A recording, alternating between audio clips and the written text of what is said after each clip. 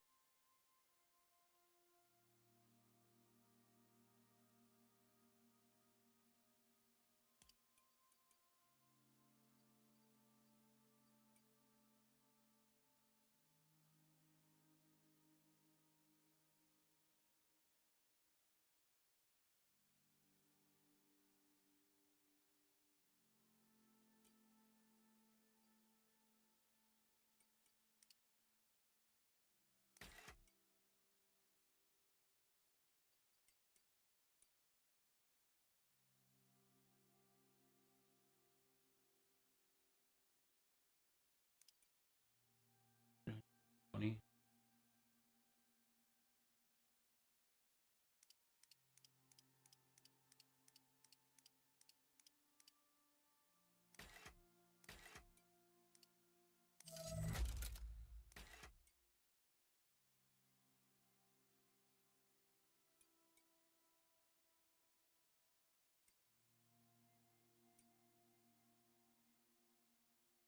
Hmm.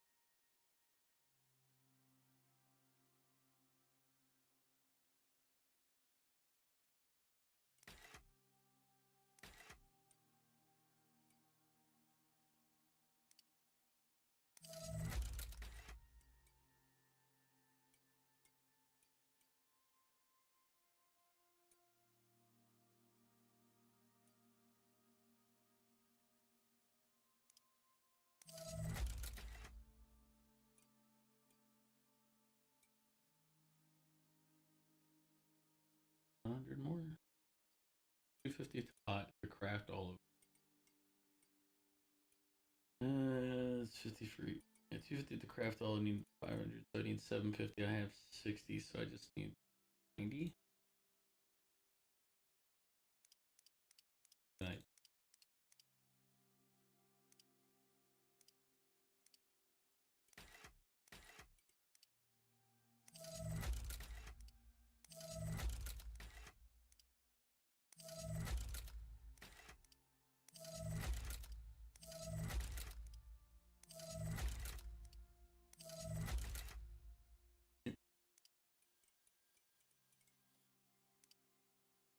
it just sent it to my inventory. So let's see if that worked. That'll be the first armor I'm wearing in game for a while.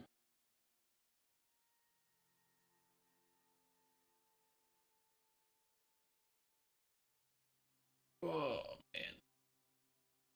man. I said the other guys will be on at some point here.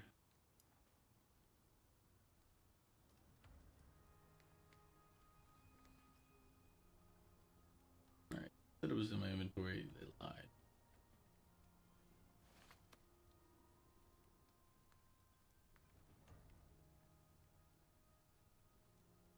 I'm guessing, how do you get anything like that?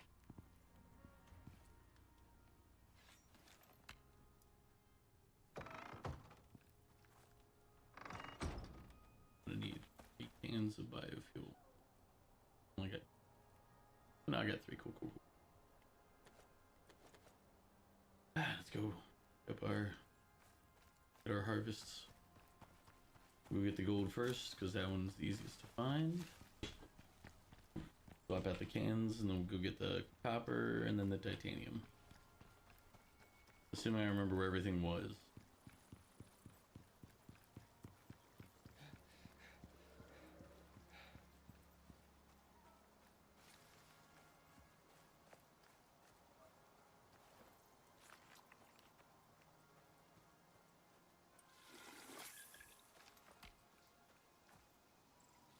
I realized I need to check my oxygen because I have it in the tank now, not the little sacks.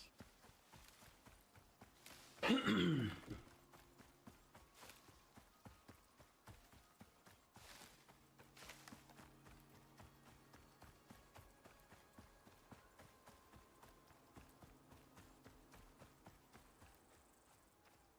wonder if I have to request it being the stuff I bought in the little screen there to be center.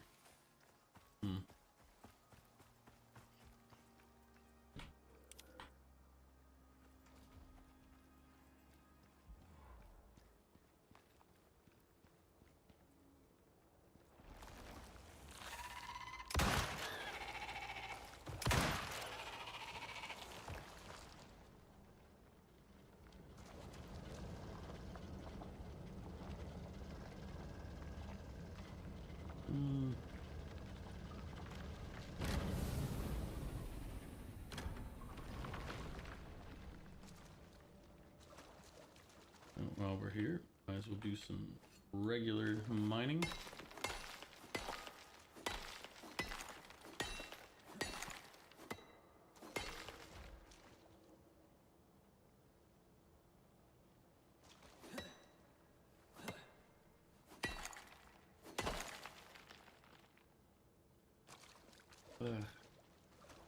Yeah, we used the thumper last time, which brought, if for anybody who wasn't here, they brought out some really interesting worms.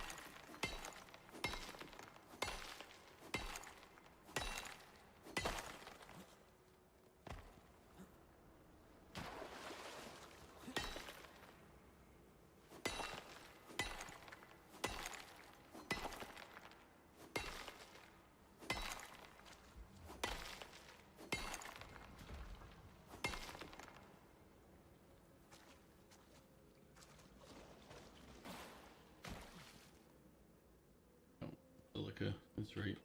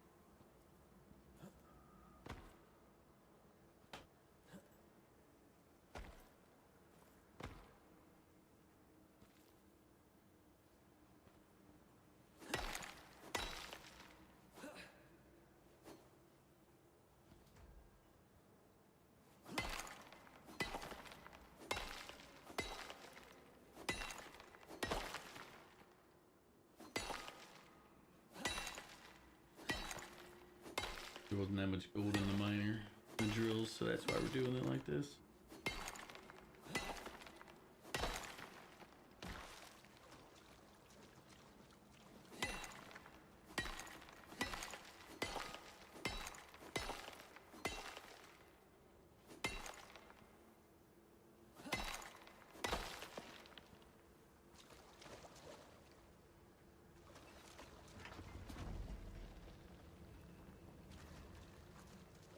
More iron and stuff in here we should pick up, but how much weight do I have left? Got 160 on 183, so I should probably be able to get like one more of these deposits done before we risk overloading ourselves.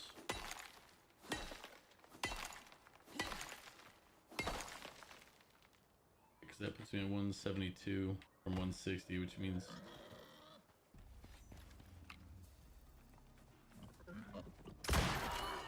goodbye, boy.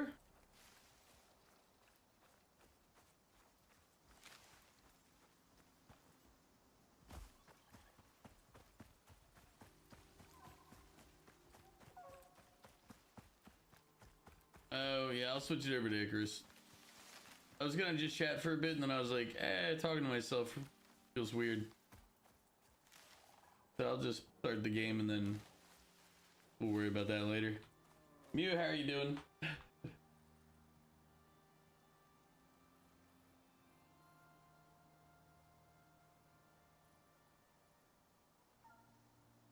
There it goes. It's fixed.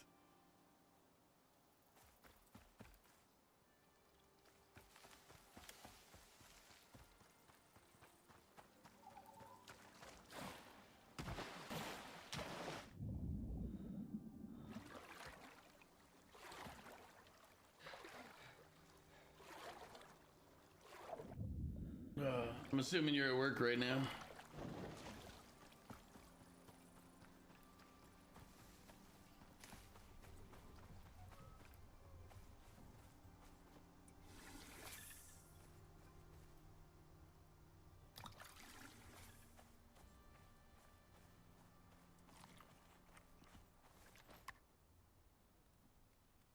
Your car outside.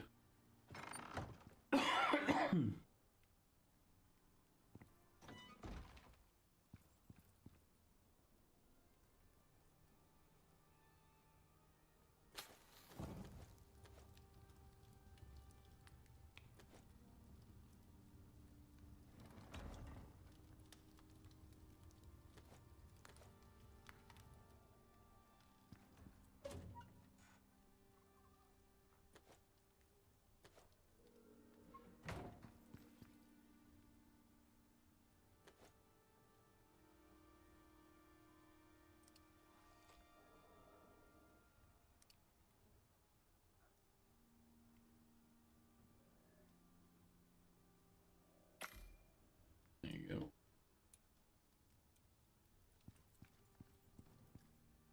What do I have?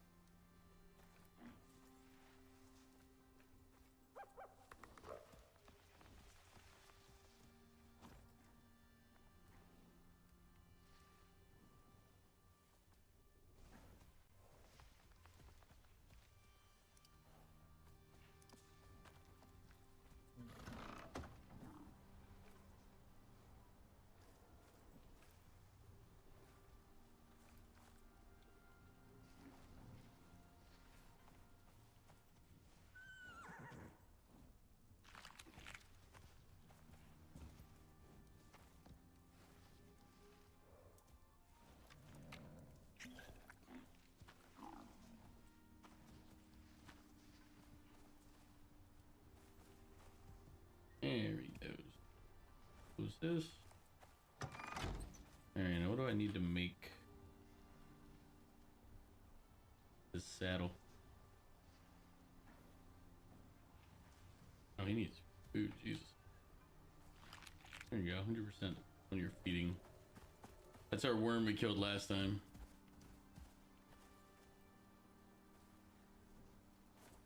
Let's see.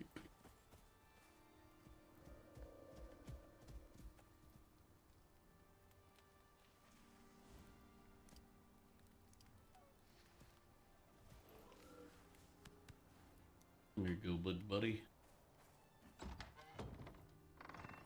Woodwork. Textiles.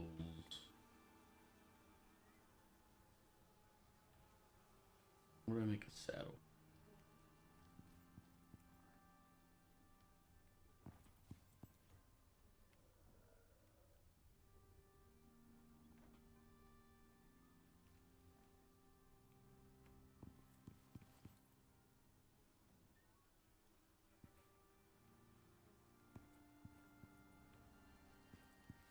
Where did I make saddles from before? In here on one of these benches. Is this one? No, that's where I made a rope. That rope.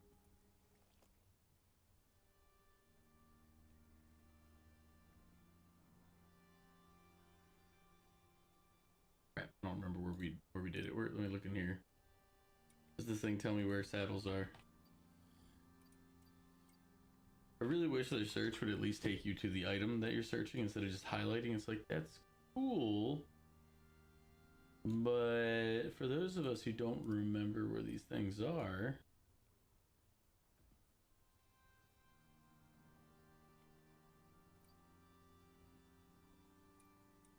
all right. The ranching station, okay. Arctic riding, Arctic survival saddle, bovine harness back.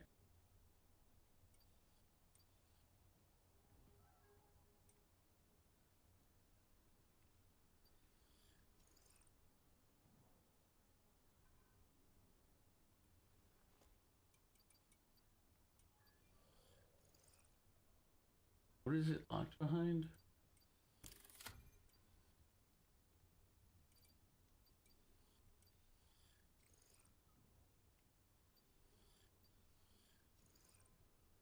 Yeah, why can't I unlock this thing? I'm just trying to figure that part out.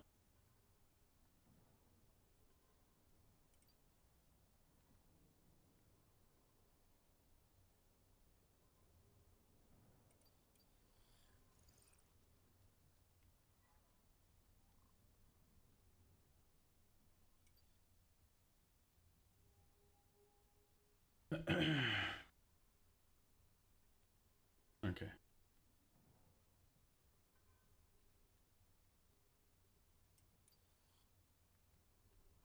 But it's the ranching station I need, which is out here already. Over here.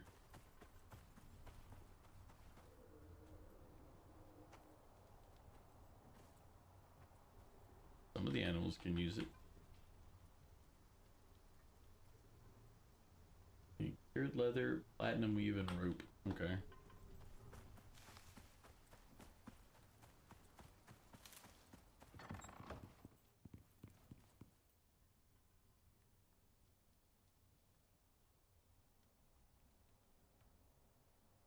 Wool, leather, and fiber.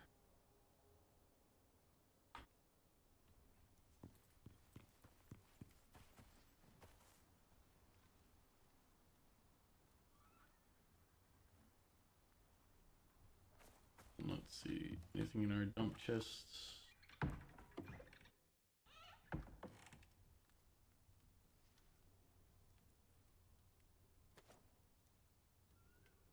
And we'll bring those just in case. What do I need for platinum weave?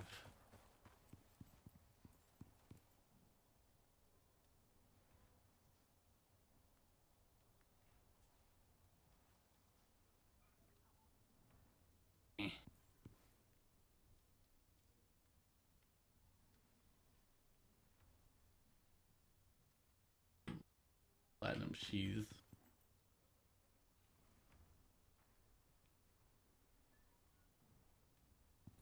Means you need ingots.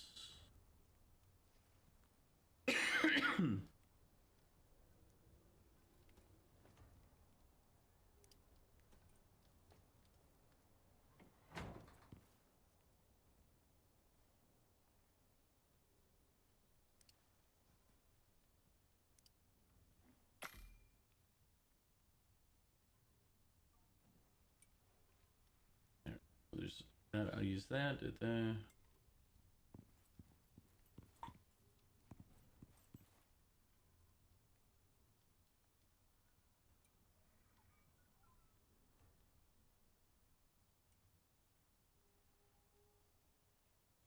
Cured leather. Oh, we have beeswax over here, right? Yeah.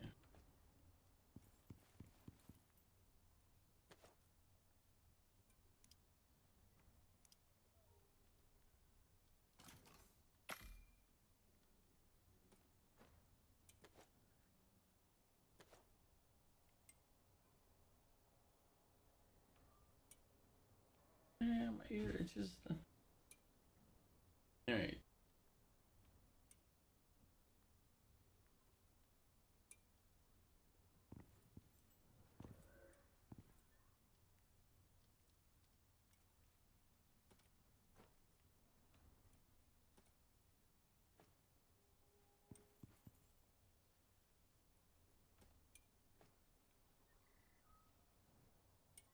Cool.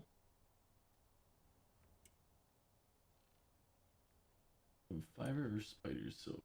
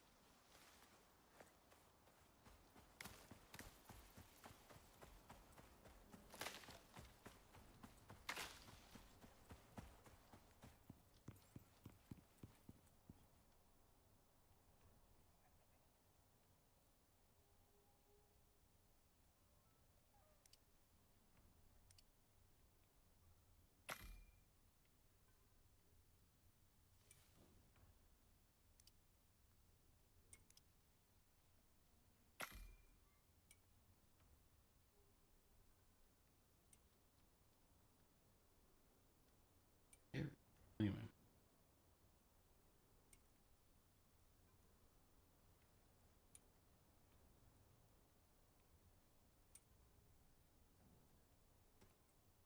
Rope. Cured leather. Platinum weave, and I should be able to make a pack for my bison there. What?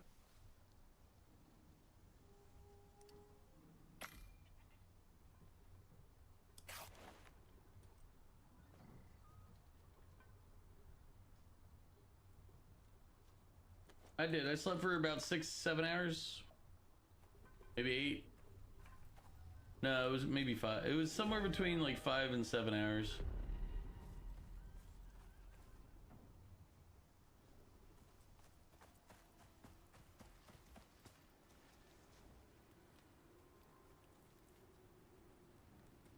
Definitely wasn't enough time, but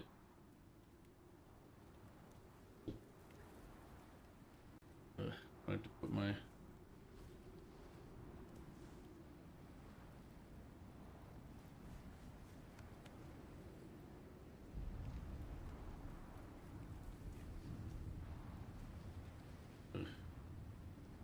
all right, you're gonna have to come inside with me while the storm's here.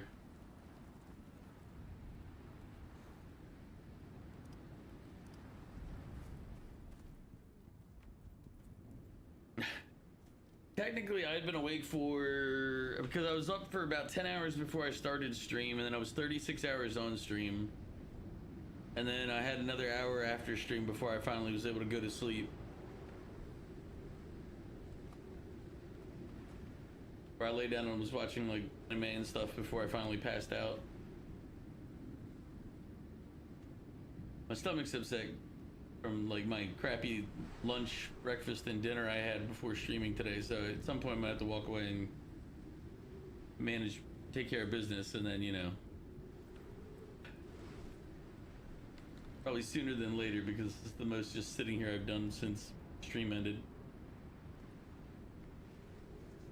But as I was saying in Discord, it's like the problem with long streams is that they're predominantly all negative. There's not a lot of positive that comes out of a long stream. Like in a personal life, like as a streamer, like there's really nothing positive to it. And I know some people might get confused by that, but it's just because it's like, here's the other thing, the half of it that you don't think about because like you're not the streamer, but my average view count is worse when I do a long stream. So like my average view count is around 11 or 12. It's pretty low, and I probably need to actually work on getting that up, but it's like 11 or 12 after however many years I've been doing this. Sad.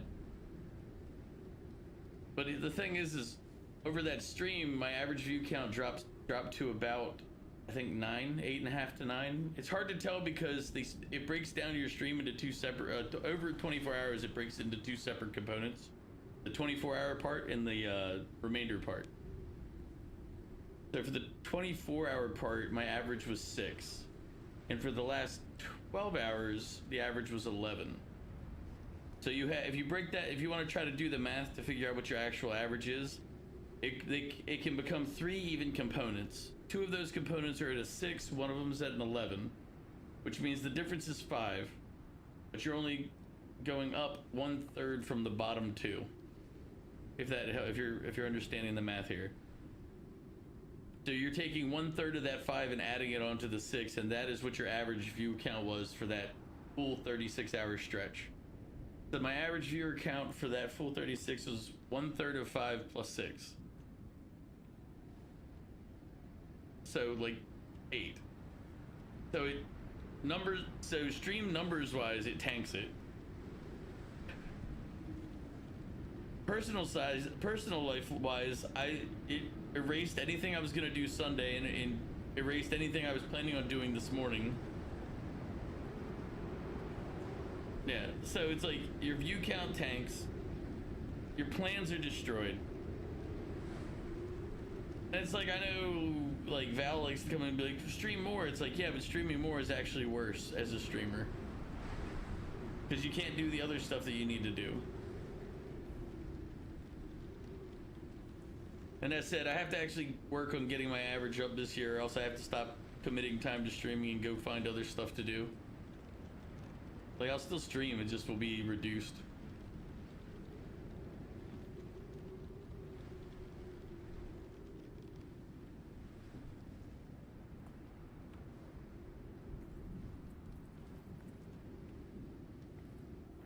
Need that storm to go away so I can go outside. Me and my bison. But it doesn't bother me. It's just one of those, it's like, well, I've got to look at where I'm committing resources, and doing things that are worse for the overall growth. I have to stop doing those. And I know people will be like, growth isn't everything. I'm like, no, it's not. But 5 years in, I should be more than 11 people. Like my average stream should be more than 11. At one point I was up to an average of 15, so that means I've actually gotten worse over time too. So if you think about it, from purely numbers perspective, I'm far worse now than I was 2 years ago. The normal stream time should be around 4 to 6 hours. Have some group of viewers while also expanding. Yes, I've been trying to set my standard to 6. Because I feel like less than that I'm not achieving enough or doing enough on stream. Like I feel like I'm not, like I could have just done anything else with my 4-hour stretch of time. But 4 to 6 hours is a good window to aim for. I mean, you don't really want to be less than 4 because unless you're like just milking like an audience you have for something else. Like if you're doing less than 4 hours, then streaming is an ancillary project onto whatever else you're doing, if that makes sense. Like you're doing something else and then you just want to stream for a little window here and there for people to talk to you. I think it's fine if you're doing it for that. But if your streaming is your first thing, or primary goal or primary thing, then over 4 hours, less than 8, I think is probably good. The other way I view it is also you want to kind of pick a time frame where people can be around. Let me go lay down and end this day real quick so I can have.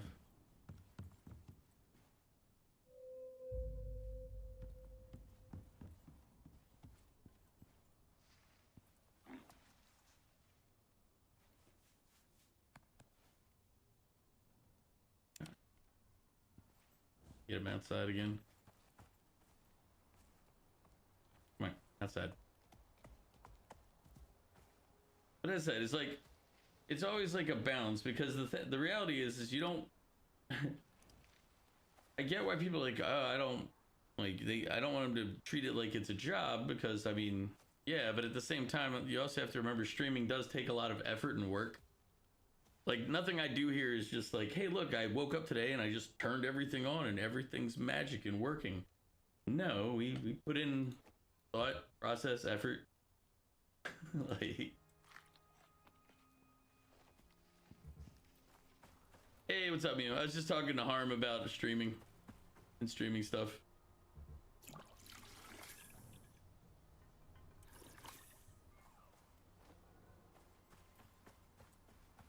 Because I was talking about how like like long streams are bad for streamers. Like they really aren't good. I know like Val would be pleading against it, but the reality is this is not good for the streamer in many ways. Not just like personally, but also professionally, it doesn't help. But yeah, time for things you could do other stuff at the same time. Exactly. Like unless you have an editor or somebody making other content for you, you have to do all of that yourself. Like even when I go and make like a short clip video and post it to YouTube and stuff, it takes time. Like that's not just like, it's not like, hey, look, here it is, an uncut. I do have to scrub through it. I do have to actually do work on it.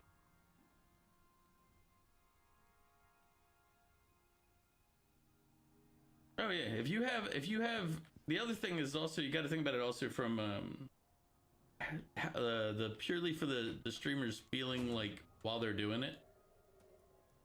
Because I'll let you know, when you have nobody talking to you for 8 hours, that time drags so bad. When there's nobody there for 8 hours, an 8-hour window, you don't understand how like depressingly quiet it gets. And you're just like, and granted, it'd be like, I'll have like, even for that 36-hour stream, there were a lot of times where it was like 4 hours at a pop that nobody's there. So I'm talking to myself, and I know I'm talking to myself, and I know nobody's going to be there. And then when people do show up, you're so used to not having responses. You're like, oh crap, there's people. Hey. You just had to cut your vids to upload to YouTube, and it still took time. Oh yeah, dude, when I make videos to post on YouTube, I make like the shorts, and they look like, most of them I'm not even doing a lot of editing to them. I'm just basically cutting, like framing, making sure that the sound works out right, and I'm doing very minimal. And it's still like for a 60-second clip, it takes, you know, 30, 40, 50 minutes, and I'm not even doing a lot.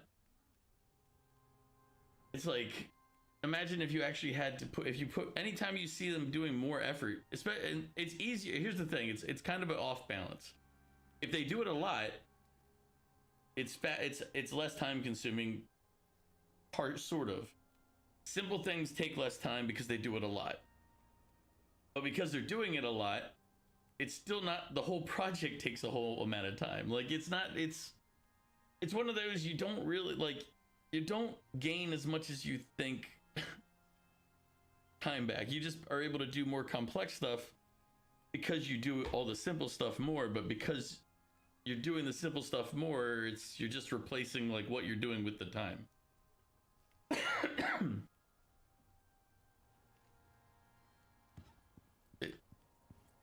I'm trying to think of a good example like that we can use to describe it, because if you don't do it a lot, it takes you longer to do it, because it's something like you don't do a lot, so it takes you a while to do it.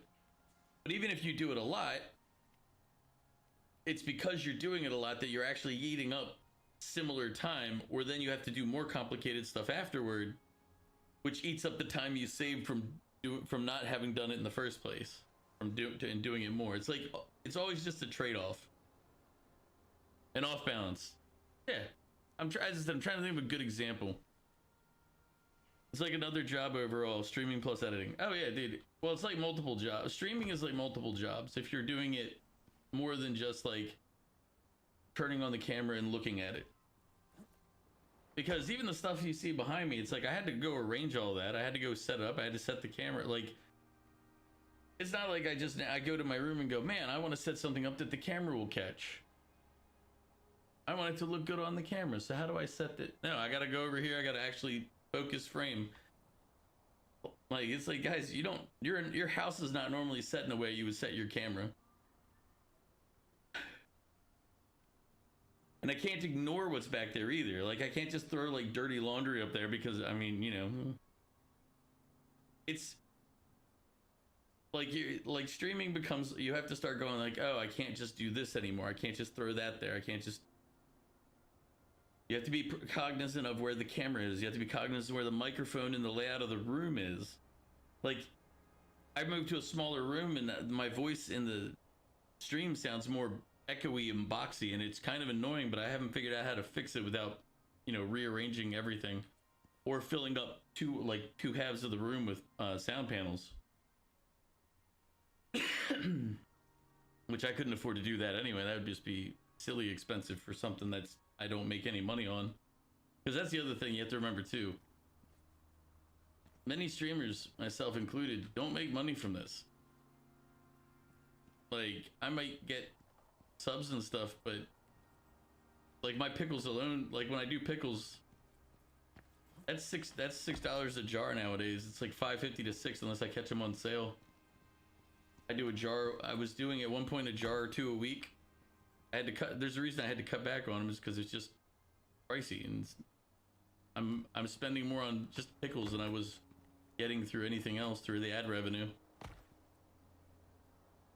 Try putting some cardboard around the mic. I don't think that reducing, like, it's hard to explain. The problem with my mic is, like, one, because my mic is so far away. So like the distance from my face to my mic is that. It's about that distant. Technically, they tell you to put it closer. I can't find a way to get it closer without it fucking up even more.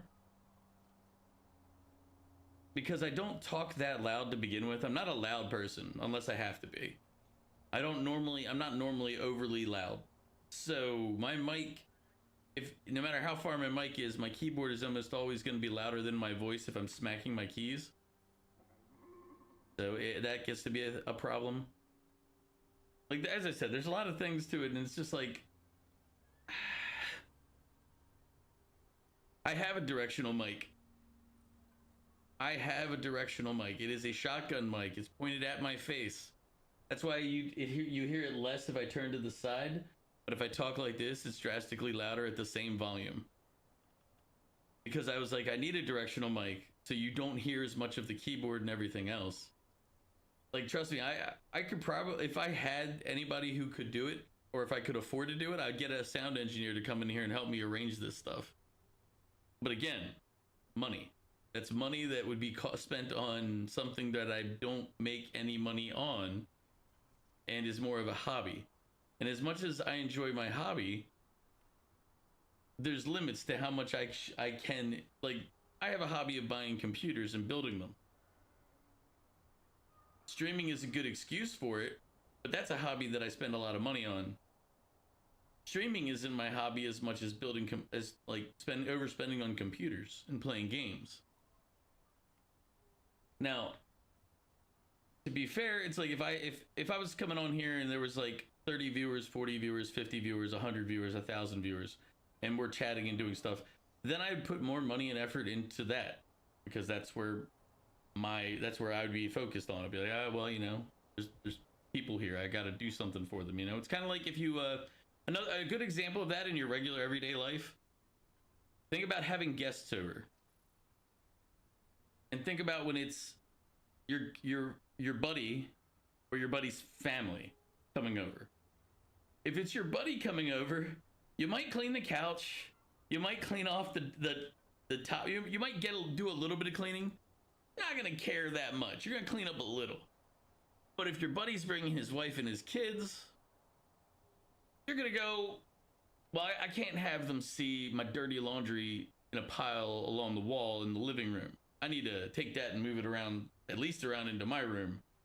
And then, like, let's say it's your buddy, a couple of your friends, and all of their families. You go, I'm not going to present myself in a way where this group of people sees this.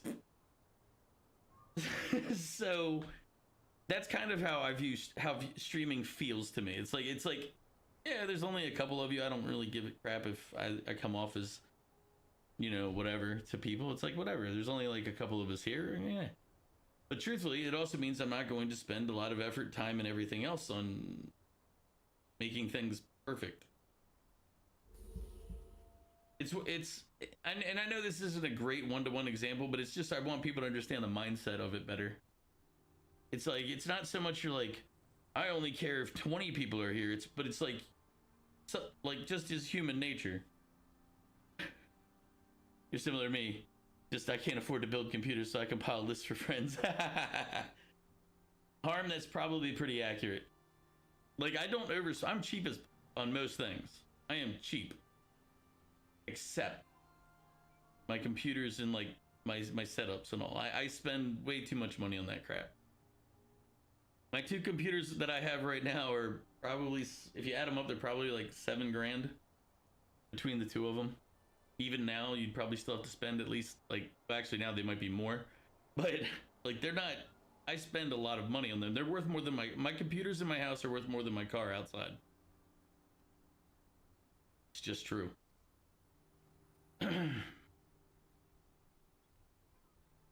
Yeah, but I'll overspend on my computers. Like, I'll be like, well, you gotta get good quality. You gotta get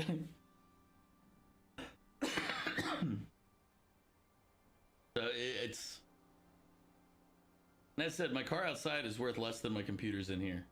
My setup and all this would cost me more than I could sell. My car brand new when I bought it was worth only like 20-some thousand. 26,000, I think, 28.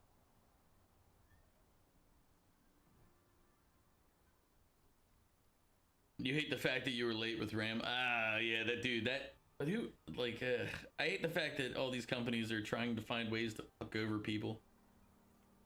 I really wish I had the money to invest in the money, time, and energy. Well, it's actually money. I would figure everything else out if I could figure out the money situation to like make my own company to do things like this, because we don't have any companies that are actually concerned about the consumer. They're all like, well, this bigger business is willing to spend money, give me their money, so I'll just do business with them, and you guys are kind of secondary market to what they can make off of other ones. And I get it, you know, you as a business you follow the money, but at the same time, it's like, and then they come back to consumers after that falls through or doesn't work out well, and they're like, "Hey, buddy, do you still want our product?" And it's like, we don't have a choice, but we hate you now. I think the bank bailout stuff was probably one of the worst things the country could have ever done, for many reasons. But the biggest one is, whenever I hear people complain about capitalism, I'm like, we already saw the biggest demonstration of not capitalism when all those banks were bailed out. All those companies were saved by the government under this, well, we didn't want people to lose their jobs. It's like, yeah, but the problem is now those companies that were poorly run survived at the expense of everybody else. Those companies should have failed. That's truly how capitalism is supposed to work. Those companies should have died. They did dumb things, they did bad things, they were terrible, they failed. They should have been been allowed to die. Those companies should have failed. They would have been filled. The market would have been brought back with some small and mid-sized businesses that would have tried to fill in the gap. You would have had to do more dealing with that. But those large companies should have all failed. That had to happen. They were put on life support at the expense of all of these other small and medium businesses and the consumers. And now we got these big companies that are like, hey, I can't fail. They'll bail me out. But I don't want to risk it, so I'm only going to do business with other large companies too because they have money. It's like there's so many negatives that happened. Looks like Bat's online. And Jack. The peasants are revolting. They've always been revolting, Prince. Hello. But now they're rebelling. Oh. Jack, did you see our worm? I have not. Where are you at? I'm still logging in. Okay, you need to come out and look at our worm. We put him above That does not sound sus at all. Well, I mean, it's not going to sound sus when he sees it. That thing's massive. One second, I'll meet you guys so you don't have to listen to my rant about capitalism, big business, etc. Oh boy. I'm just saying, like, back the worst thing to happen. Did you see it? No, I just turned around. There's a cave worm trophy in my face. Yeah. Yeah, we used the thumper in the cave. Yeah. And we. Oh my. That's the big worm from the cave. So I was like, that's a bigger trophy than I was expecting, but okay. Yeah. I was actually about to take the my dump buffalo here to go pick up the copper and then the titanium. I swung by the gold earlier and deposited with the little bit that was there, and then refueled it. But either way, I'm gonna take my dump buffalo to get the others. So we'll be back. Hey.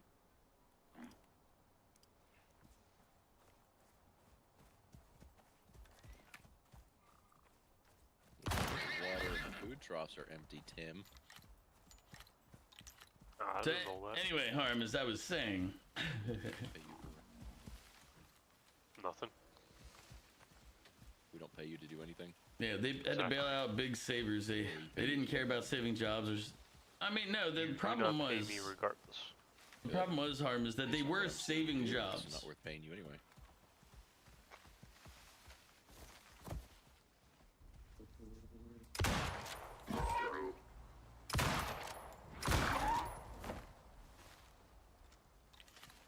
So they were saving jobs, but the thing is they saved jobs by protecting bad business practices.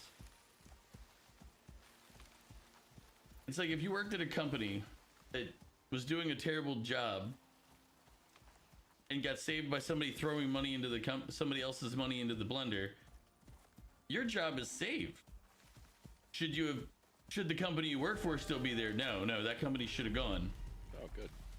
Just in time to refill the water. That's it. It's like they did do what they said in that regard. They saved your jobs. I'll probably pick up this trophy and put it on the inside of the storage barn, though. Because I don't want it to maybe, like, break because of durability issues. Wait, what happened to the roof here? The heck? What? There's this, spot of roof just gone. Yeah. Probably got. Teamwork pays off only sometimes, not all the times. That's gone.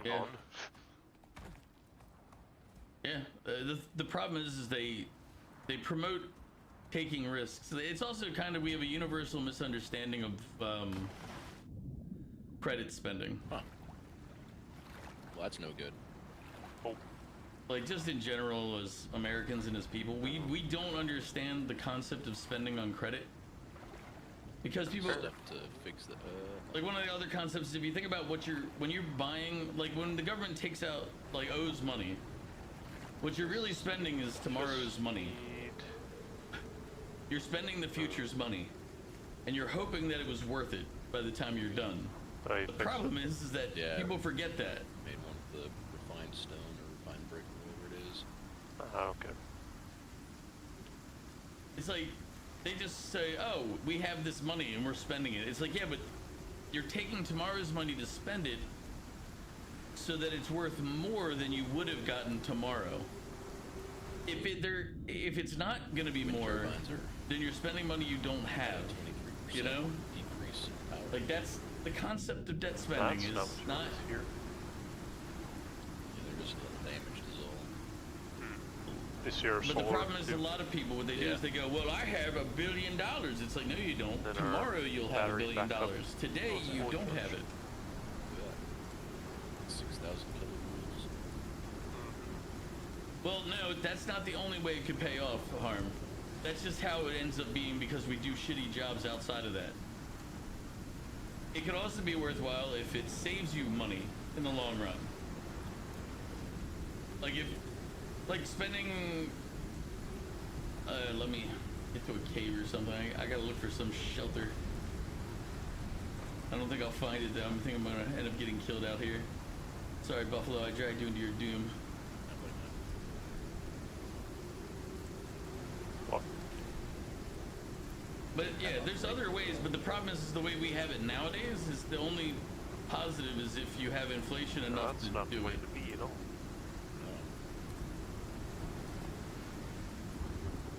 Which is the wrong way to do it, which again goes back to what I said is we have a universal misunderstanding of money.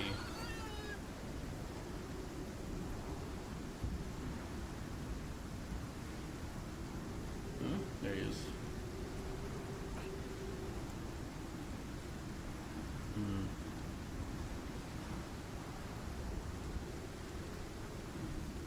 Like, it's the concept that we've been using is just spend away, and it's like, that's a horrible idea. Don't do that.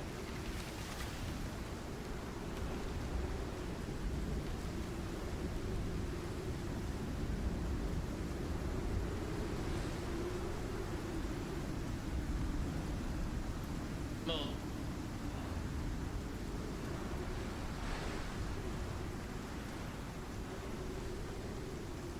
yeah, no, that's the thing.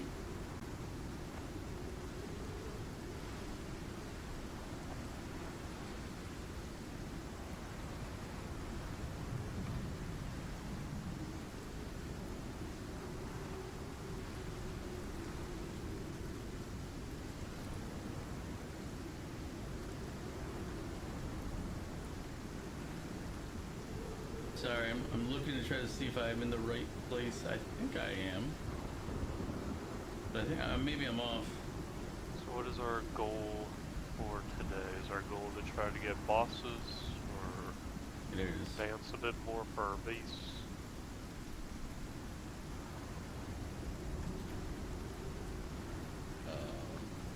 One second, let me talk about this fuel can here.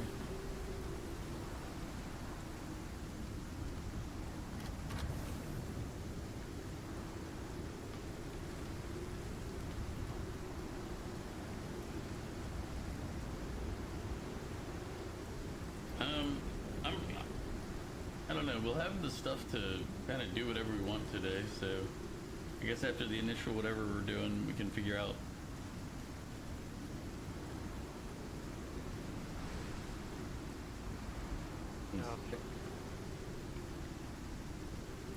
But the thing is, if you could, you take it out. But yeah, you'd have to have some future income to. Well, we use a good chunk of it for the solar. Oh, yeah, that'll do it. I think Omega was getting more. I'm picking up the copper now, and I'm heading over to the titanium. Okay. Omega sounds like he's really far away from his mic. You snicker? But I'm not that far from my mic. I'm about the same as normal.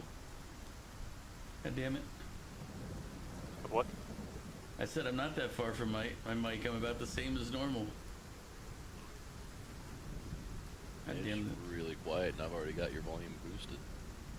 Yeah, I gotta figure out how to fix my audio setup. It's a pain in my ass. Here, one sec. Maybe, like, I can do this, but I don't know if that helps any. And You're louder. yeah, problem is like on my stream side, it puts me into like a much higher bracket. All right. So either way, I'll boost my microphone gain for now, and we'll just deal with it. I'll have to work on it later. All right. Somehow I survived the storm with my bison behind me, but where did I put the titanium? Ugh. Matt, do you remember? I'm carrying it. No, I brought my my buffalo with me. You were gonna ask me something. Do you remember where I said the titanium was last week? Like it was somewhere north of us, and I don't remember exactly. Was it F4? F3? E3? It's like E3 4, I thought, or somewhere in that E3 F3 F4, or yeah, somewhere around there. Yeah, that's the problem I was having. I'm like, I don't remember where exactly it was. Damn it. All right, well, we'll just do it again. Except this time I'm bringing a buffalo with me. Oh, did you ever mine the stuff from the, I mined some of it. I didn't get all of it, so there's still more in there. I was in there earlier today too. I got a little more. Okay. But yeah, Jack, using the thumper, it summons worms while it's working, so you have to guard it while it's operating. Nice. But we now have a Can't thumper use it that we in can water. use. Yeah, and it can't work in water. Which, that kind of makes sense. Like on a pure logic level, it's like, yeah. Yeah. A device designed to pummel the ground's probably not going to work well in a pool. But technically a little bit of water shouldn't stop it either. But here it is. Okay, titanium's right here where I am. So it is F4. Okay.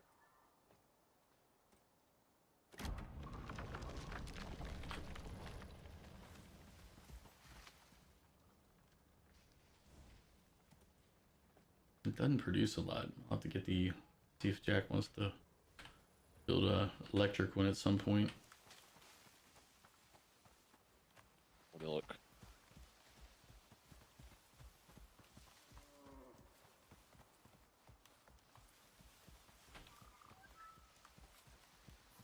Yeah, so it's F4, and then Jack's copper mine is on E4 and around the center-ish.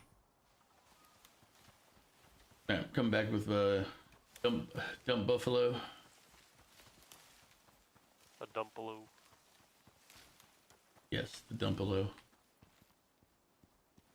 We did find out, Jack, that that has to be your tamed animal for you to drag it out onto missions and stuff. Because we tried to take your what was it? Your buffalo to go pick up all the ore from the mine, and it was like nope, can't order it around. It doesn't listen to us.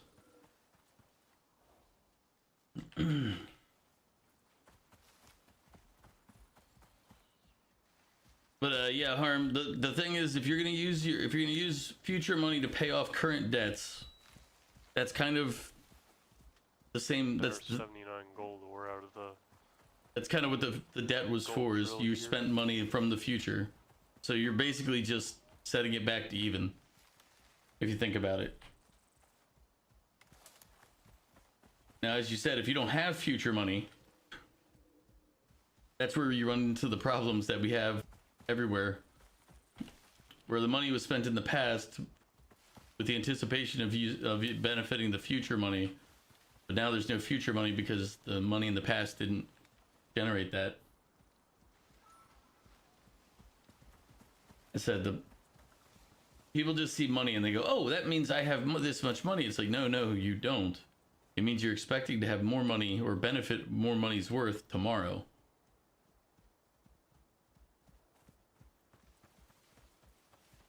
So you're supposed to get a benefit that outweighs what you're losing for tomorrow by getting it today.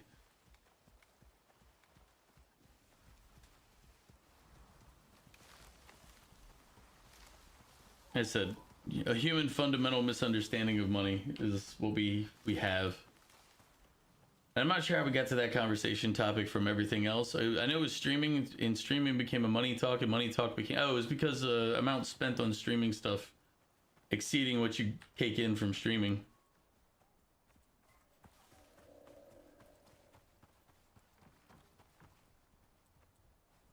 And even though even if you're not streaming for a business, you still have to be cognizant of what you're spending and getting. Stay.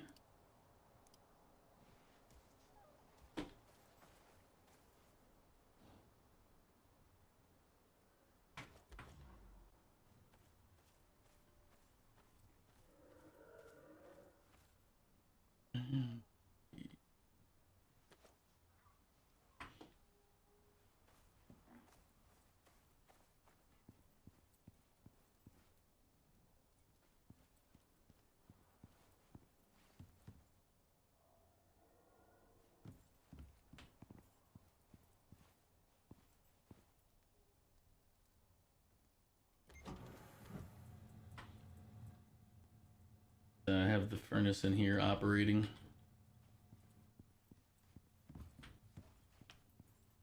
Gotcha. I like that our battery is at capacity and doing its job. Good job, battery. It's there if the other stuff cannot account for the demand.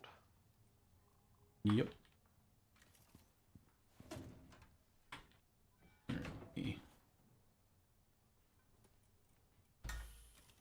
Alright, got another electric drill. Nice. Nice. Okay. Do we want to go plan on killing something today? I mean, just saying. Well, I'm always for killing stuff. At some point, we got to figure out how to get into the snow region and build a little outpost in there, at least, where we can live and hunt out there. So, anybody have ideas on that front? In one second. We just gotta kill a polar bear or two, so we can make the armor. Yeah, we gotta find them. We gotta survive long enough to get to a polar bear. Yeah. No, that's, I guess, where does anybody have ideas on that particular front? Not yet. Okay. 'Cause I was like, I'm down for it all. Let's go do this, but I haven't found ways to survive to do those things. Where my issues have been so far. Do we know if Nag and or Sheldon are showing up today? No clue. Very well.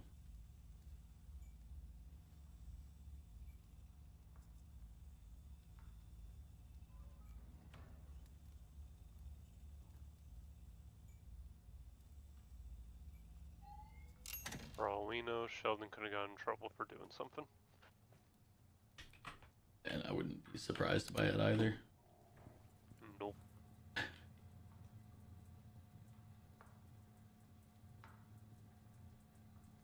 The kid definitely knows how to get himself in trouble. Do we not have a decoration bench, really? We don't? What kind of base are you running here, Bat? I mean, let's not say that he's running it. I feel like that'd go to his head too quick. What type of base are you maintaining here, Bat? Based on the missing roof panel on the barn, I don't think he's maintaining it either. I mean, it's a true statement. You gotta say to defend yourself. Bat? What kind of bat is this thing? Lawyer. He's not here. Dang it. And do you think he would side with you even if he was? That's true. Yeah, I'm like, did you just call for your lawyer knowing who your lawyer is? Like, I don't know how to explain this to you, but that might be a bad decision. Oh, don't we need to not turn some of this iron into ingots for you? You need to keep some of it raw for composite, yeah. Gotcha. So we need to, okay. Because I was thinking about, I was just like, wait, I was like, oops. Yeah, definitely don't smelt it all. Because that is not a, oh, it doesn't matter if it's ingot or Yeah. Where the heck is the stone in this place? And the barn on the right-hand side on the No, ground don't worry, I floor. found it. Okay. No thanks to you.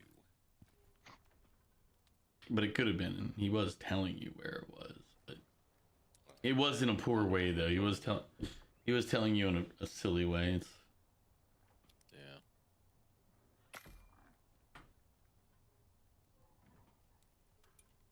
Silly. Bad tricks are for kids. And John's.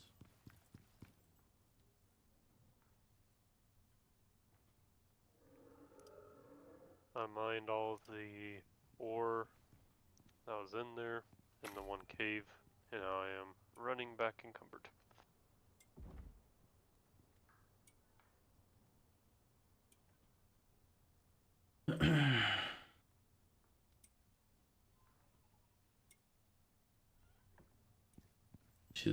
You should claim one of those buffaloes that was recently tamed. And I'll make another buffalo saddle in here.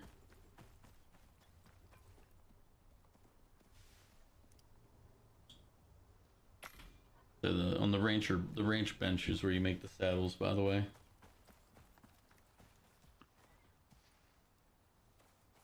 But that's why I have Dump Buffalo.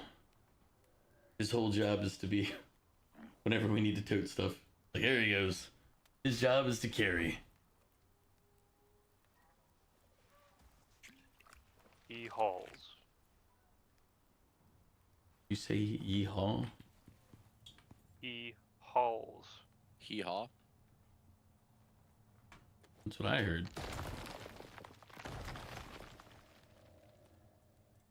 Oh, Lord. Ow, my leg.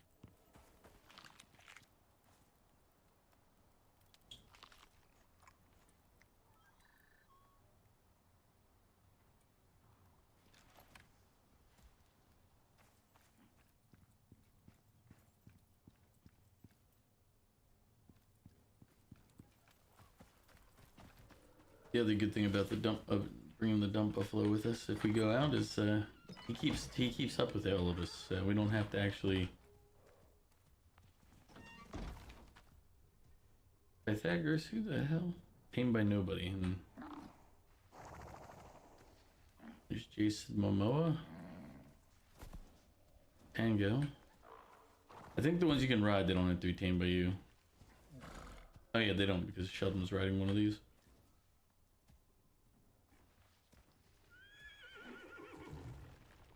Alright. We might need to build a new barn. There's a lot of animals in there. Yeah. Time to expand the barn. Alright, but we were gonna go off to kill something today, right? Or what was our plan for the day? I think you asked earlier, and I don't know if we ever got around to sorting out an answer. I said I'm down for killing stuff, Also, we probably should look at how to get into the cold region. Bat, turn your lantern off. There you go. Problems with the network, both fiber and phone data died. Ooh, that sucks.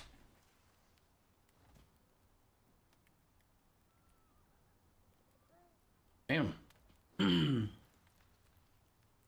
Are you back now, or are you just temporarily back while you're still trying to sort the problems?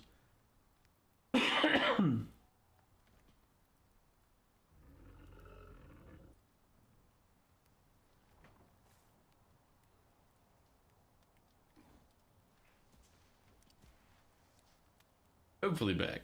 Well, I hope you're back.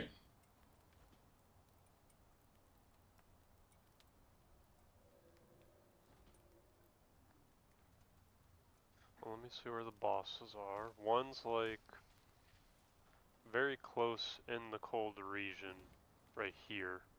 You're looking on your map. I'm not at the moment. Give me a sec. I'm looking at my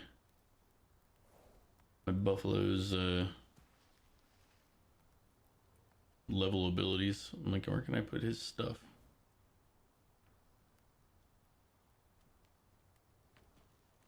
Oh, he can pull a cart. Wow.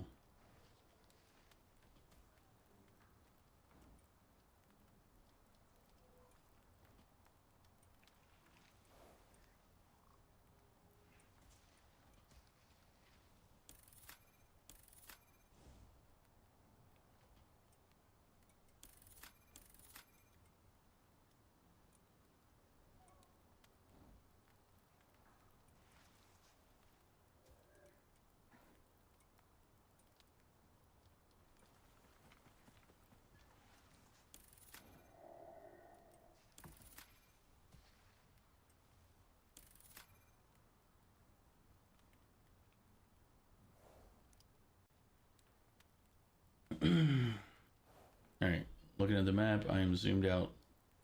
Where are you clicking? Right over here. Is it the Over blue? I-5. Oh, okay, I see. I was like, it's the blue marker. Yeah, yeah. There's that path. There's the southern path. That path is one I guess we'd take first because it's closer. Right. So we can go that way, but that's also a bit of a risk because we don't have the cold armor, and I don't know how tough that boss is necessarily. So.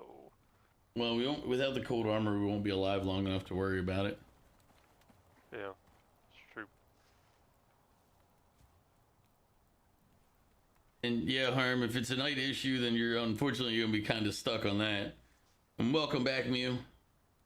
We were having our discussion on the world, money, debt spending. I said the problem is that we, as people, have a massive misunderstanding of money and how debts work and how spending works. So it puts us in bad places that, we can't recover from. I say we being like groups of people, not we as in you and me.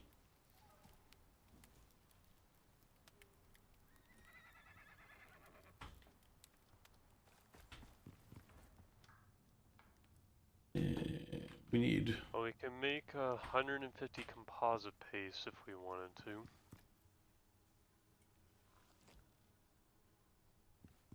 I mean, what's it used for again? Hold on 1 second. Let me look. I just had to put my lantern in the charging station.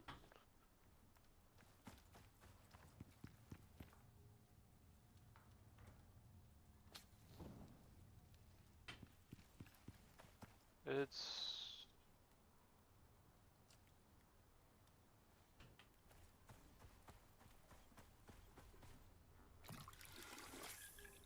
like the advanced tools, seems some of them require the composite. Like there's a composite spear, there's the compound bow, the composite arrow. I mean, if you're going to use it, then go ahead and make a bunch. I mean, we should have enough materials that anybody can be able to make stuff they need. I think Yeah, I'm Jack- just looking at other stuff. Like, too, Jack, is the like shotgun your where you primary round? For now, yeah. Okay. Yeah, so at some point we need to make sure we have enough 12 gauge casings for you. But overall, I think we're doing pretty solid here.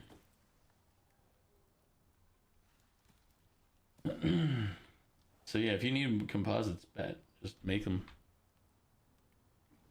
Like, we'll deal with any. If we come up short on something, we'll just go get it. Like, we have enough materials now, and we have the ability. We should be fine for a lot of stuff. And yeah, Mew, you do kind of spend too much money, and I'll say that to you, but No, if you want to take that, as long as you're not titanium. as long as you're not taking doing a lot of like debt spending, you're okay. Jewel to the titanium. Do we have the power thing for it? 'Cause it doesn't power itself, right? No. Yeah. Then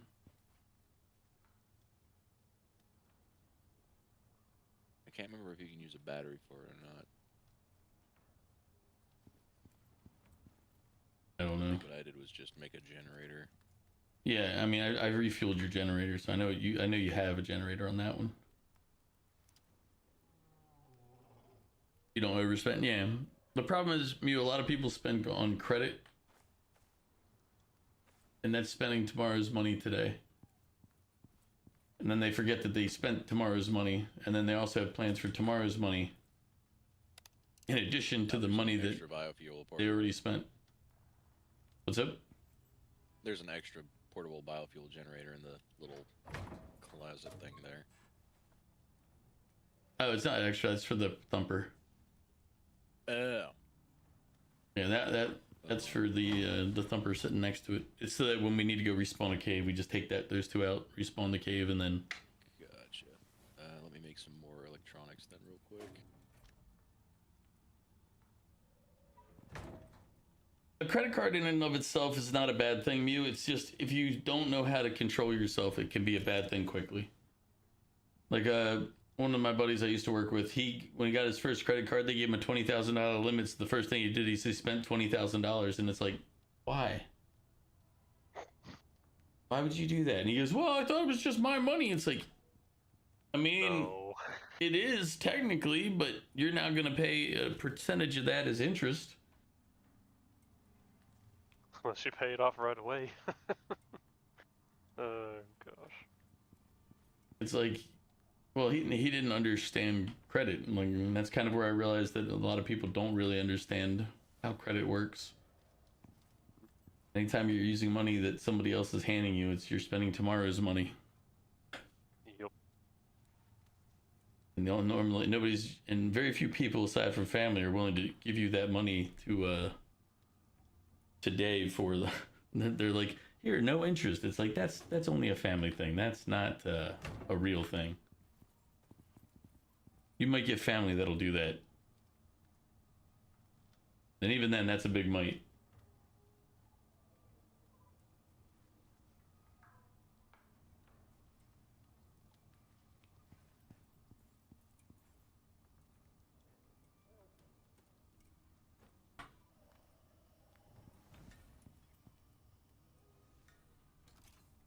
Apple money. Have you seen that meme? No. But I mean, I do know there's a lot of people who didn't understand Apple money or Apple Pay. They somehow thought Apple was paying for things for them. And it's like, no, that's not how that works either. Apple's not giving you bonus bucks back in the form of giving you cash. It's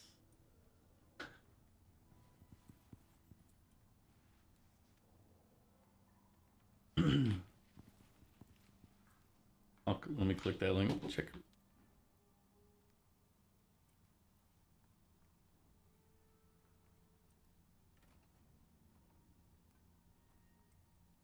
Oh god.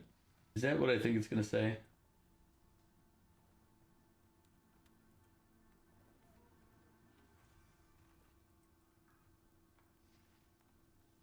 So apparently we can make some armor that's good for cold resistance, just not as good as the Arctic gear.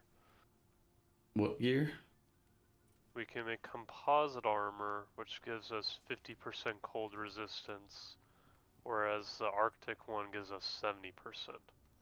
Well, then let's do that first so we can get out there, and then we can look for the polar bears or whatever that we need, and then yeah, might be a good idea. All right, I got the generator for you.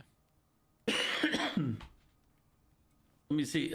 Mew, can you put it in Discord? Because I want to put it on stream so people can see the stupidity. Like, that is... Or if it's already there, let me know and I'll go find it in Discord real quick. Because...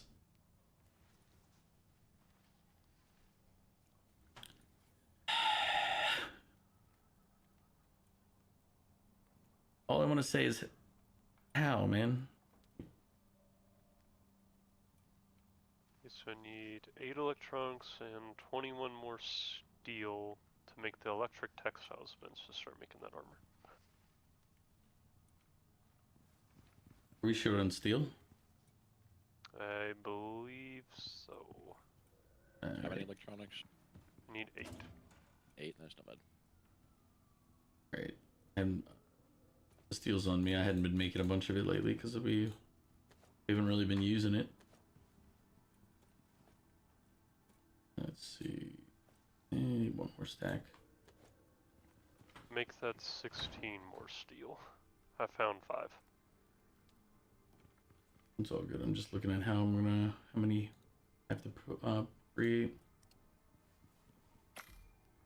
Yeah, I didn't make the max amount of composite that we needed, so if you need to, you can steal some of the iron ore that's in the material processor. No, we should be good. I just took 8 stacks of 20 out of the cupboard here, and I'm making 54 of the steel. Oh no, there's plenty of steel here. I see here. It's fine. Well, too late now. I've already started the process, and I'm not stopping it. So we have more. I mean, we technically didn't need to worry about it. We have a lot of iron left too.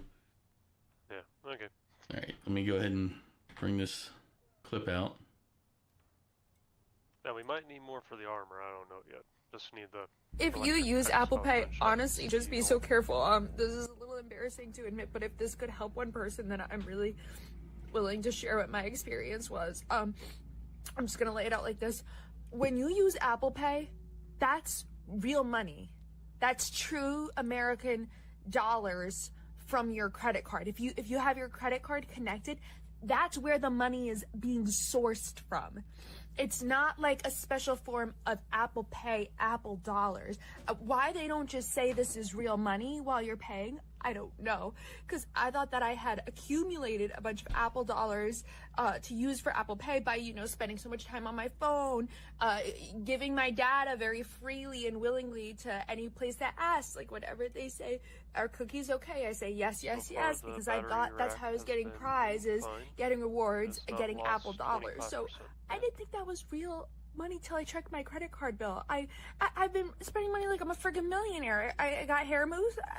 I have straight hair. My hair doesn't even hold mousse. I call Apple to straighten things out. I go, could I please speak with Mr. Steve Jobs? They go, he's no longer with us. If you use Apple Pay, honestly, just be so careful. This is a little embarrassing to admit, but how many years has Steve Jobs been dead? I'm hoping that was a joke and wasn't a real person doing that, but the fact that I have to actually concern myself with if that's a real person saying that answers more than enough. Oh boy, we need gunpowder. We should have a lot of gunpowder over here. We got 4 gunpowder over here. I have 182 over here. Here we go. Yeah, I've been doing gunpowder and steel on the right one, trying to do the rest of them on the left just to keep things differentiated. I'm gonna go through these things upstairs.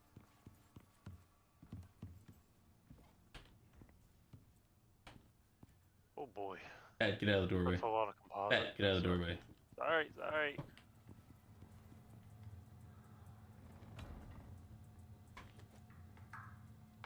So, let's see.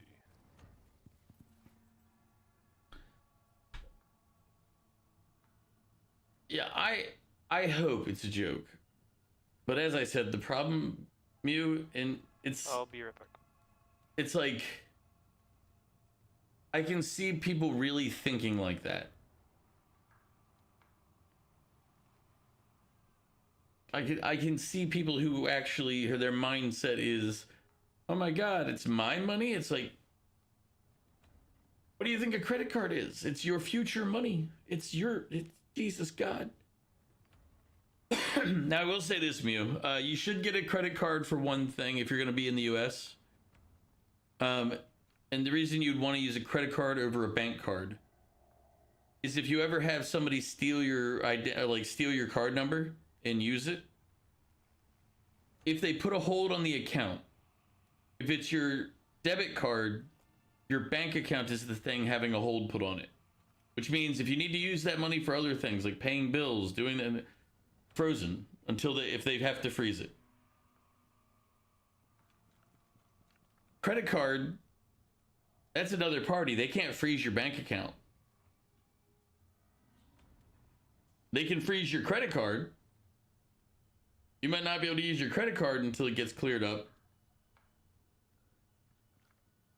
But if your debit card has an issue with it, that's your checking, that's your cash, that's your money. So it's good, but you also still need to go, this is still my money. It's just I'm going through a third party instead of straight to me. We don't. We need more sulfur while we're out running around. We need to harvest as much. I'm bringing the dump buffalo whenever we go out just to keep storage buffalo with us. But you got to just keep in mind, like, if you, like, credit cards have purposes and uses. They can be beneficial. But you still have to treat them like it's your cash. That's why if you don't let people just have your card willy-nilly. You don't let them do stuff. And if you're using your debit card for things, I know it's like, yes, it's insured, it's protected, it's covered, it's bleh. But that's your checking account that's connected to it. So if something happens and they, like, let's say somebody steals $10,000 off of your debit card. Let's say you had $10,000 in your checking account. They might get it back to you. But let's say it takes them a month to investigate and do that and clear it and say it wasn't you committing fraud. Because you're right, for $100 they're likely to be like, whatever. But $100 isn't the stuff that fucks up people's lives. It's the 10,000s, the 20,000s, the 50, the 100. Those numbers are when your lives get fucked. $100 isn't going to do it. 10 grand will cause a freeze on that account. And they're going to be like, hold, you're telling us it wasn't you and you want your money back. Well, now we gotta convince everybody that it really wasn't you and you're trying to commit some form of fraud. For $100, they're gonna be like, oh, it's something happened, whatever, no big. For 10 grand, they're gonna be like, nah, we don't trust you. And if they freeze your checking account, you can't pay your rent, your bill. And if you go to your landlord or anybody else and say, they froze my account, they'll be like, oh, poor baby. Well, you can pay us late with the penalty.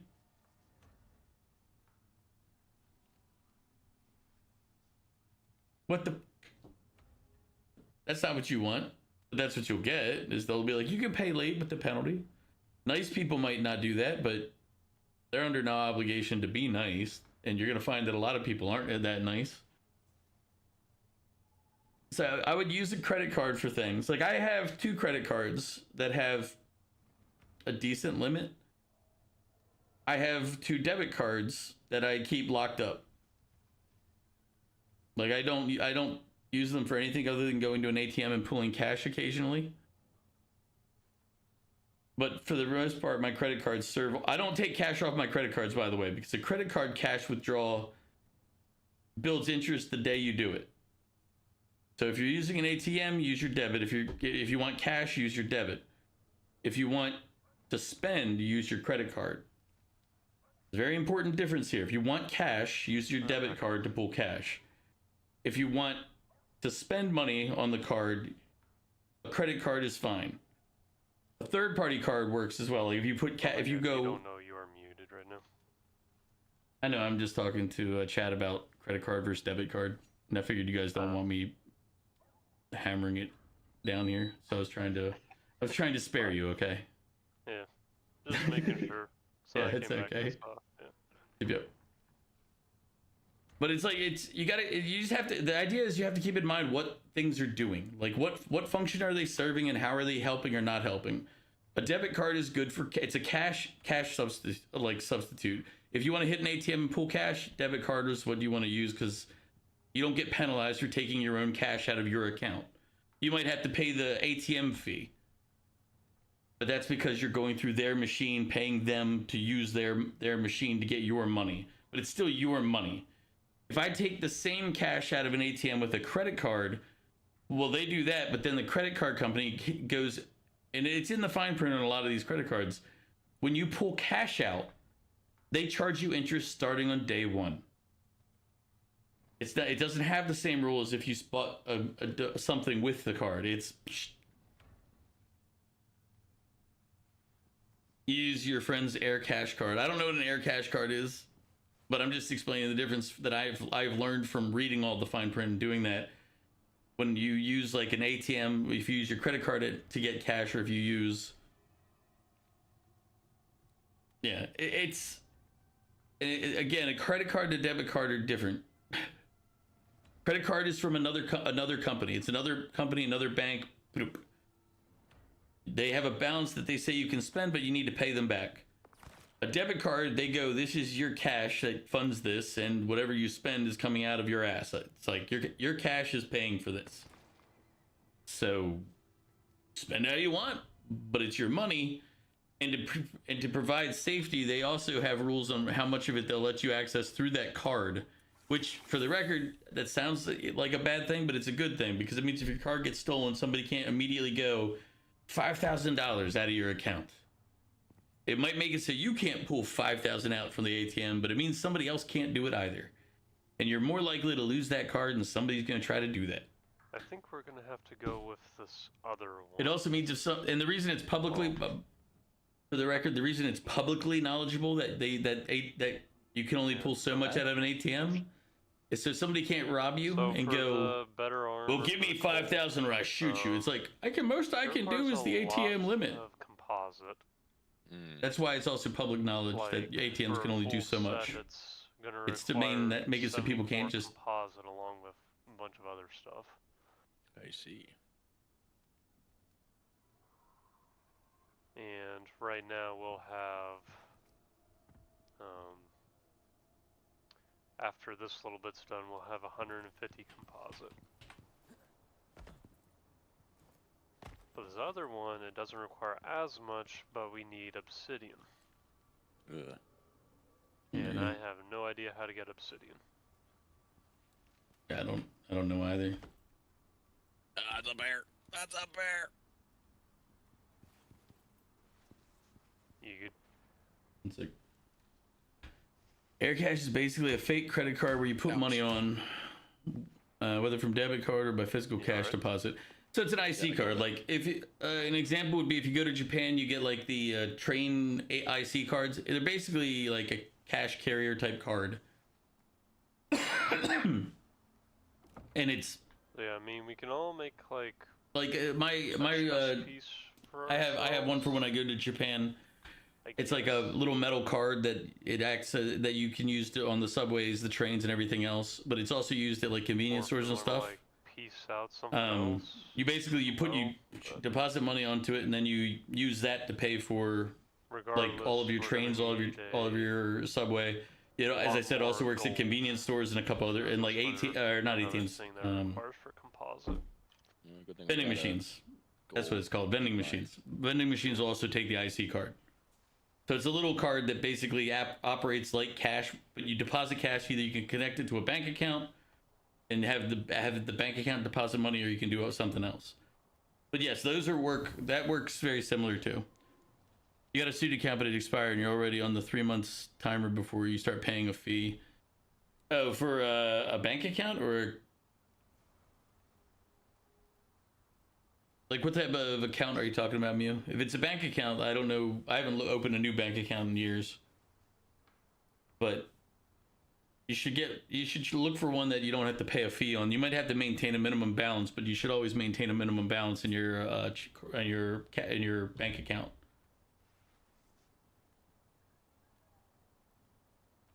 Like my minimum balance, the lowest I let my checking account drop is about 10 grand, because that covers all of my most of my deductibles for if anything happens.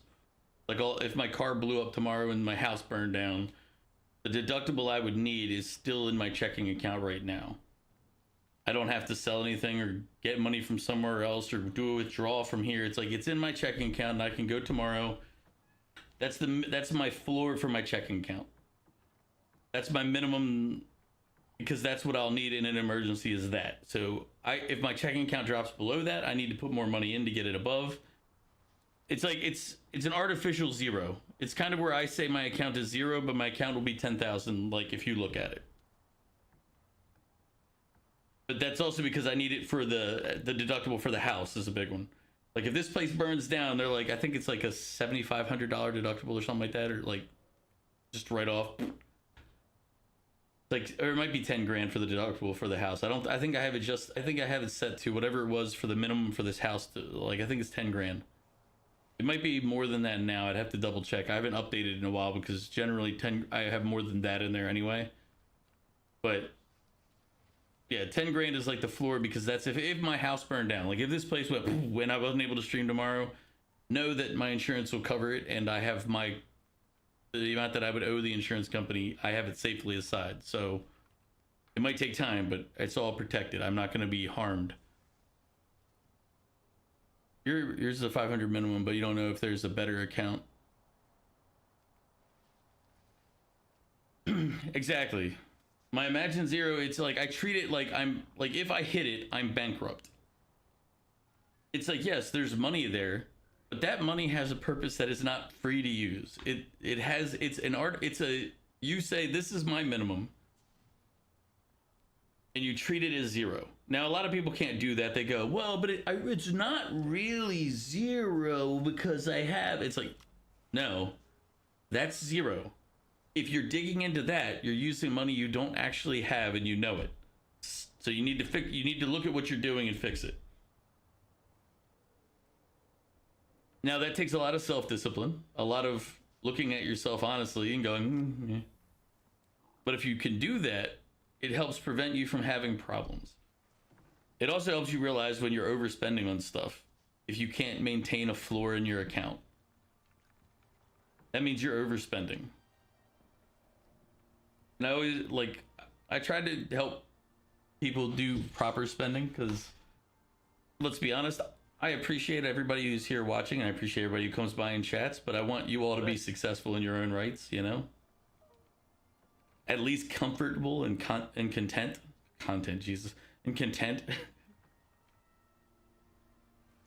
Like, I don't want a bunch of people who are in chat going, oh, I spent my last $5. It's like, no, I don't want any of you to ever be in that position. I want you to make better choices for things and do things that protect you. I mean, hell,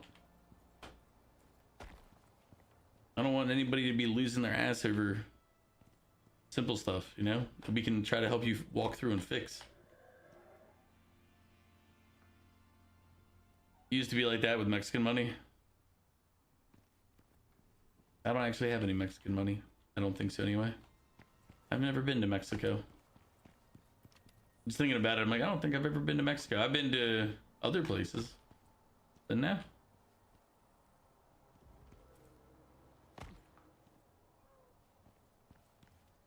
Wait, why'd you take the epoxy? Because I needed it real quick.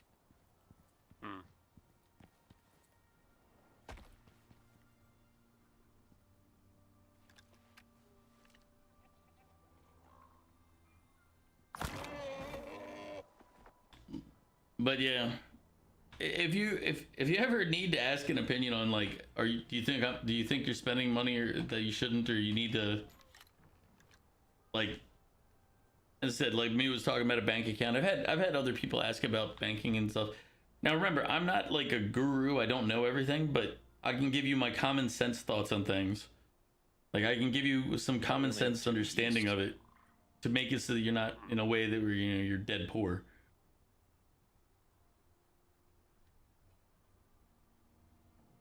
You used to deposit your week's More yeast. worth, and after 3 or 4 days, you had no money. Yeah, that's a problem. Like that's. Oof. Yeesh. Yeah, your life changed when you became physically incapable to work, and then some events occurred that put you in How debt, does one make yeast? and you can't repay it at the You moment. find yeast. Otherwise, you're always Wheat?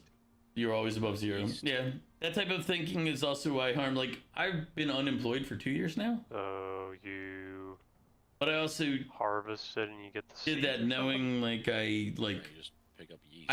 I put aside enough money and had enough put aside where I could do it comfortably for Where's the a while. Like I could still technically, because I'm talking to chat, and I was like, oh, let me just stand out here and look at the world while I'm talking. Fair enough. But it's like when I set myself up, I didn't just go, hey, look, I'm gonna quit my job and. No, I said, okay, I've got, if I live normal without any, and going on trips and things like that, I have enough money put aside that I'll be okay for 5 years without cutting anything out. Just doing everything as per normal. Ah, crap. I think If I cut back on costs and start reduce everything to the most I have to reduce, I could squeeze that money to something like 20 some years. But that's a lot of reduction. And I'm not going to want to get to that point. there we go. So I have to come up with I either have to go out and go get a new job, which I can, that's not an issue. I can go do that. That'll just be if I can go find a job. And I've structured my bills and stuff that I don't need a massive income to cover all my expenses. Like, truthfully, if I could make 20,000 a year streaming, like if I could stream and make 20,000 a year, then I could just make streaming my job. I don't really need to do more than that. Now, I make less than 2,000 a year on streaming. So keep that in mind. Like this is not something you do to make money. If you're streaming for money and you're going the wrong, you're doing something silly. You can go work a regular job, get promoted, and make far more money than doing this. But I'm 10% of the way there. Exactly. The problem is I've been 10% of the way there for 2 years. So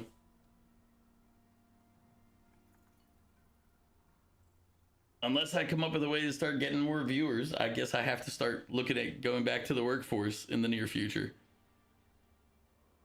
That'll be less stream and everything else, but it's like, if it's got to be, it's got to be. As I said, I don't stress about things like that. It's not going to make me stress because I already have plans in place for how to change. The only issue is it would mean like, hey, look, I'm not streaming again or I'll go down to like 1 or 2 streams a week, things like that. Yeah, I mean, like here's the thing, like if I had a way, if I had the ability to make enough money streaming, then I wouldn't worry about it. I'd also put more money into streaming if that's where my money was coming from, you know, if that makes sense. But as long as this is still just a hobby, which I don't make enough to even, like I make more than the tax code rule for a hobby. I think the tax code was 600. But I don't make enough that you can actually, as a real human being, go, yeah, that's money. No, it's not. Like you're not gonna survive off of what I get out of streaming. No person will. But like let's say like if let's say I start making I saw him running across and I shot him. But the bridge is also broken there because something got caught in there earlier. I'm gonna go find some sulfur. But yeah, if I went out, if I was making money. Good luck. Yeah, you gotta make the videos, you gotta do all that, you know. Yeah, Harm, I own my condo here. I owned a townhouse too for a while. Like I owned 2 places. But I also was here's the thing, I was extremely cheap on buying property too. Like my brothers got the houses when my mom passed. My older brother got the big house down here, and then my younger brother got the smaller house up in Pennsylvania. And I had to deal with all of that ish. But like I already own my properties, but it's like, okay, that was all part of like a plan. Like I planned that. I was like, okay, don't spend money, do this.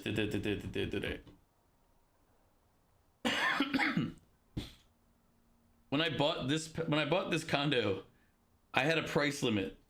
I told my realtor, I was like, this is the most I'm willing to spend, and this is the minimum that I can have. Now, obviously, I didn't tell him everything, but well, it's not that it's not so much rent I don't have to pay, because the condo fee here is like $400 a month, so it's semi-rent.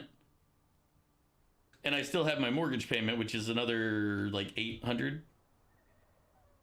But it's stable.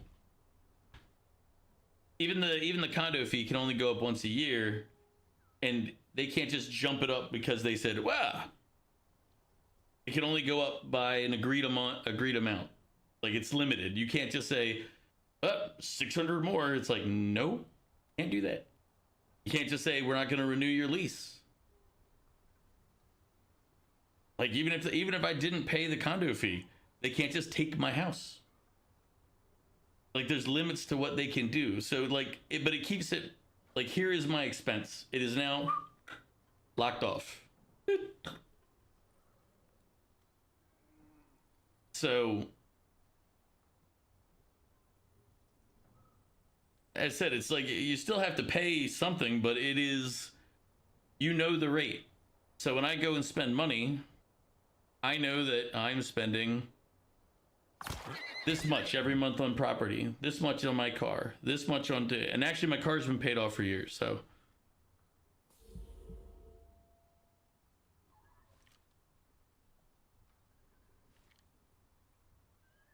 One of the biggest things you can do for yourself, like when it comes to stuff, yeah, I pay basically utilities and mortgage.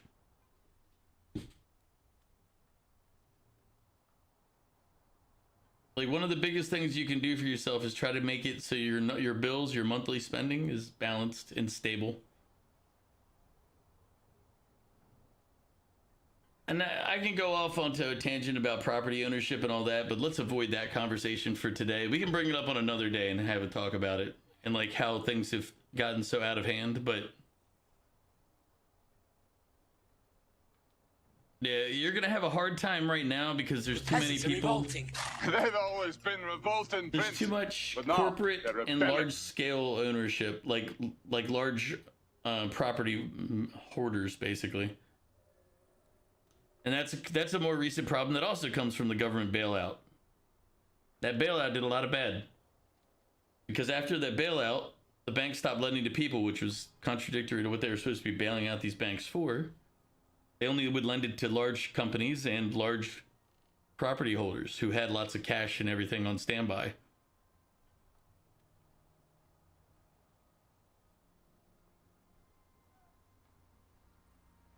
Then again, your social benefits income is $340 a month, and you just manage somehow. Basically another 56 composite Name? before we can, all three of us have a full suit of composite armor.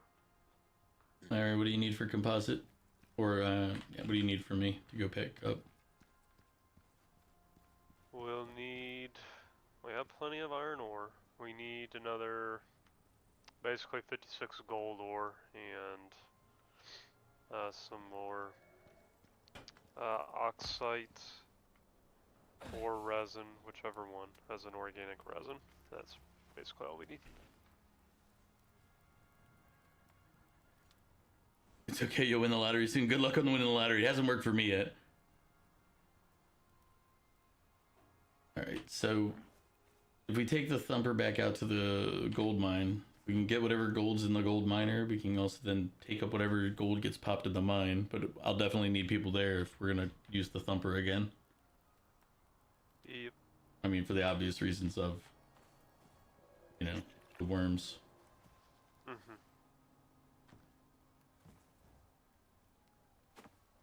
Oh, I'm ready to go when you are.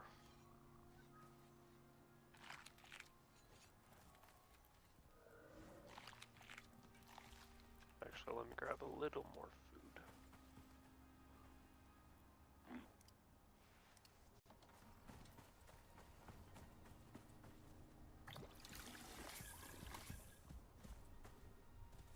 water. I'm heading over there now. Hey, The thing is, you don't overspend on lottery. People get carried away. You just spend €2 or a week, not going over that. Yeah, lottery in and of itself isn't really a big issue. It's like, I know people are like, don't spend money on it, it's a waste. It's like, well, yeah, but I mean, I see people spend a lot more on just like buying a beer. Now, what was it? I think it was the Mega Millions just up there, cost per ticket to $5 a ticket. And I'm like, now you've exceeded what would be, you know, just a casual spending of money for something you know you're not gonna win. $2 is, you know, whatever. It's like $2, But they went from $2 to $5, and I'm like, you can go down the street to like a Taco Bell and get food, like actual things, for $5. $2 you'd be hard pressed, but you could probably get something small. But and again, it's for the fact that you're not gonna win the lottery. Like, if you put money in the lottery and you think you're gonna win, you're an idiot. Is it would be nice? Sure. But you don't put money in there you need. Definitely don't put money in if you're expecting to get it back out. Jack, you can come help us with the thumper. Huh? You want to come help us with the thumper? We're taking it to the gold cave to try to get some gold ore for Bat to use in making composite armor. Yeah, let me get a new oxygen bladder real quick. Yep, no worries. I'm over here with the dump buffalo. Dumpaloo. Yep.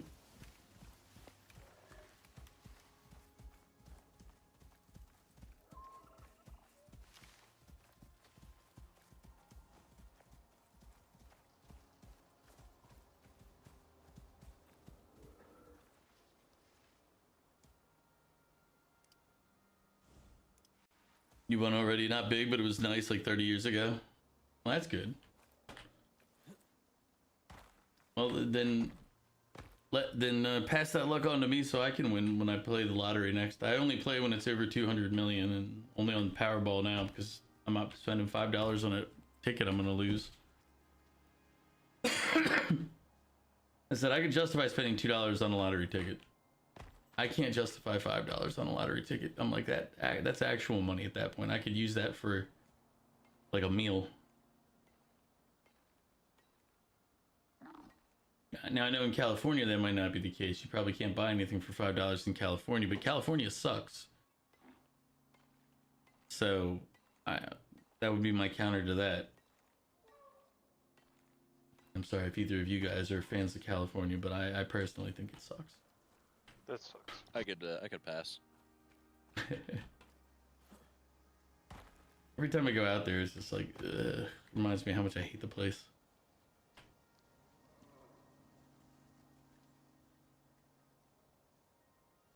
I just put a lot of ore in the buffalo.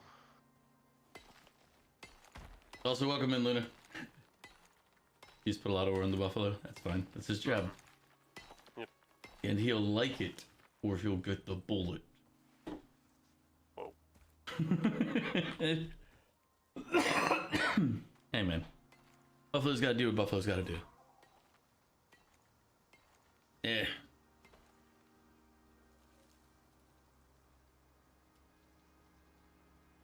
What East Coast? EU doesn't have an East Coast.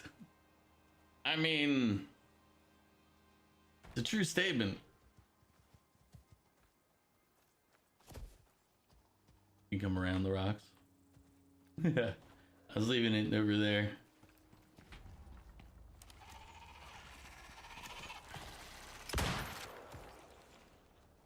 All right.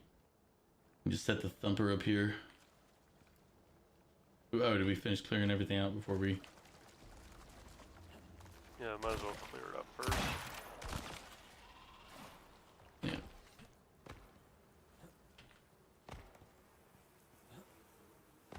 Come on, bees. Bring it, bees. You ain't got nothing. Stab the bees. Think. You might be trolling Luna here and there, but you like her. She's fun. She's Luna.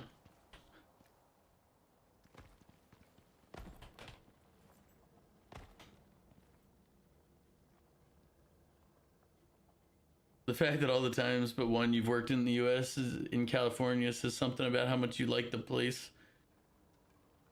I mean, I feel like that's just laziness because you know people out there. And it's easier to move there than it is to come and go into any of the other states where you don't know anybody. Gonna plop her down, Omega. I don't have it. I thought you said you were bringing it. No, I didn't say I was bringing it. I was out here already. You. Mother. Get him. Come here, Can you, Jack? Can you take your mount back and go grab the thumper and a fuel can while you're at it before we forget that one too. Yeah. Quit trying to run me over, jeez. I'm trying to dodge him running you over. Get run over and then.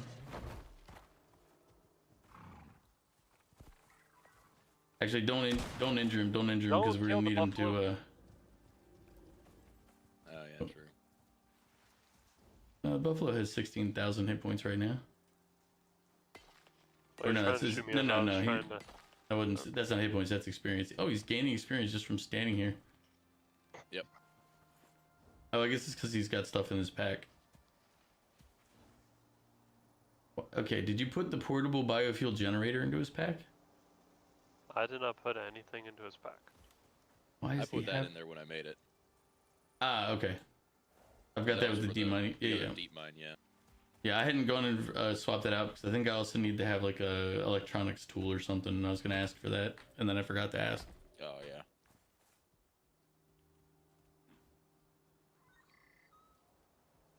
How are you supposed to arrive at an unknown state when you don't know how stuff works? Skill issue? Yes. Yeah. Mew, that's kind of how that works. But you'd also have to then look up information in advance before you moved. I'm sure there's plenty of people that would give you suggestions on places to check out that aren't California.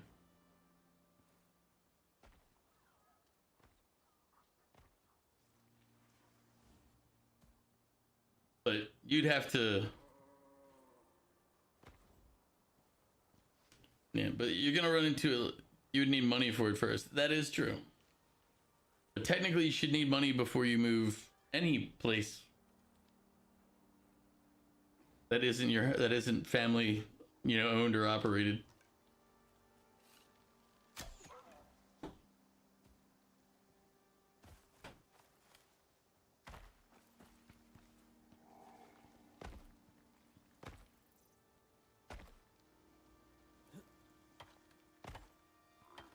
Alright, coming back. Thank you.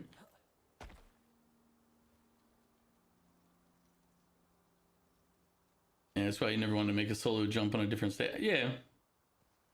I'd say, Mew, if you really want to do something, set yourself some financial stages to get to. Like, be like, okay, I want to put $1,000 aside and make that a goal and see how quickly you can do that. Not just set aside and then spend it, but like set aside to where you don't need to touch it. And then start trying to figure out what you need to put where to be able to make... When you can make the decision to move wherever you want, then you're doing well. But when you have to be like, I want to move here, but I need to have a family member or a friend or somebody else there first, then it's not the same. Don't go there. Yep. Well, I mean, you can. You just have to understand that means you're not really that independent yet. Yeah, just set it over here on the ground. And this is where we had the worms pop in after we... Right here. Yeah, anywhere in here. It's pretty big once you set it down.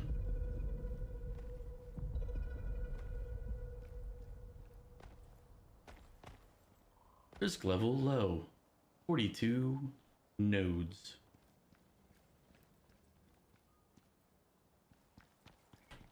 Now, did you already grab the...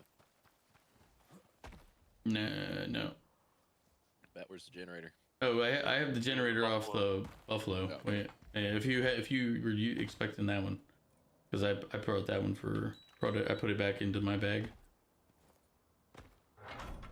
Oh wait. you grab the fuel? I grabbed the fuel. I don't have the electric tool. Ooh. Luckily, we're not far away. Yeah. This could have all been avoided if Bat just did his job. That's true. There's a bear outside the cave, by the way. Ooh, I gotta make sure he doesn't live. Oh, You'd have him.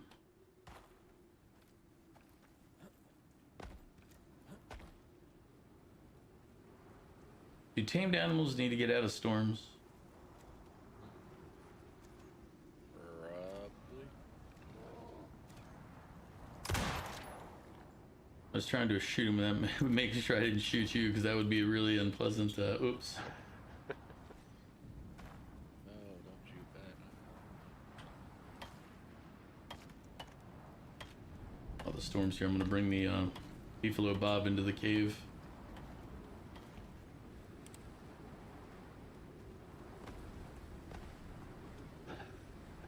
I saw him.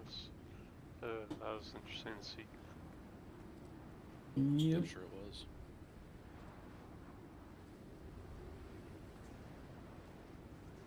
But yeah, Mew, I would suggest on your trip, if you really want to try to make a go of like staying in the US and staying and doing all that, set some goals for yourself, some financial ones.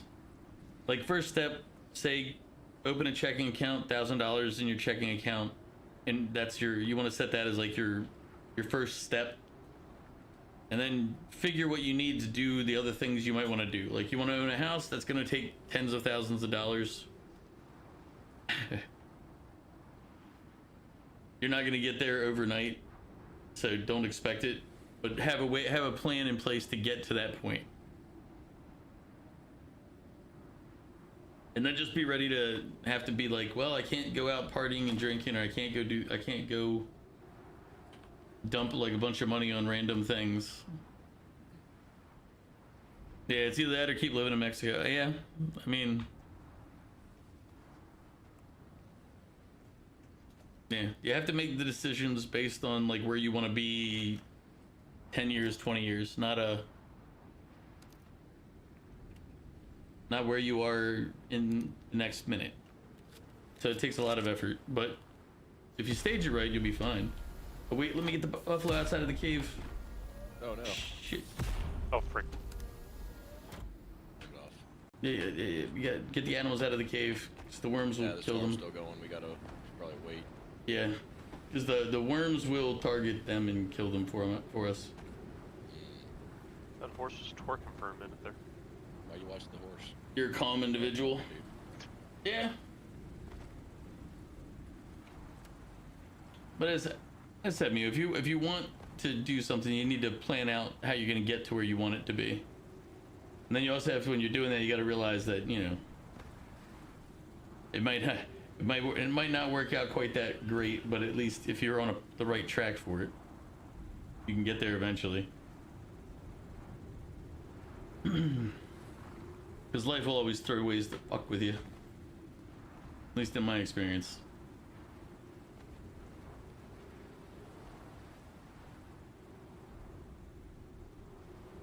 Hello, Octavius. How are you doing? You properly fed? Here, we're gonna pet you there. Here you go. Yeah, nothing's guaranteed.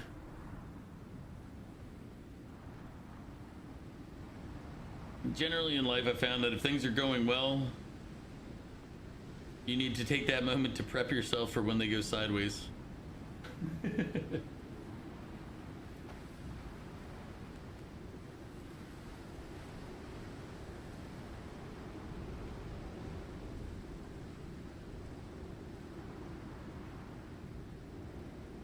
The calm before the storm, kind of.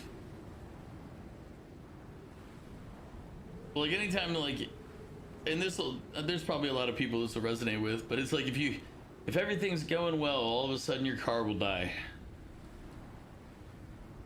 You're doing fine, you're starting to get everything on track. Oh look, here's a sudden expense for $600. It's like, what? Putting the horse outside. Storm's Yeah. almost over. It'll be fine. Yeah. Dumpelo will be out here. Alright. I'm back in the cave.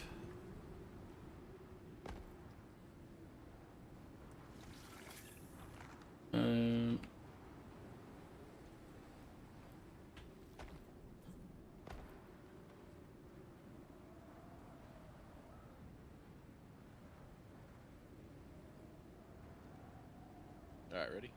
Yep. Yep.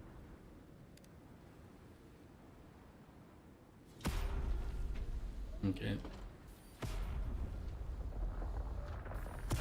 Yep. Hello. We started with Big the big one guy. already? Well, That was nothing. He came out right away. That was good. That was good though, because he came out and gave us plenty of room to shoot him. Last time he was in the short distance.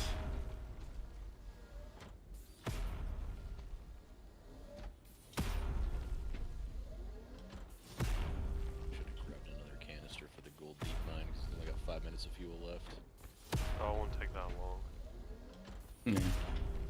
You'll have extra fuel after this thing's done. This thing doesn't use a ton of fuel. That's fair.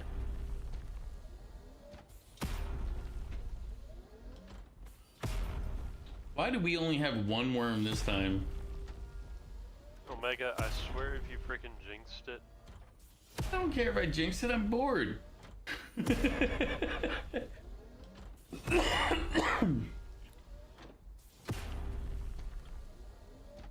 You have a good feeling about this time? At least you're not going to be paying $1,000 a month for just a room. I mean, don't question. Take it. Just take it like a champ. But but yeah, I mean, rent is a little overpriced in a lot of places right now. But then again, that's because the housing market's overpriced, and I know people somehow believe that your rent and home prices are connected to your income, but they're connected to each other and not your income. They assume you'll find a way to pay. Rent prices are connected to home prices. Oop. No. Oh, I got cave long. Hey, can you go outside and protect the animals? I just saw them fighting, they look like. Oh, they're fighting a bear. Or a boar. Wolf And and a bull. Yeah. I got worms inside. I got a little one there.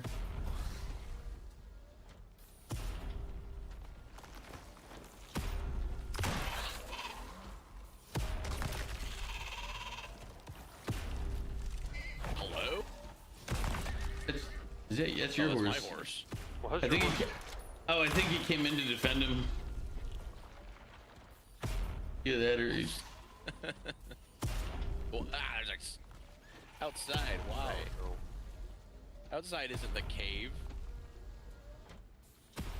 I mean, the worms aren't limited to the cave. I guess it's...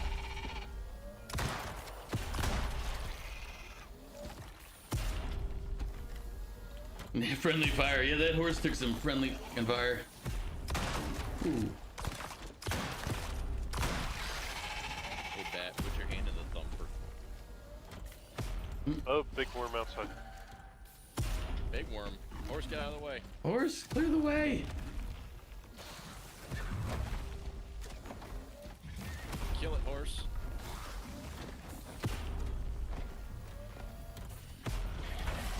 Yeah, kill horse.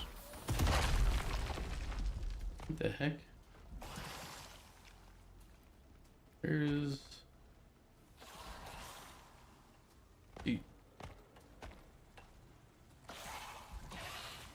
I'm being attacked by something I can't see. Yes. You? What? Is the thumper? The thumper's done, right? Yeah. Thumper's done. All right, pick up the thumper, or somebody grab it. I'll grab it, I guess. Yeah. Now, where the? Somebody got it. It's like in the wall In the somewhere. walls, yeah.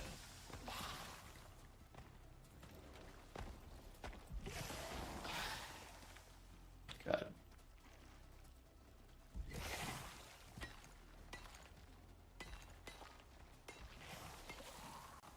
It's like over here on this wall. Down below, this way.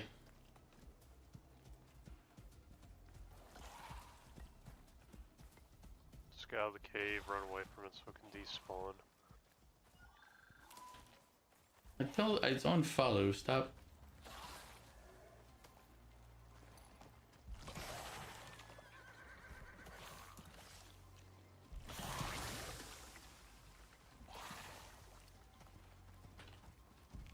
I had to set him to passive and follow.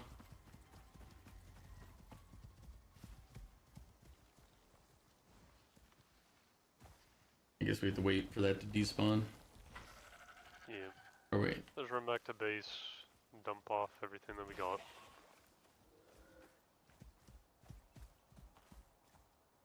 Yeah, makes sense. Pretty sure we got enough gold out of that. Yep. Probably. It looked like there was enough on the dump below. No problem. You enjoy finishing work?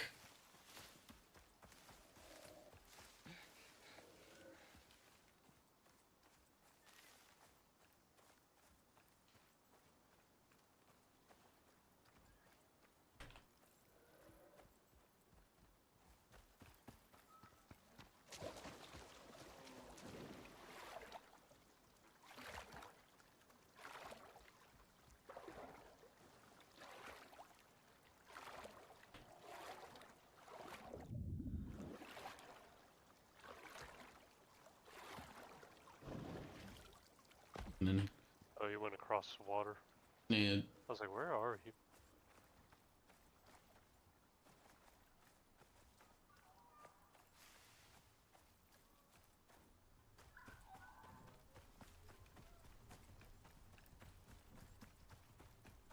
let's see if I can't make my dump below respawn up here. Yep, there he is.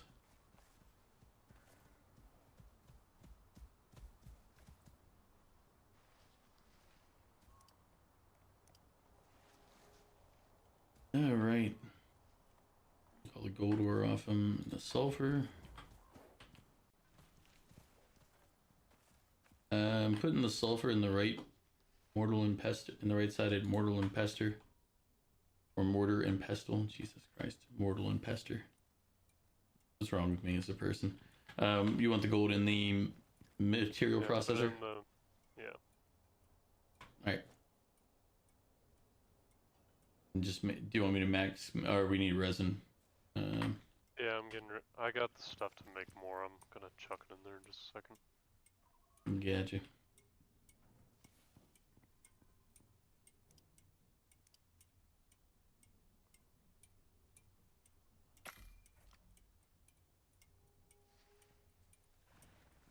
Level 42.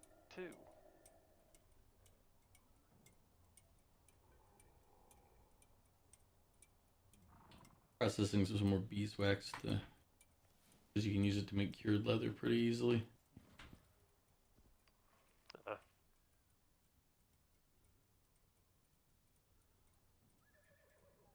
No way we don't have to use tree sap for it. We can just use the processed beeswax that we got sitting over there.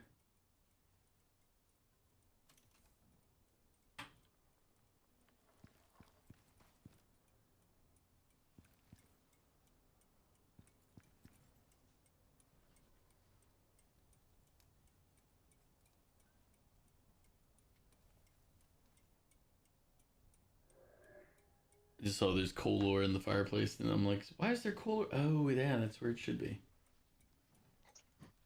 Although I do need to make sure we have enough charcoal at any given time to, because it's used in steel and I think gunpowder too.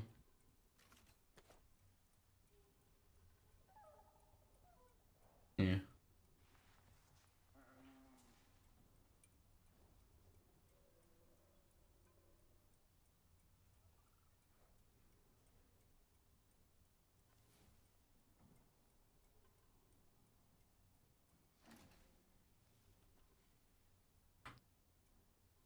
I guess technically we can use coal instead of charcoal for the steel if we need it.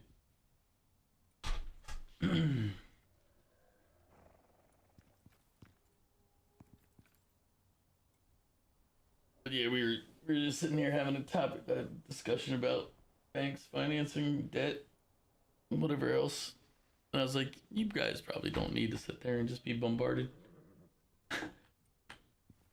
You're not having the conversation. That was me and some of the guys in chat. And it's...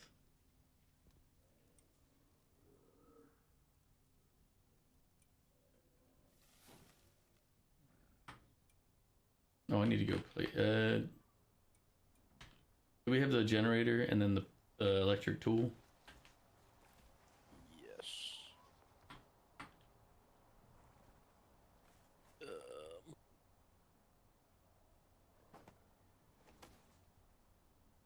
Come on, drop it. And yeah, there's still a full can in there. Yeah. I'll put stuff in there in a little bit too. Oh.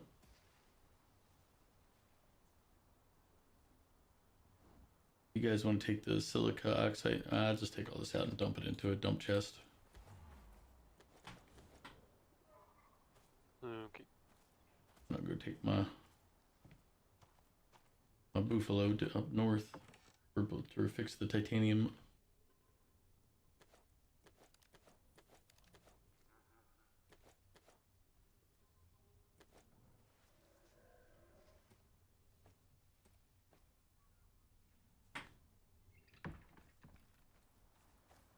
We might want to make a couple more biofuel cans to have one at some point.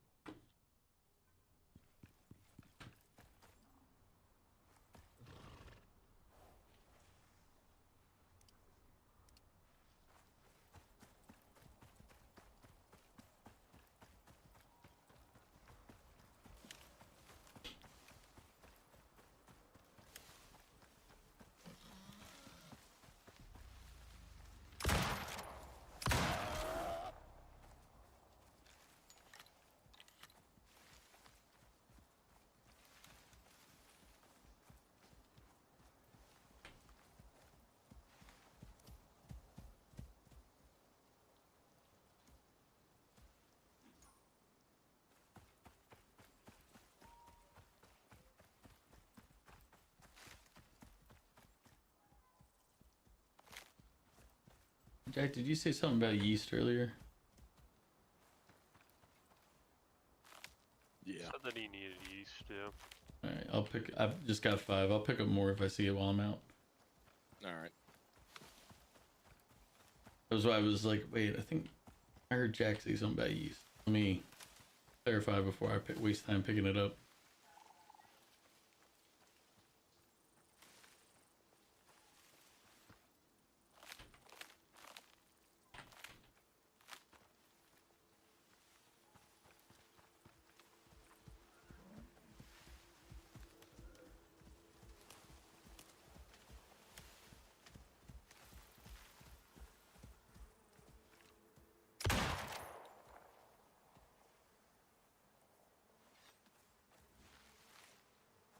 Melted up the last of the composite that we need.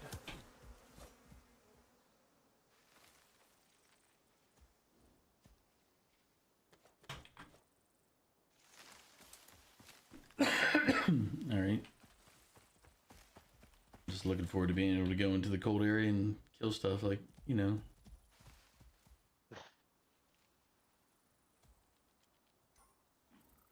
All reasonable miners. Like, man, I just want to go up here and murder everything. But no, it's too cold.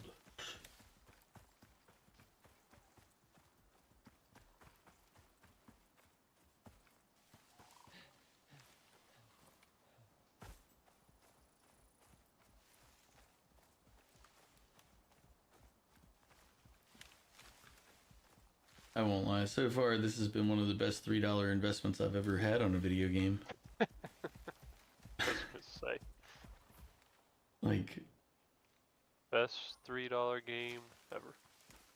I don't know. I don't know if I'll say ever because there's a lot of possibilities, but it's pretty solid for $3. Like, it's gonna be hard pressed to find something that's provided more value for the dollar.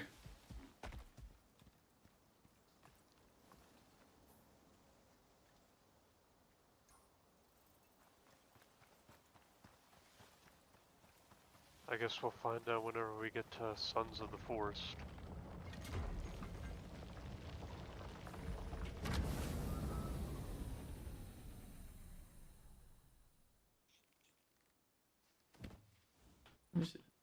Does everybody have Sons of the Forest? I believe Jack also picked it up during the sale, because I know I did. Yep. Yeah, Now, I'm sure- whether Nag picked it up or not, I could not tell you. yeah, that'll be harder to figure out.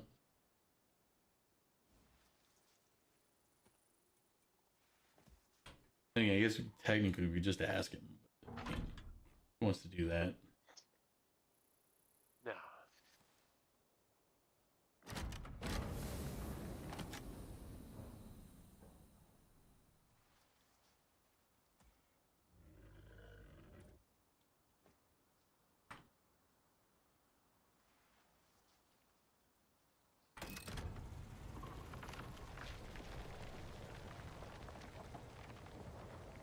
Alright, the titanium miner is now set up.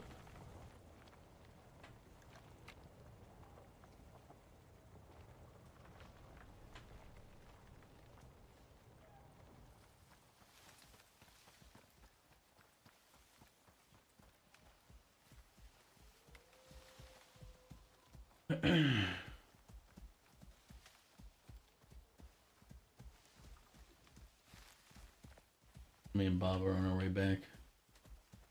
We're Dumpelo. I don't know why I call him Bob.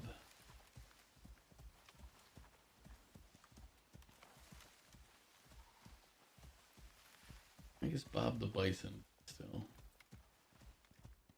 Bill. Bison Bill?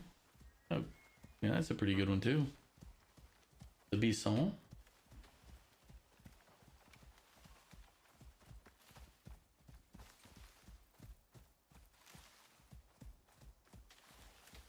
Should I pick up random oxide or do we have enough right now? 'Cause I know a bunch got picked up would. earlier. You would? Yeah, I would pick it up. Yeah. Because Call Bartholomew.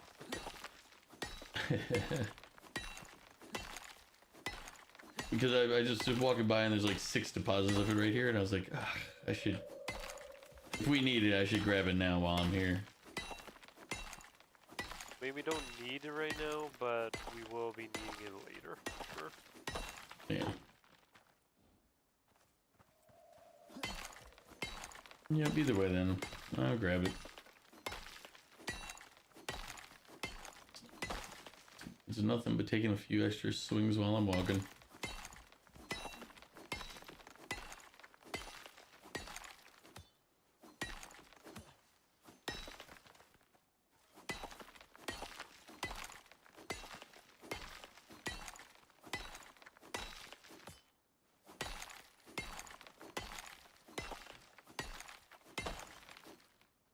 Alrighty, we each have our own set of composite armor now.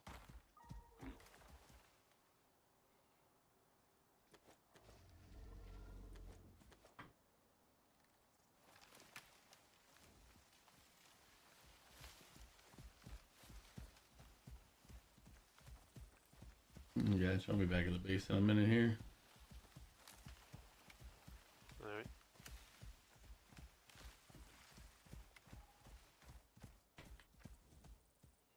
I have 27 yeast for Jack.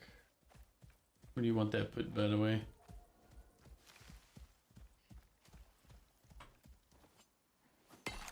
When I get back with it?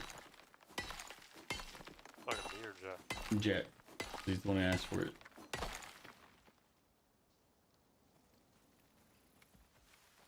I think he is AFK. Probably. I would say I'm Either way, surprised. yeah. Where do you want the yeast? When I get back? I just dump it in a dump chest. Gotcha. I'm just making bread with it. Gotcha.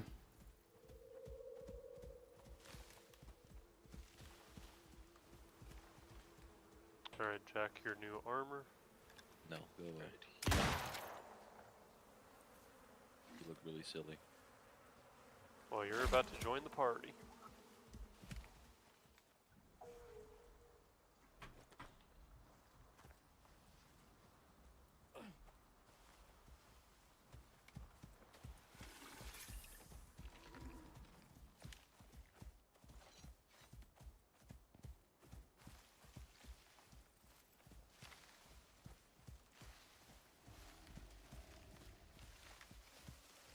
I feel really silly. So what? I feel really silly.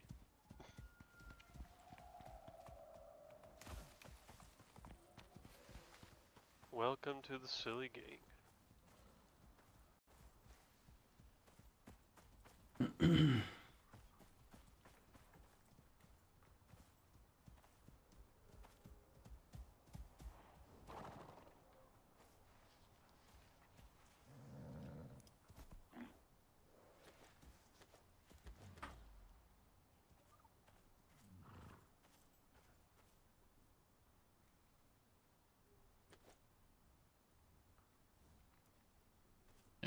Put the rest of the stuff in the dump chest.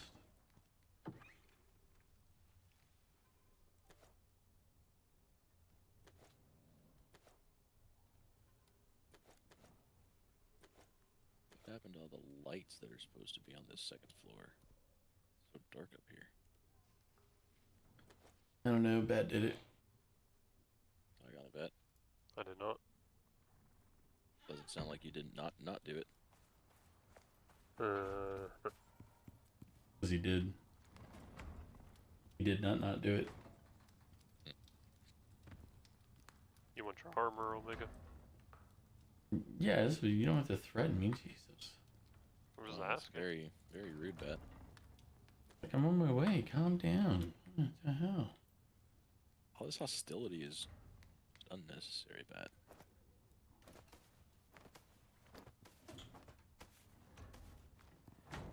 Funny enough, that's the first armor I've worn since bone armor back in the day, and I haven't had bone armor on in a while. Maybe I won't die so quick. Whoa.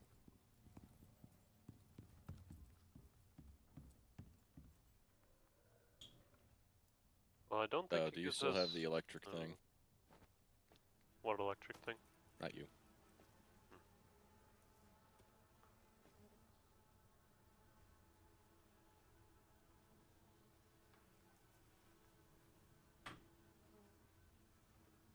You got the electric tool on you still? Yes, I do. Where you at? Crap. There you go. Gonna put some lights up here.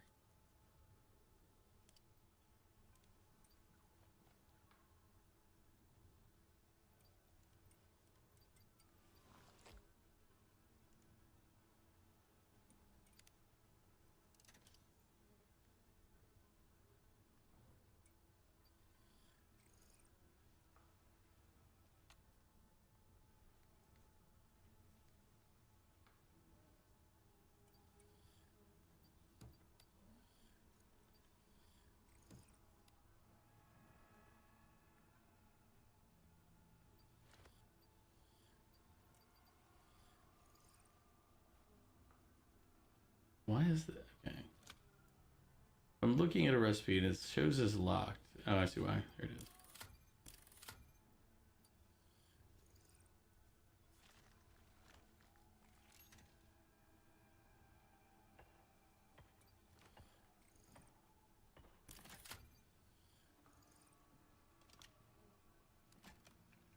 There we go, that's better. Alright. Need platinum sheaths.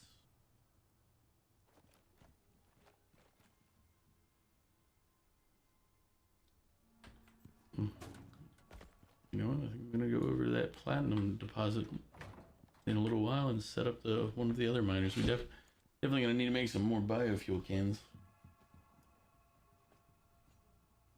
Oh, do we want to sleep and go off to the cold area?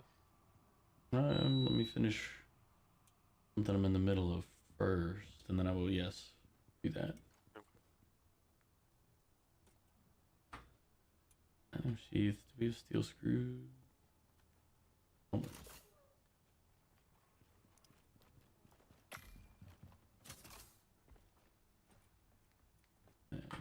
Wood.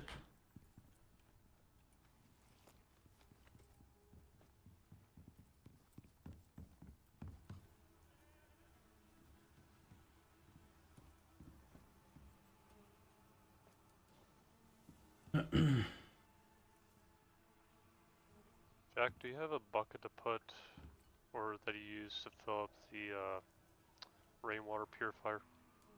No, it uses rain to fill up the rainwater purifier. I didn't know if you could just dump water in it. Not that I'm aware of. I see.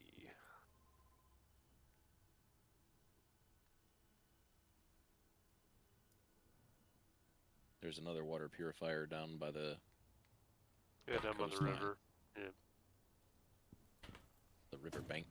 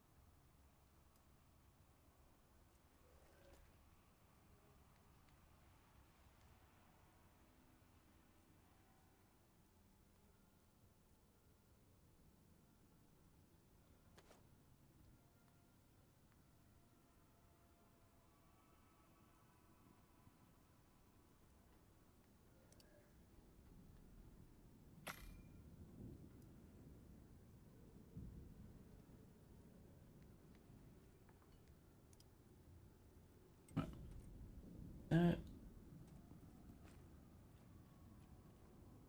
No, I need. I was just looking at what I need for something. I was like, wait.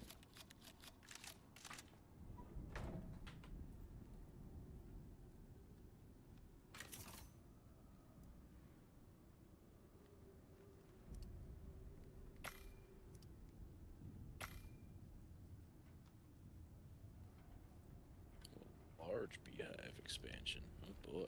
Where'd my small regular beehive expansion go?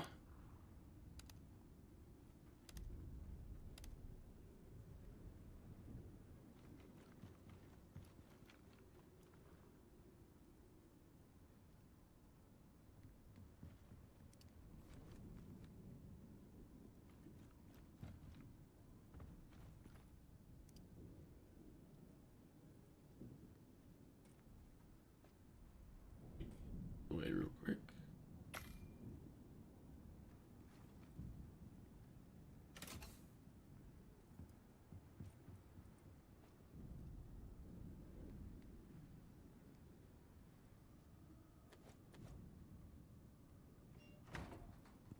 Well, I am laying in the bed.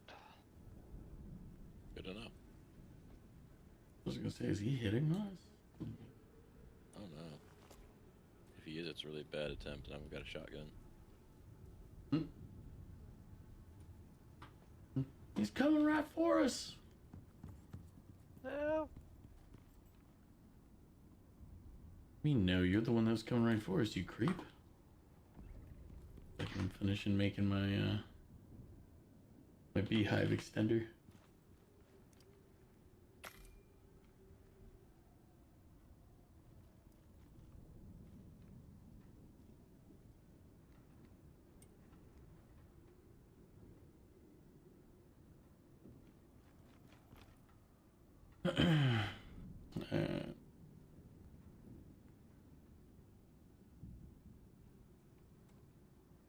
Bolt action rifle out. That one piece of crude ammo. There we go. you have? Then I'll lay down.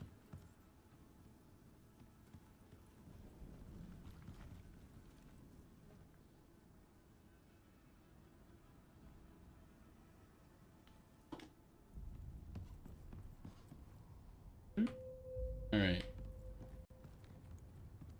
Oh, I need to refuel my lantern. That's a fancy beehive you got there. Yep. Got a queen bee and everything in it now. Where in the world did my water thing go? Beehive produces 0.05 bees a minute.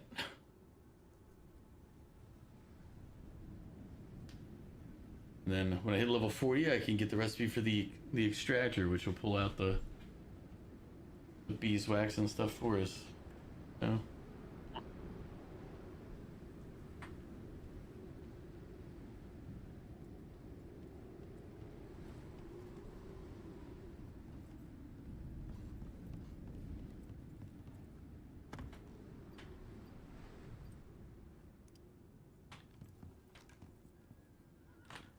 Well, whenever y'all are ready, I am ready to roll out to the tundra. Let me clear out whatever's on me in the dump chest here. Oxygen's good, bullets are good, that's good. I'm gonna grab some of the medical stuff I made.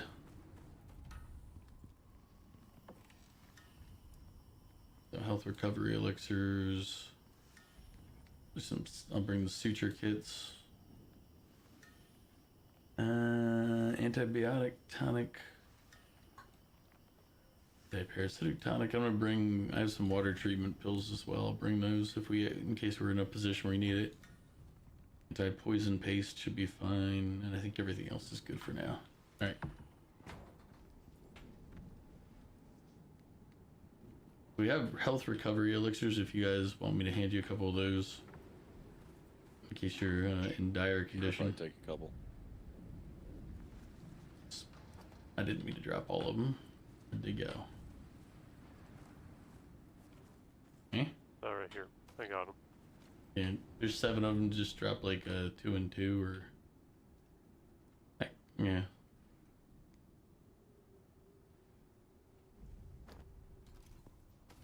There's those, and Jack, here's 2 for you, just right behind you. Yeah. They'll do like your full... Shotgun shells here. Yeah. Like weapon-wise, I'm pretty stacked, so I'm good. Oh, I should grab some more food before heading out.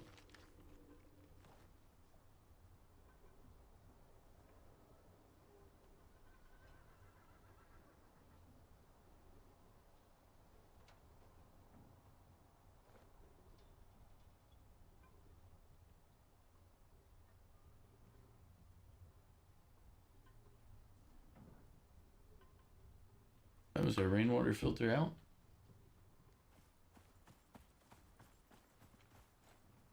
Yeah, you have to go to the one down at the base of the river over here. Gotcha. By the water pump. Gotcha.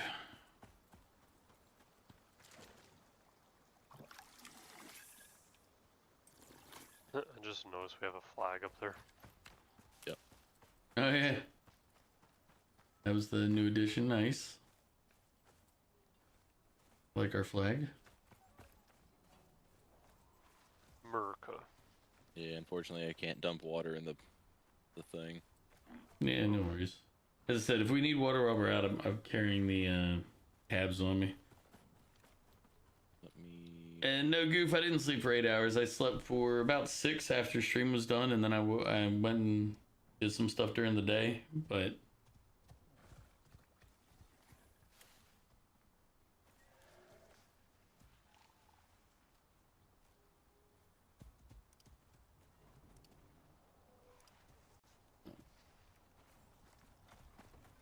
No, I need... Well, he's gonna try to follow me inside. Oh. He did in fact follow you inside. His food is very low. Mm-hmm.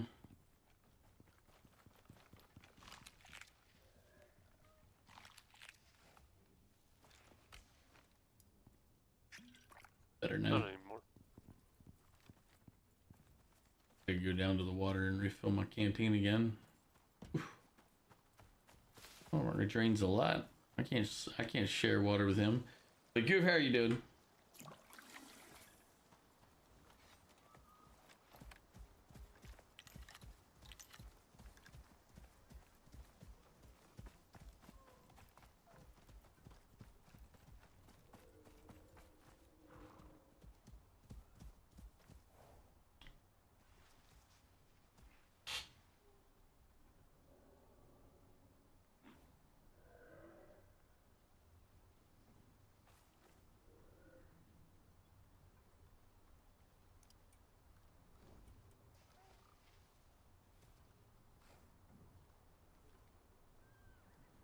I am ready.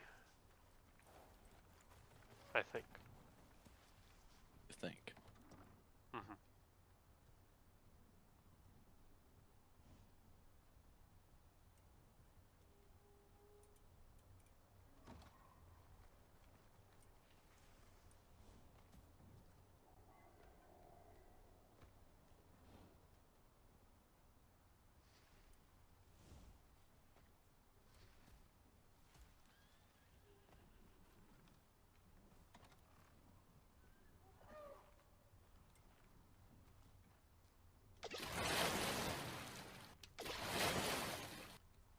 Well, thank you for the hydrate. Some of my men are calling you Solenia, the pickle man. Solenia, he's coming. It's because I threw halfway my sandwich. He's just a pickle. He's a monster.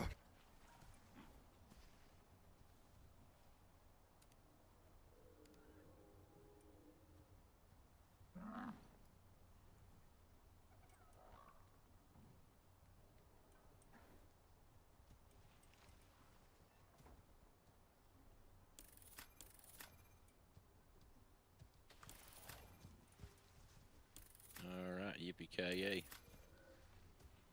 You all good?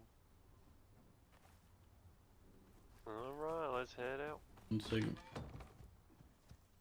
Oh, Bob here, just hold still for a moment. Got a fast call for that, but I'm gonna grab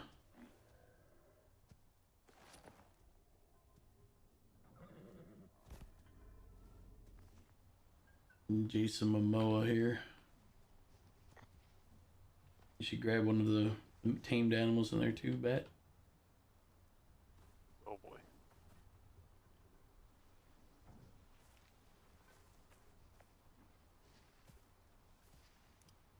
Well, the food and water for them are not the greatest right now. No, this one's got decent on water, but his food situation's rough. I had I'll extra be food fine on going me. on foot. Alright. I mean, need to put the tamed one back. He went out the door while you were busy. Have to claim him and put him inside. Follow. Okay.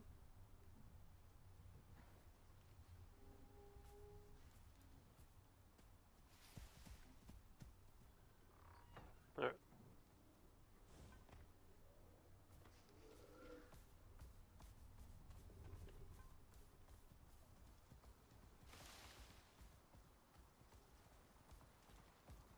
The expedition begins.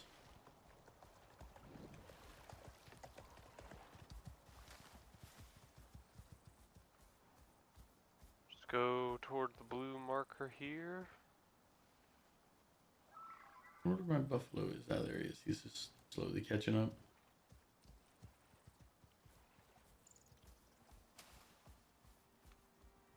You're back. You're playing ESO. You're doing good. No problem, Goof. Have fun playing ESO.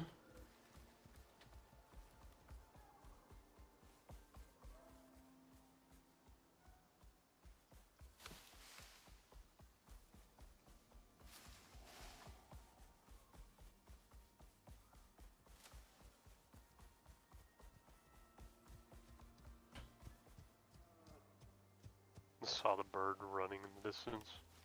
Hmm.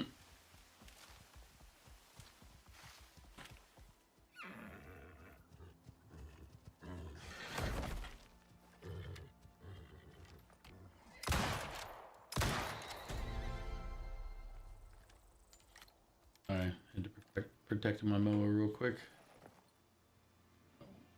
I don't know where Bob is. I'm a little concerned. Are you moving too fast for Bob? Probably.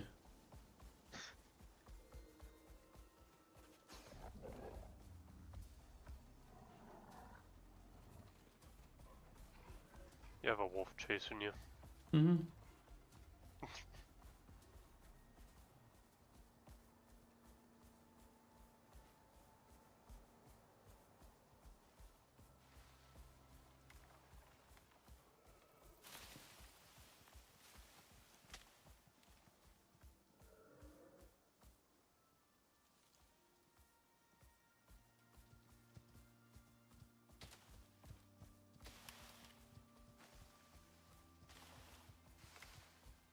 You guys are going the wrong way.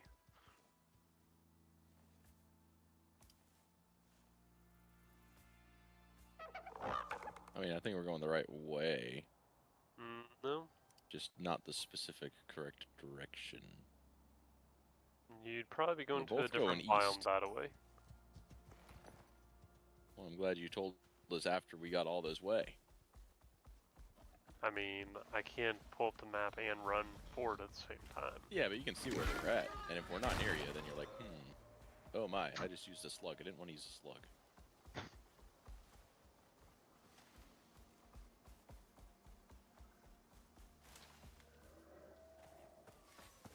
That boar did not have a good time. The peasants are revolting. They've always been revolting, Prince. But now, they're rebelling.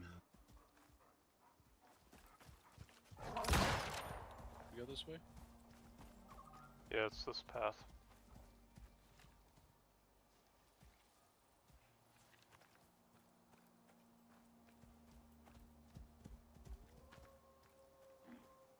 Wonder how Okay. these slugs are at distance. How about no? Never said I'd shoot you. That is a normal way to test, though. It's true. I just don't want him to think just because you didn't say it doesn't mean we're not going to do it. I mean, we're not liars here. We won't pretend that that is safe. Oh no, not safe at all.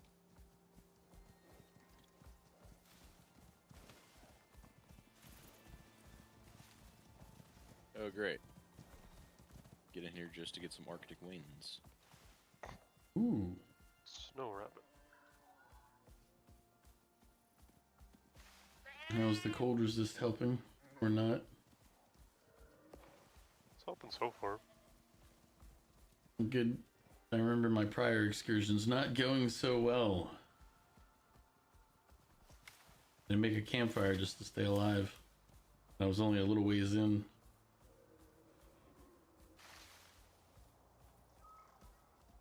You were fine so far. Little aluminum ore deposit. Deep ore deposit, that is. Oh, hello, wolf.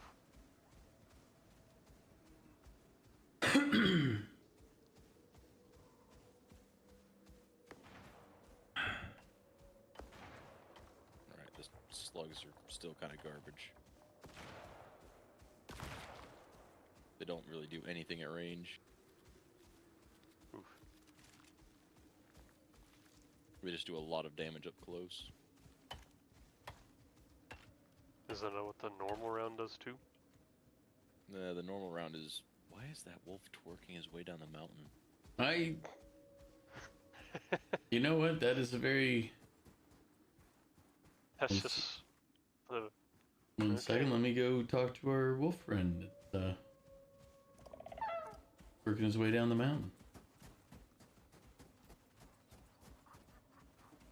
The boss regular is round. over that. Yeah, the boss That's is like over the there, wolf so be den. careful. Yeah.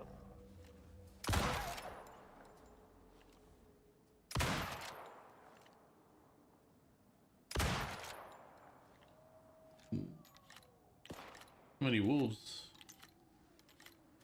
Let me go tell my mower to follow me. Even if I'm on foot. I switched it to stay, but nah, I wanted to follow.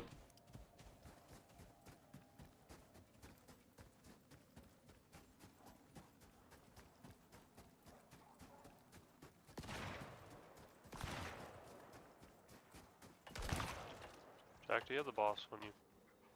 I don't think so.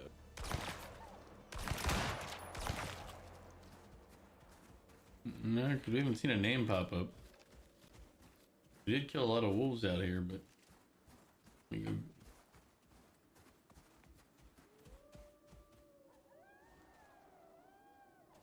Oh,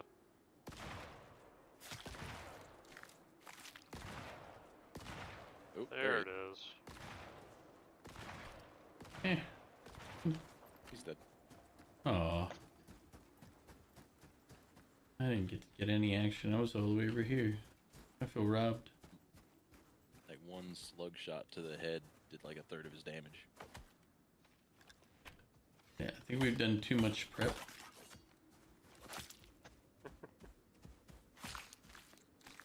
Well, we still need to find the polar bears.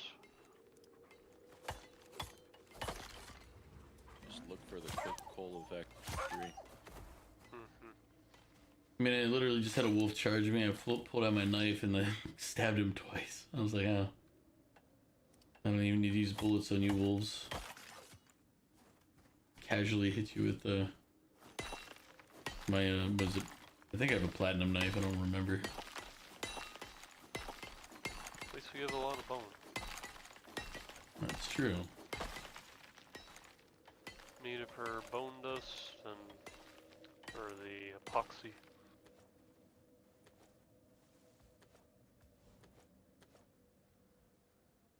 I'll put the snow wolf head that I picked up inside the my dump below. Feel free to use the dump below if you overweight yourselves. That's why he's here.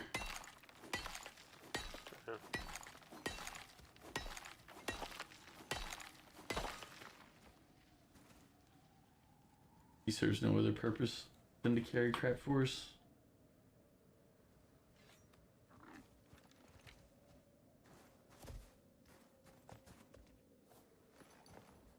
Alright. Explore! Wait, that's the same boss, Canis the Victor? Yep. I killed him before.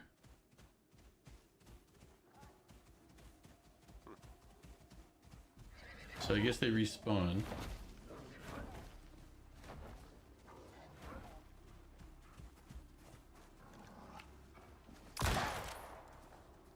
Snow Wolf, I did not say you could go after my buffalo. There's a cave over here. Alright.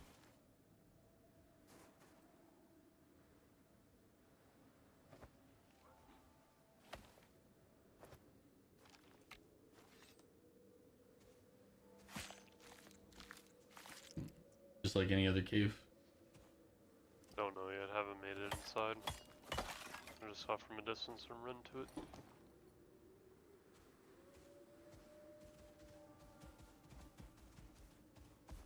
So the snowy region's pretty barren. Yeah. There's some mushrooms in here.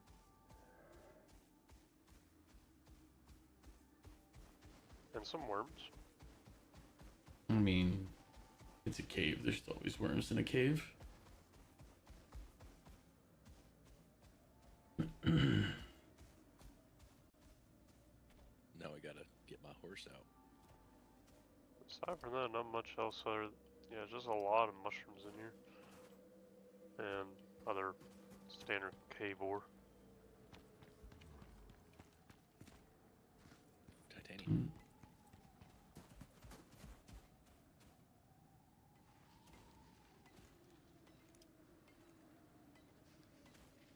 You dumped a bunch of stuff. Legendary biomass. Yeah. I guess From killing the wolf. Yeah. And then I guess we have exotics.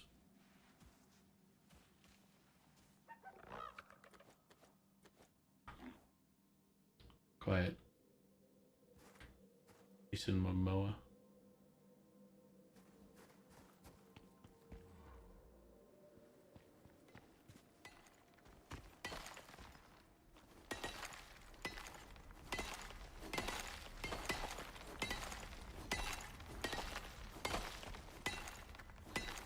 Clear the cave.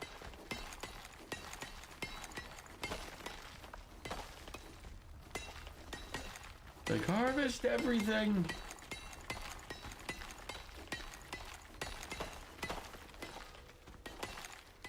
Leave nothing behind.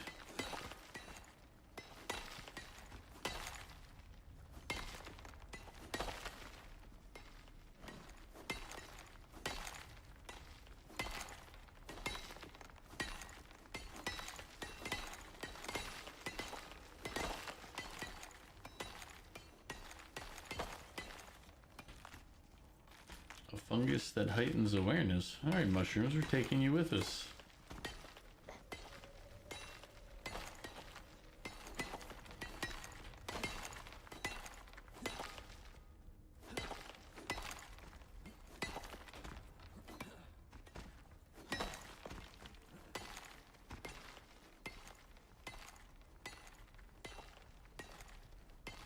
Did I leave my light on the charging station? I did. Because I don't have it on me. So it's either in the charging station or it disappeared.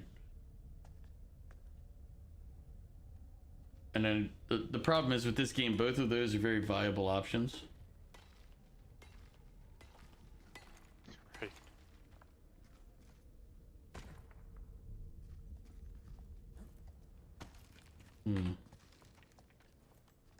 How do I get out?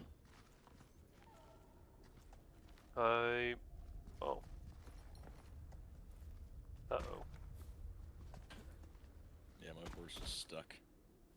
Uh-oh. I guess we gotta build a ramp. Somehow. With what? Wood.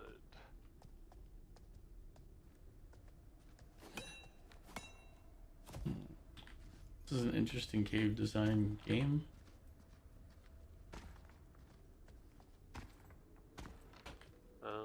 Here you Well, go. let me run back. To Jack, you can get up on the wall there. If you just put your horse on follow and then go far enough away, it'll warp him to you. Oh, okay. Yeah. As long as you can get to there, you can jump and get the rest. No, you should be fine. You just have to set it to follow, and then when you get a certain distance, it'll teleport it. I guess they assume you'll get locked. They're like, well, you know, things will happen. People will get trapped, and or their pets will. Yep, there it goes. Oh, I'm taking cold damage now. Yep. I guess that's as long as our cold resistance goes for right now. I'm gonna get out of here. Yep. Run out.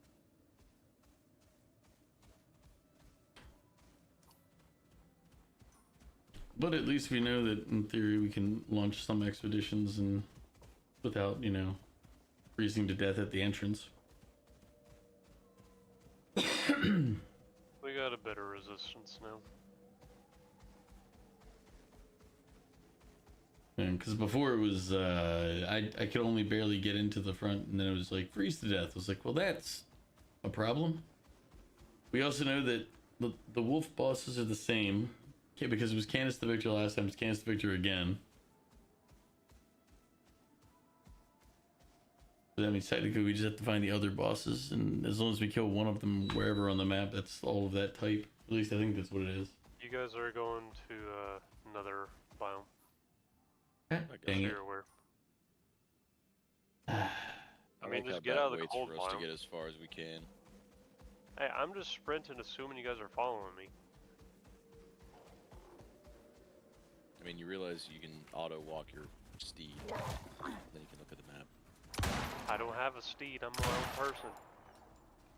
Remember, he didn't. Why are you the way you are? Yeah, I'm not taking cold damage yet. I see that it's showing me freezing, but Well, it's about to happen to be. Yeah, I just got out of the cold biome.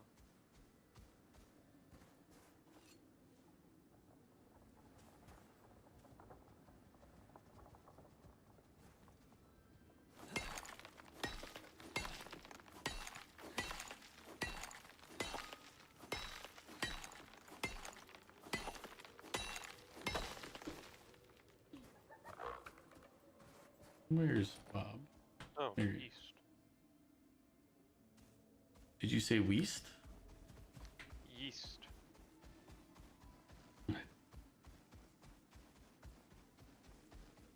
Did you say Weast?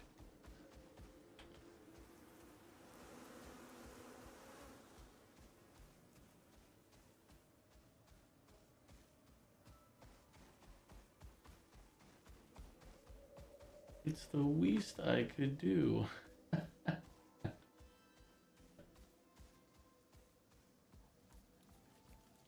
I'll see myself out. It's fine.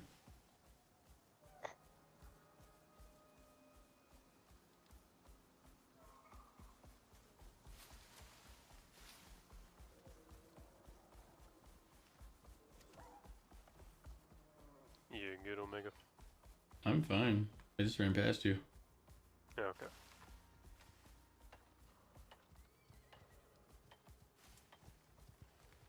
I only worry about Bob.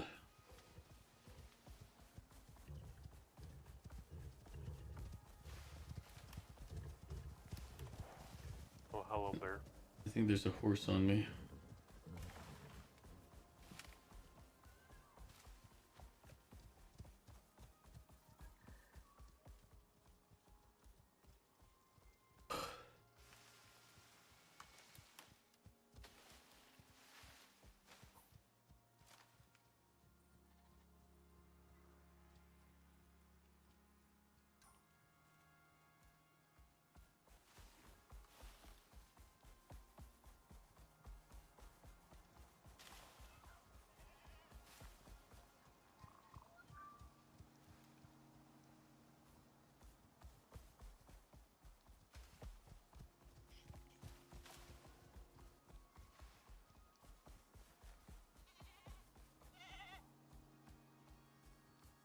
That absolute cluster of white triangles over there, animals at the farm. Just a mess. Oh, yeah. Just a few. There's not a lot over there. It's fine.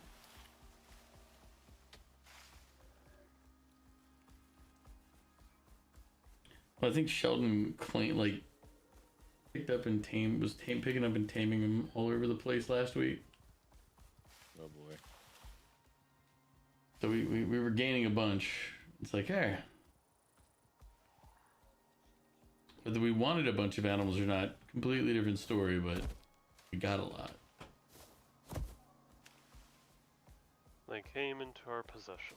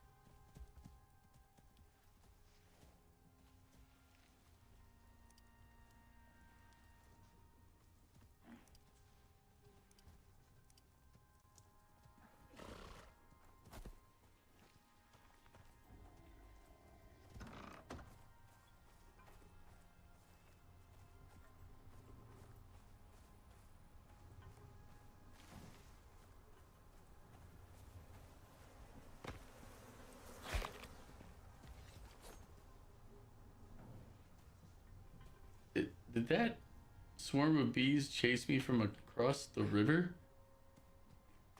They're That very ain't dedicated. accurate. Oh, hello, Octavius. You can't be in the house right now, bud.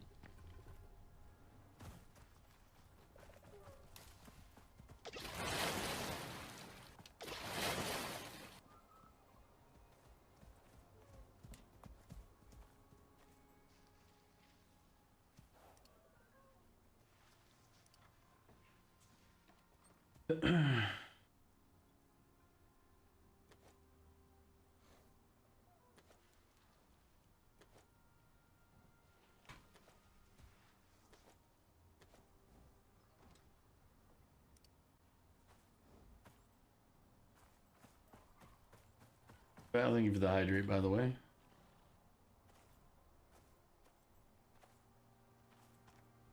Jack, I've found 54 yeast for you. Fancy. Get you a lot more bread.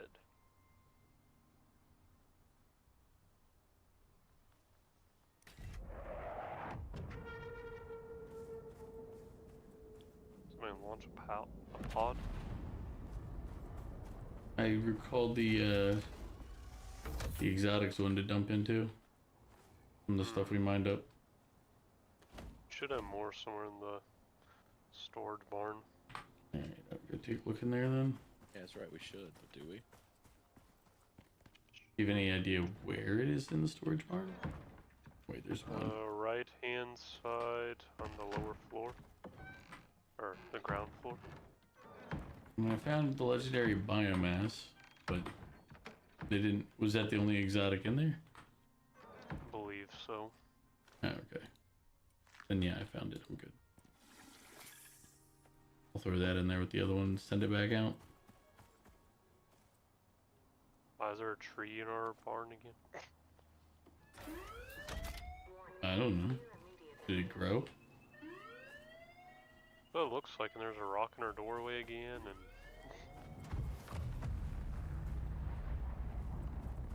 Where? do you not see this? What? On my screen, there's a rock in the doorway. There's trees. It's like it all reset. I don't see anything. Yeah, I don't. I mean, I see you see hitting you a rock hitting it. Ow!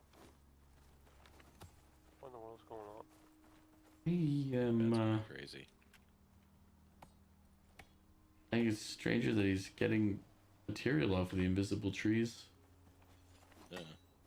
I'm not actually getting material. It's just like I can hit it, but I cannot harvest it. Ah, so what you're saying is you're going insane, and the rest of us are just having to watch.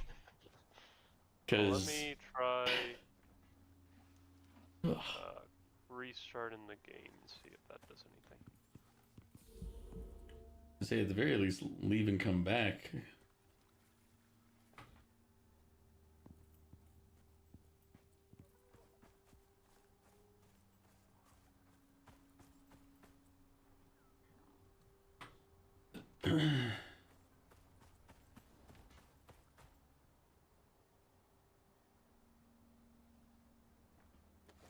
No more gold ore.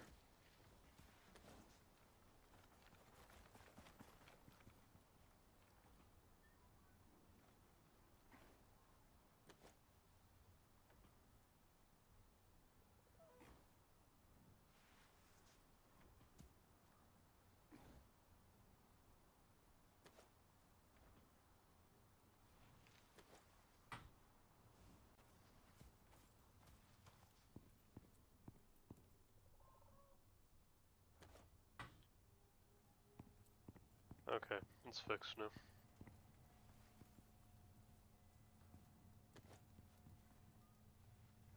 I mean, that's good, because otherwise you're gonna be a little lost there, buddy.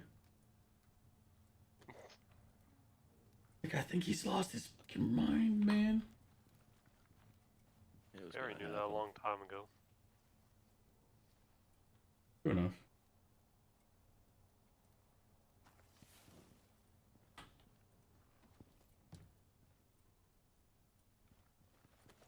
Jack, where do you want the yeast? I don't know. Put it in my cupboard, I guess.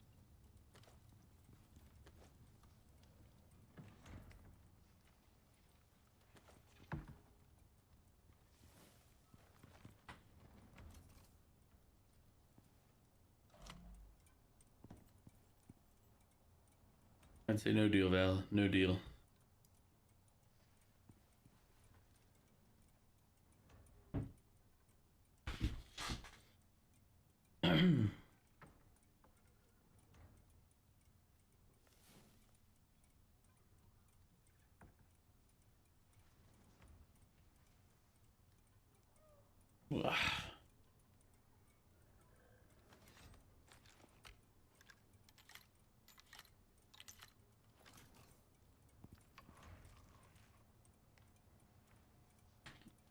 Put all the meds back in the cabinet.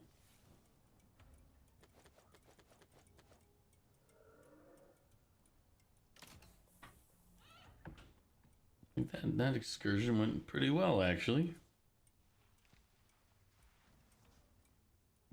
Yeah, it didn't go too bad at all. Worst part about it was Bat being there, but you know, we can accept that. That's fine. Wow. It's alright, Bat.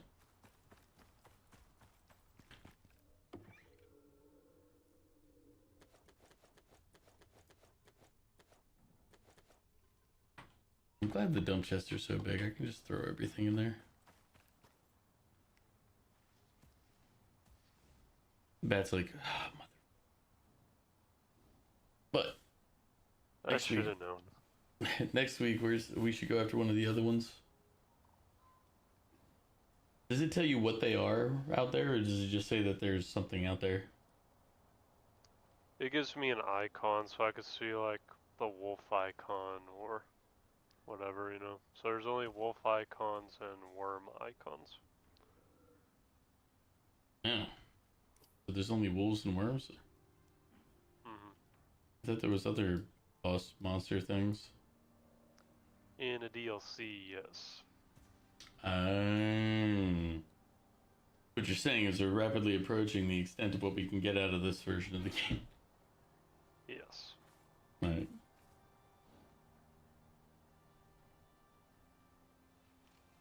Indeed. That means I guess we gotta... I guess we're playing Sons of the Forest this next game. It sounds like that's one everybody's got. Sounds fine to me.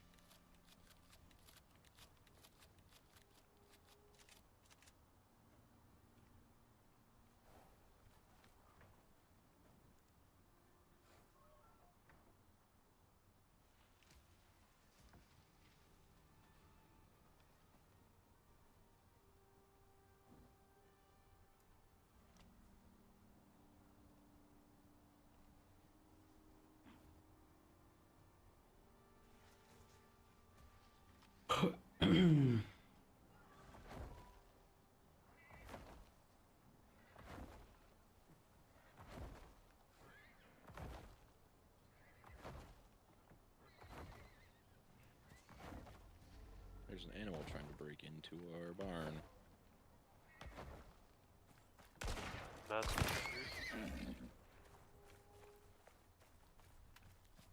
Oh, I see why.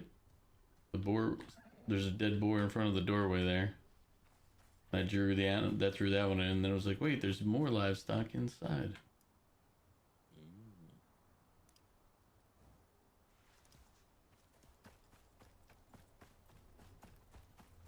What in the world happened to my wires?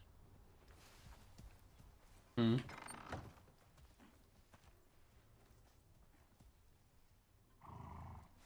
I just made 225 wire. Where'd all the wire go? I didn't take the water. Did you take copper? Nope. Well, it didn't just get up and walk away. I didn't take any copper.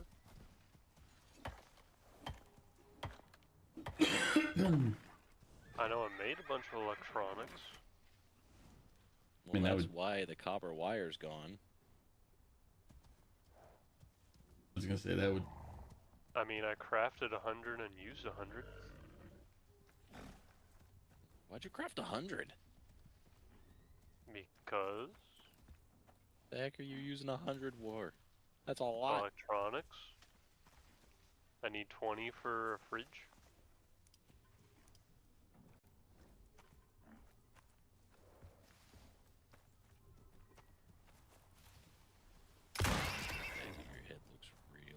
scramble right now. Do you want a fridge or not? No, on a deep freezer.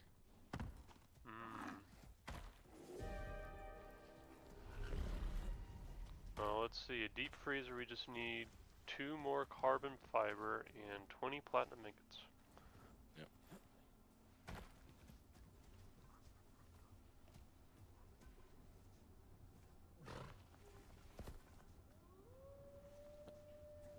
Fiber. I'm making the 2 carbon fiber. Well, it will be made when the platinum's done smelting in here. Alright, Or I can just take it upstairs. You got it already? Yep. Oh. Going upstairs to the kitchen.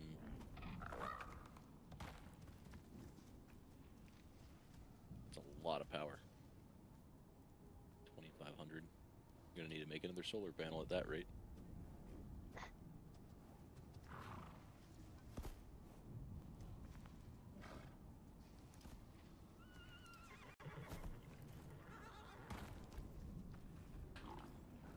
My first solar. Oh, we need another 25 electronics for that. Yep.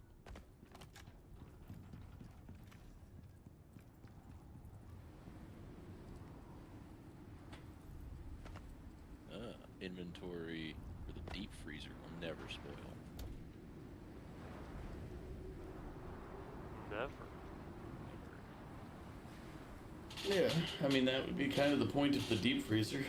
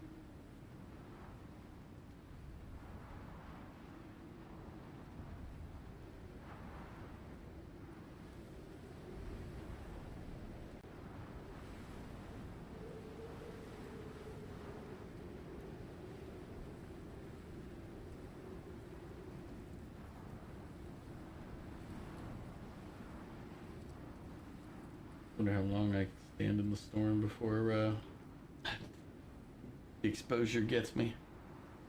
Just hanging out, chilling with the American flag up here. Oh wait, I just remembered what I need to look for. No, I missed them. Actually, I ran off the roof. Hey, look. There's this light on the charger. That's crazy.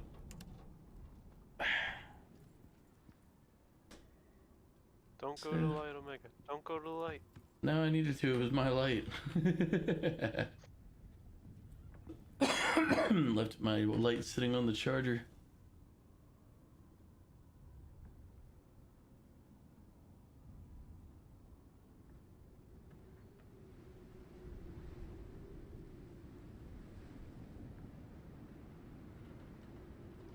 No, the battery is being drained.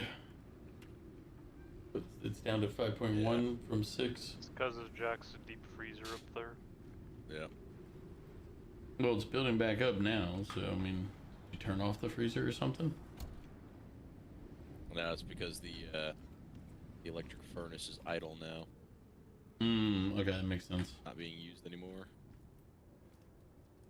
Alright, welcome in. Appreciate the lurk. I mean, it wouldn't hurt to have another one. But what if it does hurt? Have another one. Yeah, I mean, it's gonna hurt our resource. So need to make 25 more electronics. more organic resin, and a lot of copper wire. And then we'll need another 20 after that to make a regular fridge. Why do we need a regular fridge? So it has more inventory than the current fridge. It's gonna spoil. Can you eat frozen stuff, or do you have to heat it first? No, you just eat it. Well, I haven't put anything in the. I haven't pulled anything out of the deep freezer yet, so.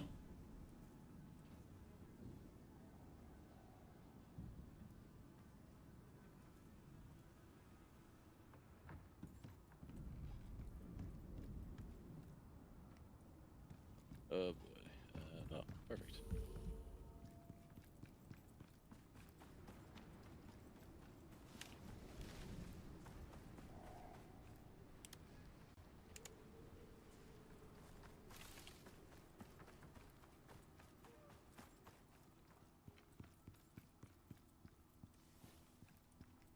Alright, where's the organic resin? Wood and oxide.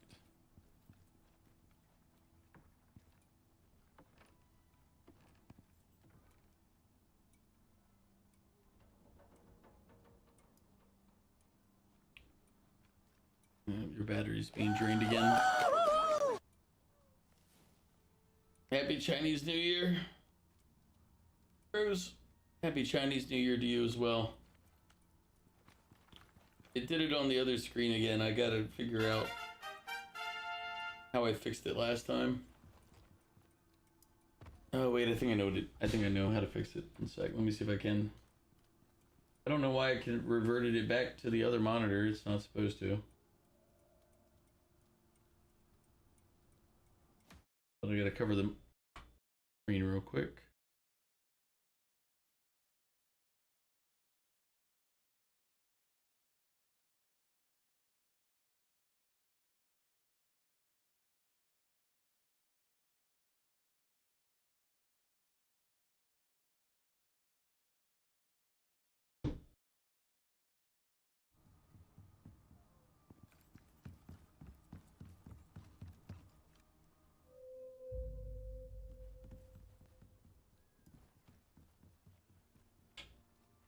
It'll take a bit before it gets more light, but Yeah. Crows, thank you for shouting out. Zero, thank you for the spiffy as always. Crows, can you do the SpongeBob again? Just want to see if it's on the correct screen this time.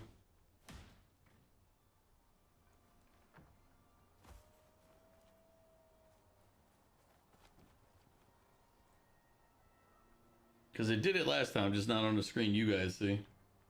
Did it on my side screen.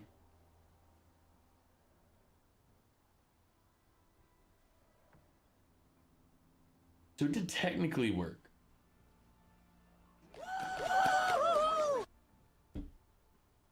Now I heard it, but didn't see it.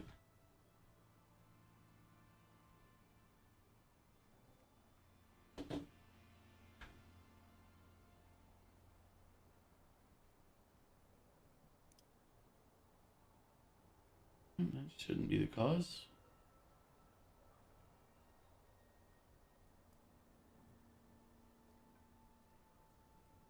Oh, kids showed up in your house?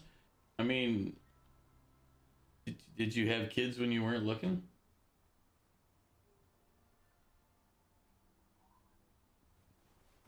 yes. I mean, I wasn't talking to you bad, but I guess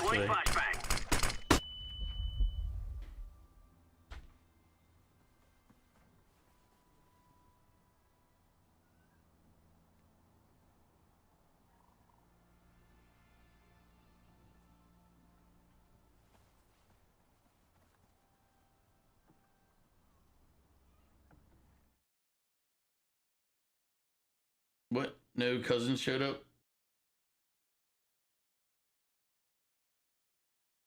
Why is it putting it over there?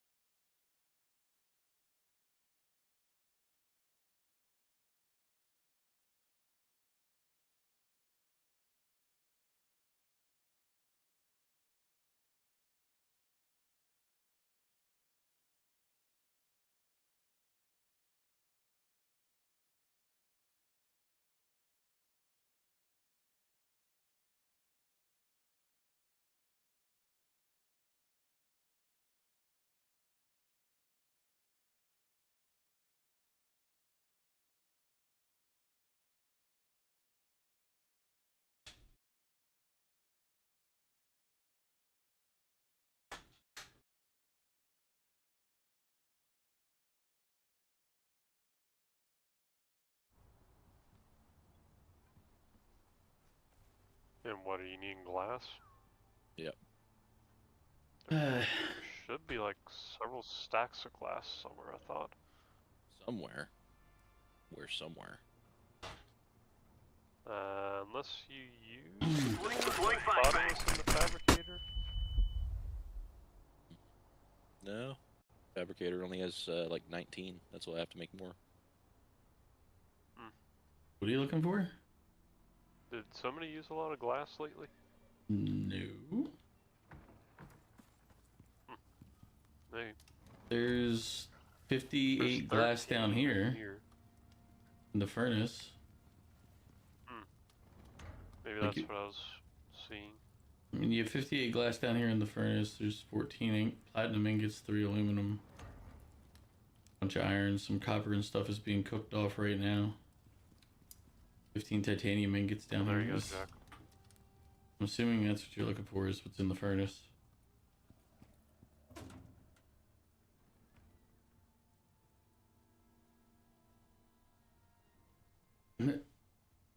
Bog, what cookies are you eating?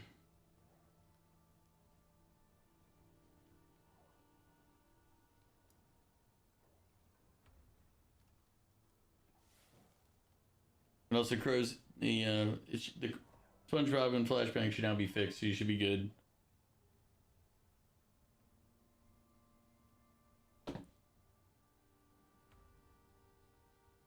Only the best one, chocolate chip cookies. I only like chocolate chip cookies when they're fresh, really.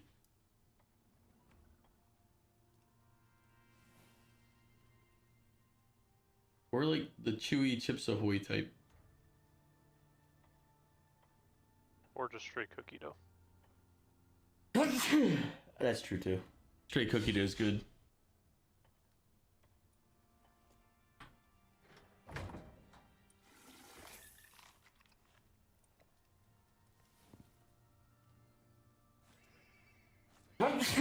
Jesus Christ. Stop sneezing. Jeez. All right.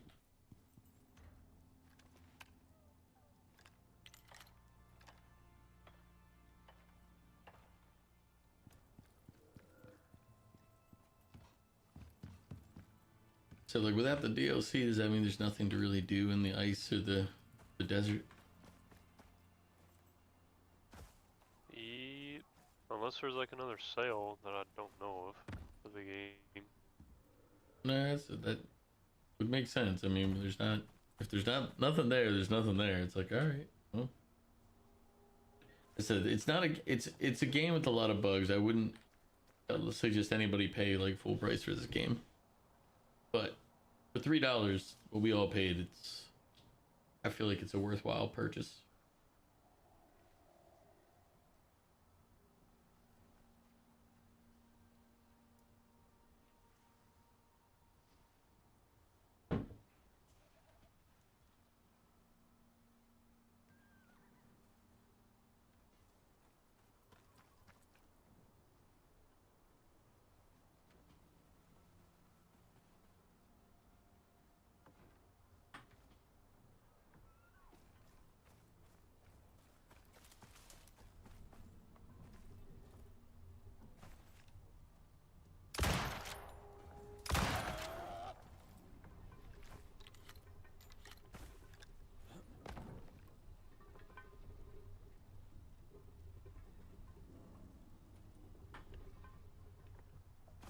Yeah, no, nothing's on sale for Icarus at the moment. Yeah. But what was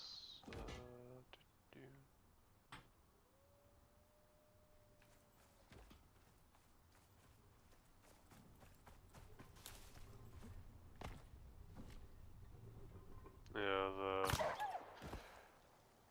Great Hunt campaigns and the New Frontiers expansion are like the big uns. But that's 25 for one of them, 30 for the other one. So yeah, it's not worth it with how much bugs there are. Because like I don't see the game becoming like, oh man, they fix all of the bugs in all of the DLC. You have to buy them though. It's like, well, that would be dumb. Right.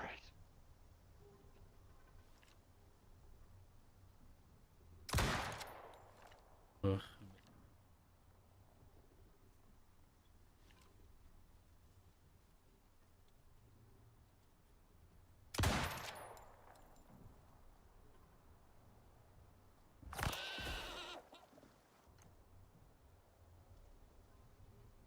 Why am I bleeding? Hmm? Your way? No, it might have been.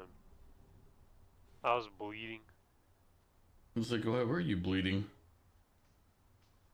I guess shot I a- was. I was like, I shot a deer, so, That was probably when I was fighting a wolf earlier. ah.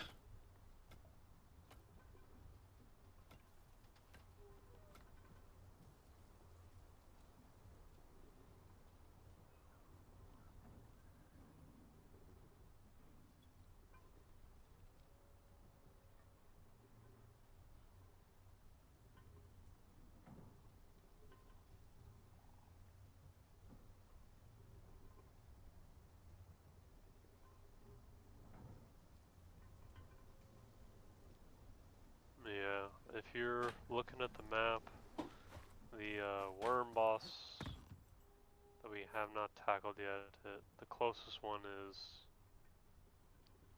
all the way over here. Oh, damn. That's an expedition in and of itself. Mm-hmm.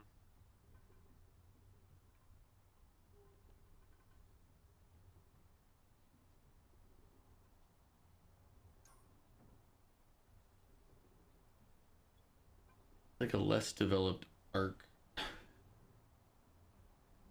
Basically. I'll probably never make it to the level of arc. No, I don't think it will. Doesn't strike me as that type of program. Like it's as said, it's not a bad game for the $3 we paid. I definitely am down for games like this at $3. It's like it's not gonna be like a bad thing. It's like it's relatively functional and it's the Rock, isn't it? I don't know. It was a baby buffalo. He just didn't die, or he missed. Yeah, the only other thing would be like to do in the missions thing with the contact device would be like the operations. What's up, Lid?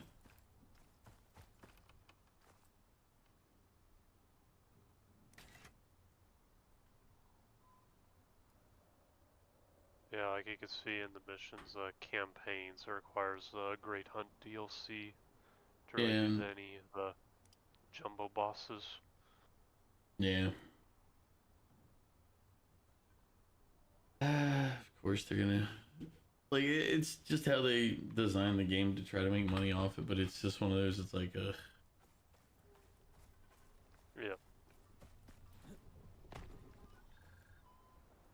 like I said, not a bad game, but not worth the full price tag.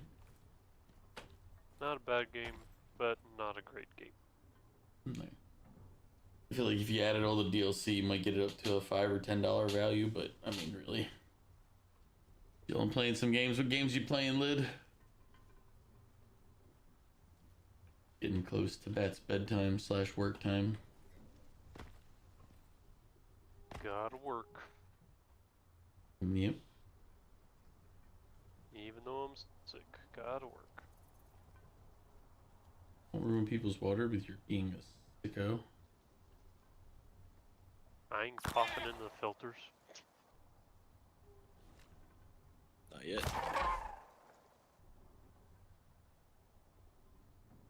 Don't worry, Richard. Jack. I'll cough right into the line that goes to your apartment. Wow. Bottled water here, sir. Use a sink for washing, or at least use the dishwasher, Made or for the washing. water that you use for your showers. I've got a feeling like the water in the dishwasher would be hot enough to negate whatever very small concentration of crud that you have.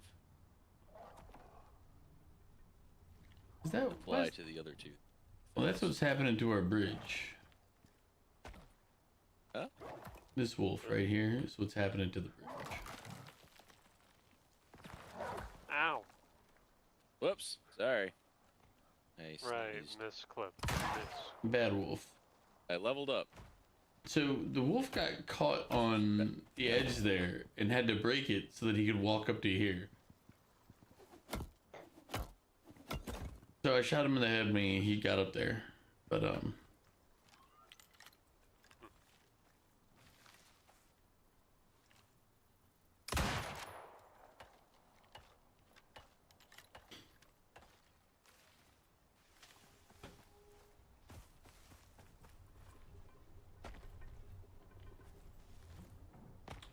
playing Expedition, you might switch to.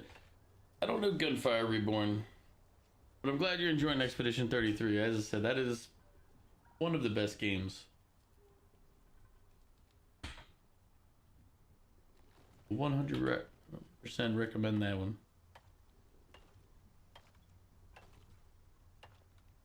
Shoot that or did not shoot that? It's a tough call. No. I'll shoot the horse across the river. Where's that? I heard bees. Where they at?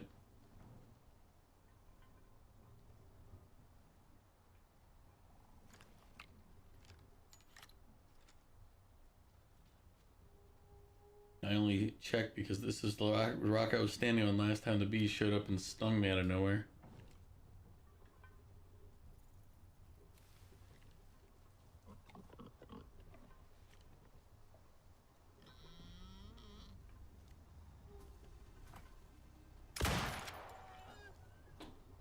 We have too many animals in that barn. It said that there's food in the barn and it went for it. That's what it was thinking. Because I was watching him. He came in from by the houses and was looking for food, and then when he got close to the barn, he's like, "Food?" I mean, it got him killed. He probably should think twice, but I mean.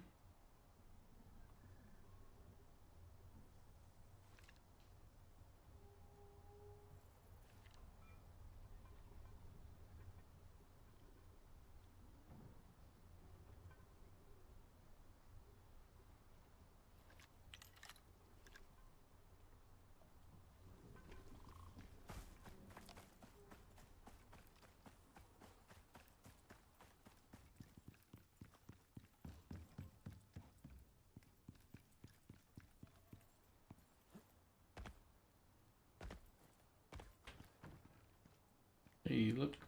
Solar panel on the roof, I see. Yeah. Probably better than that solar panel we put down on the ground that gets shaded half the day, but I mean. When we put that down and waited for sunlight, we were standing there as the shade from the one, I think it was the barn, was covering it. I was like, damn it, I Pat. think you could pick up that one on the ground and put it up there. Like actually make it a roof panel. Can you make it a roof panel? I believe so. Or can you just move the current floor model onto the roof and call it?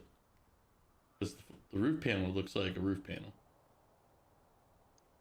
I think they're changeable, but I'll see.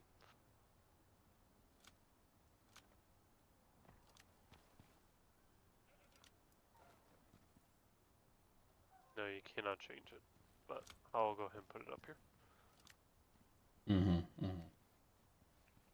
Plan from the start. You just wanted me to do it. Probably have to reconnect it.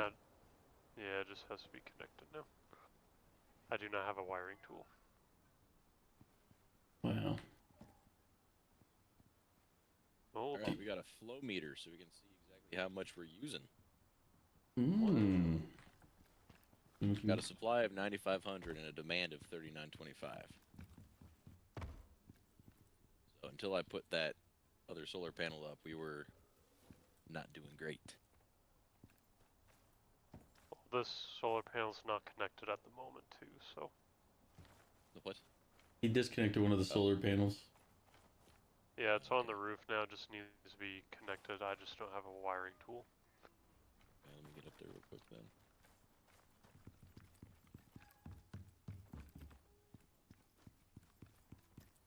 Climb the ladder, you nerd.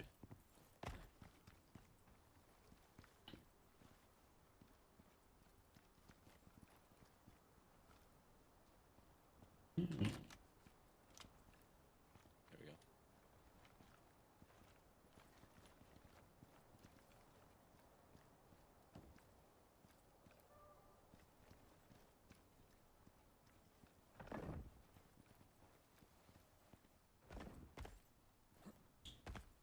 Now let's check the flow meter. 15,500 to a demand of 3,925 with storage at 4 million out of 6 million. You know what? Nice. Yeah, good.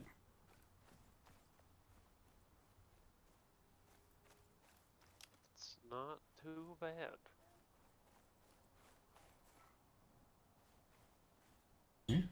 The All these nasty wires going all over the place. I was about to say.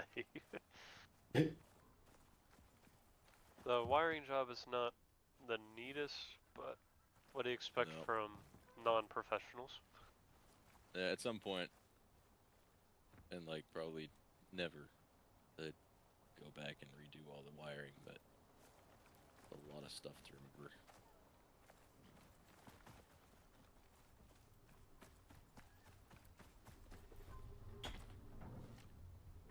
I can assign priority.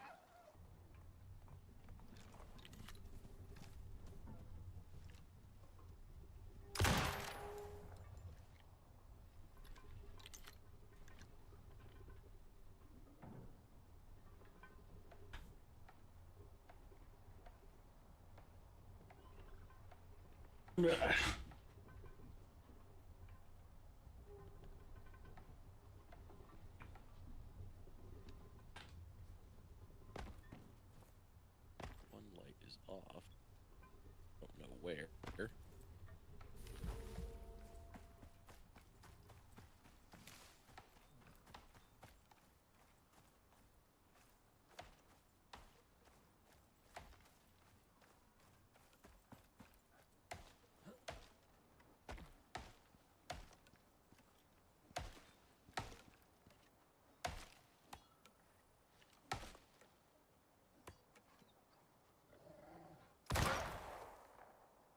Level up. You're welcome, Bat. Saved your life. Thank That wolf was right there, ready to attack. He was about to get me.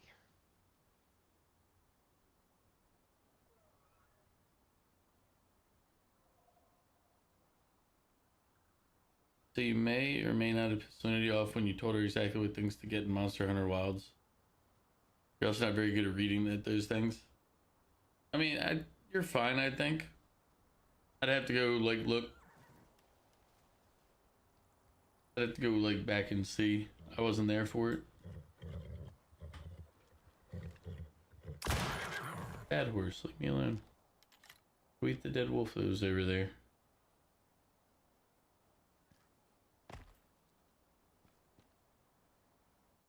Ah! Wrong button.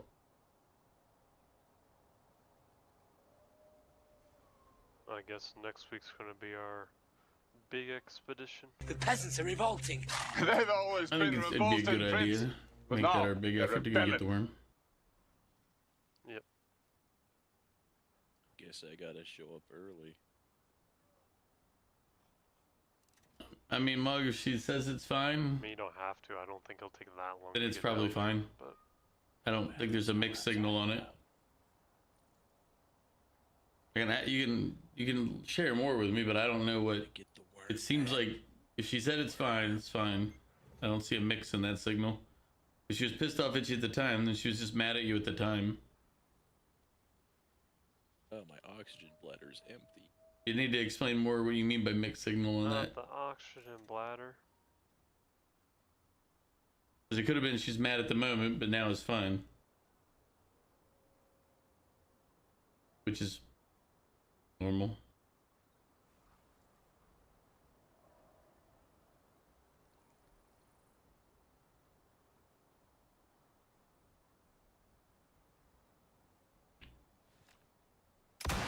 Ah, missed him.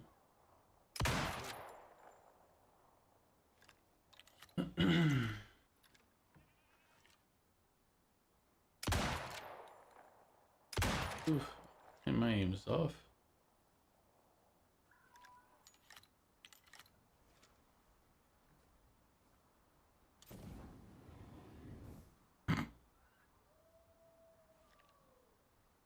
I see, there's a flamethrower out there now. Oh yeah. Out there burning up the brush.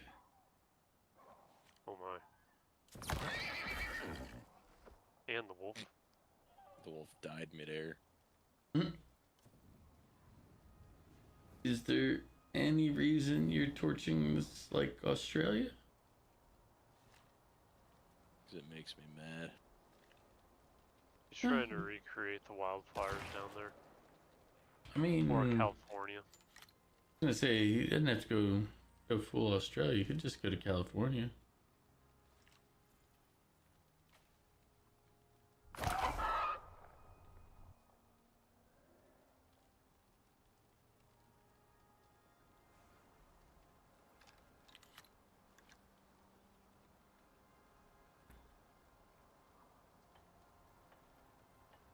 But Mog, I'd say you're fine. If you have any reason to believe otherwise, shoot it over in Discord or we can talk it out. But I think you're fine.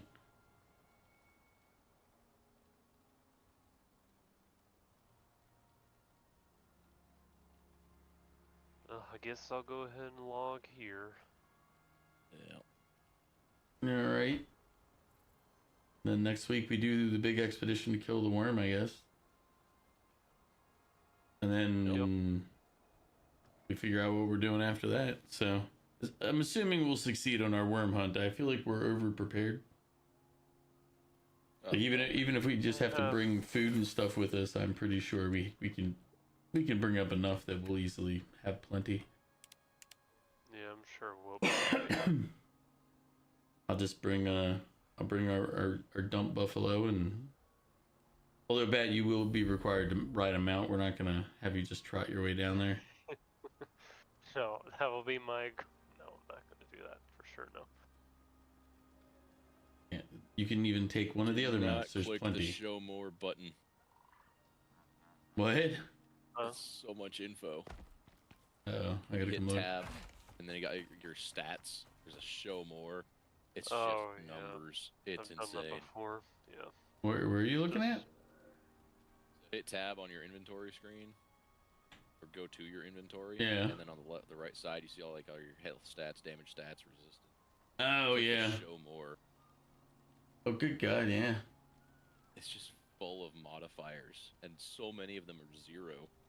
I was gonna say, I was like, a lot of converts laser to fire damage, false. Converts laser to frost damage, false. Converts laser to poison damage, what? I didn't realize I could convert so much. Charge consumed per action, 0 kilojoule. Good God. It's like, Yeah, it's just a little much. it's like this was set here for the devs to use, and somebody was like, you know what we should do? Just leave it. Falling tree resistance, 60%. Chance to resist sprain, 0%.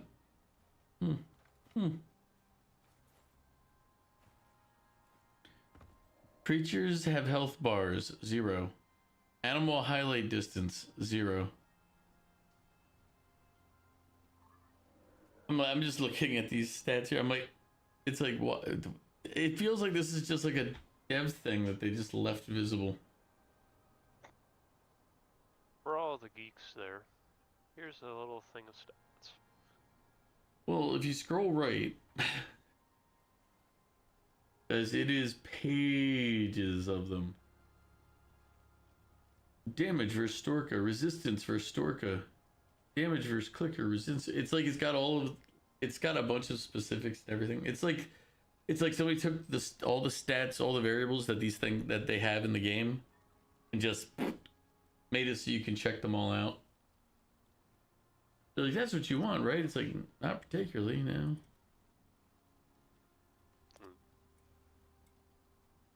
Well, I shall get going, I guess. I bet. Yeah, bye-bye, everybody. Yep. I'll See y'all next week. Yep, I'll see you all next week. All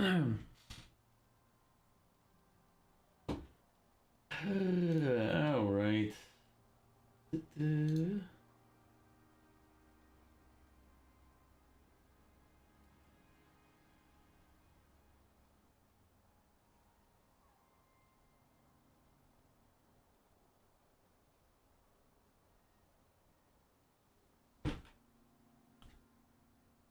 So, Mog, if you're there, it'll be okay, buddy.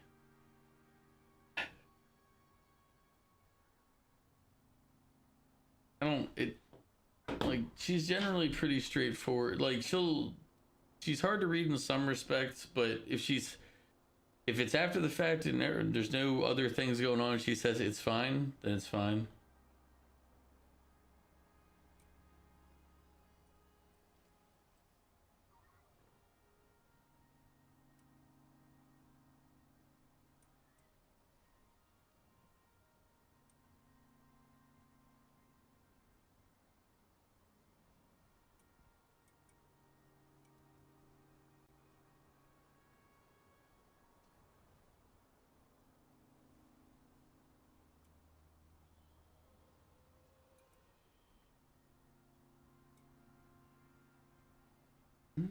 Didn't.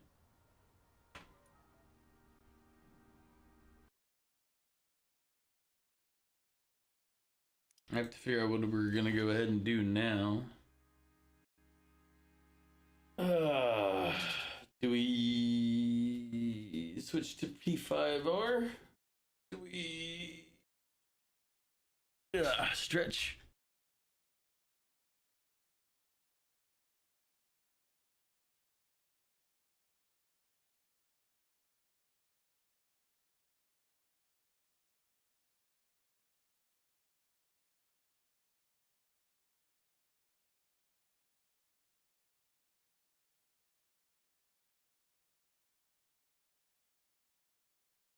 Which games we're over to Persona 5?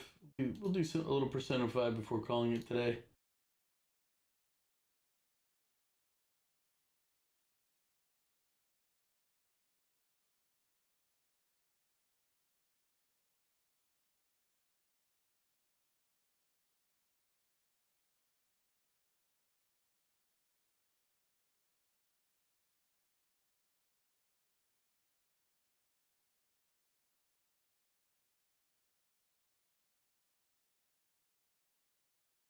All right.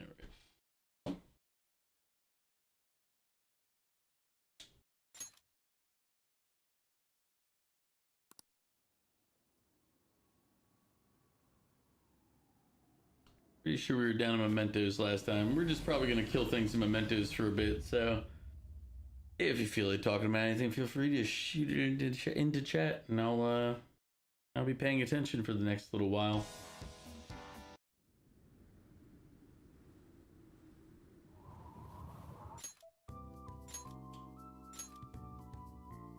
And I know it has first playthrough tags.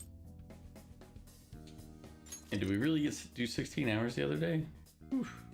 We're up to 16 hours. I think we were like 5 or 6 before that. So that means we did 10, 11 hours on our 36-hour stream. Oh no, wait. Oof. That was pretty much all this game that we played. We started during that stream.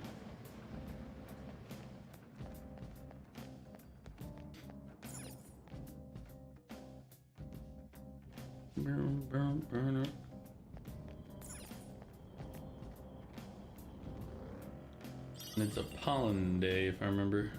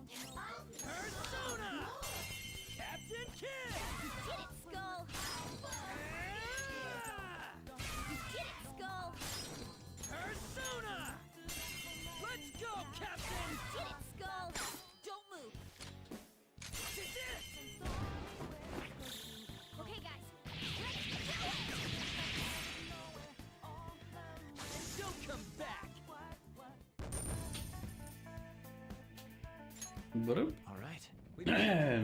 All right. Let's ever just do this for a little while I'm kind of just chilling here.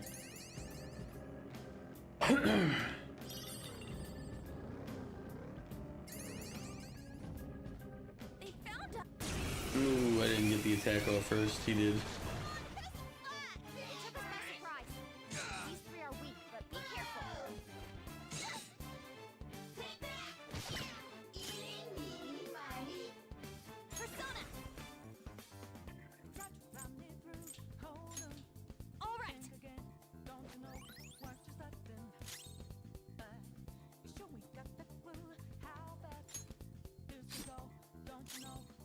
Persona!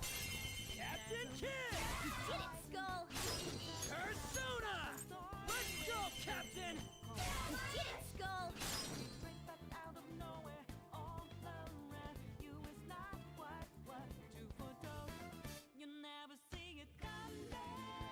Give me my cue, Joker!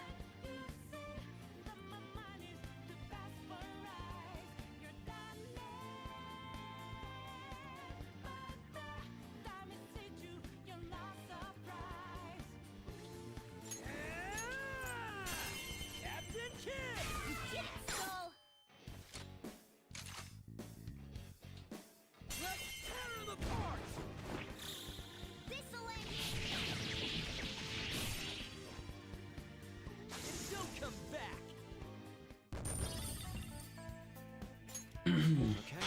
And we're done. Come on, let's go.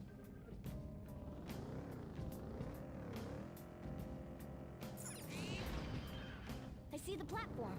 Should we keep...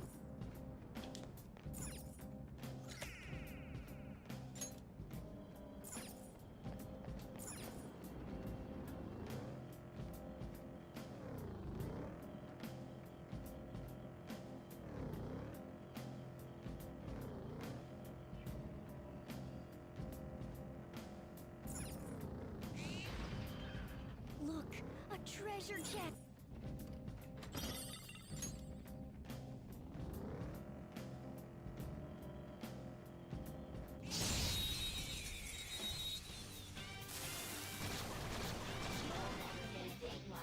Wow, that shadow was crazy. Persona!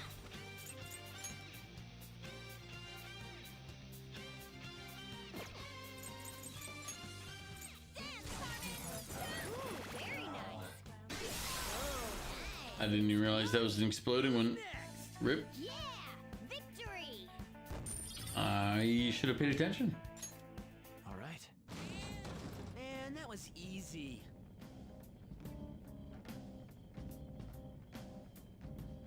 I guess it's online for giving semi-bad directions at times. Are you talking about your other like? I don't really know. Are you still worried about that? I'm pretty sure you're fine. But again,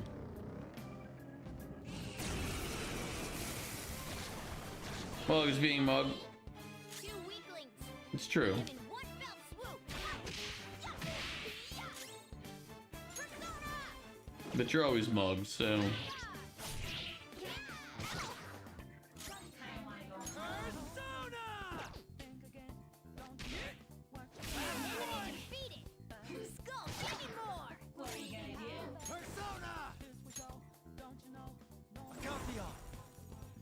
That's not right.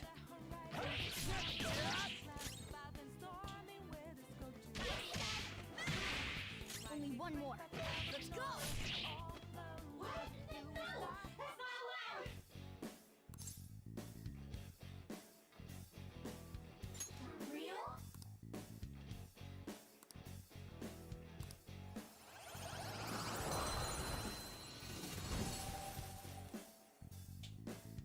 I thought I already had Angel. I must not have. Or did I throw her back to the wild before? Mog, it's okay. You can be Mog. You're fine though.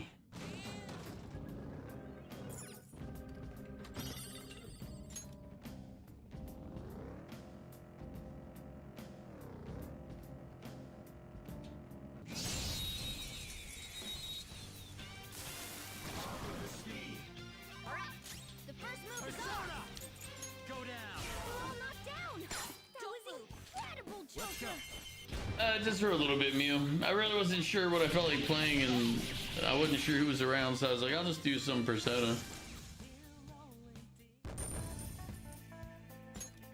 Okay. Because I can just murder some things for a little bit, and then, you know.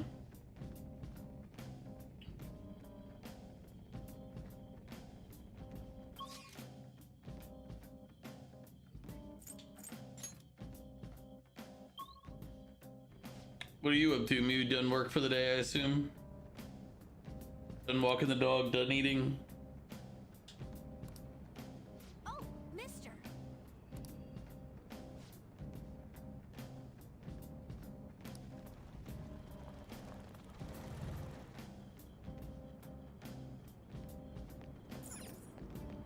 Eating.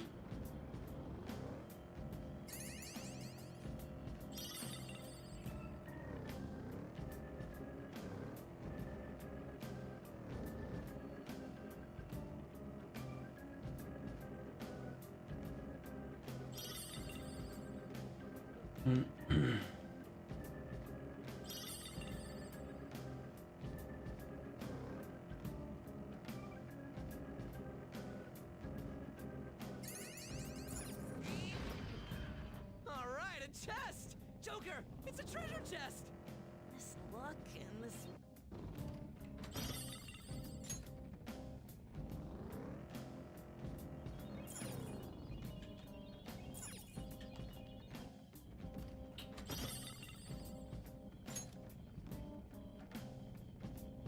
Yeah, I was considering like what I wanted to do, and I'm like,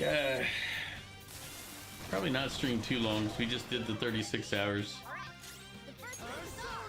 so I don't really have a great desire to be like, ah, man, I need to stream more. We took care of a lot of that over the weekend. Looking cool, Joker. This'll end.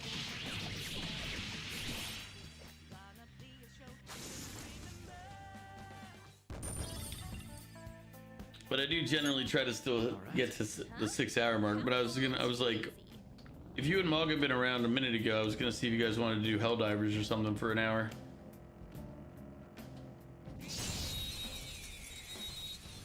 Try to help Super Earth out. It could use us. Alright, the first move is on. You're mine. Cool. Looking cool, Joker. Alright, pass the baton and follow up. Persona! Captain Defeated. Skull, give me more. Persona!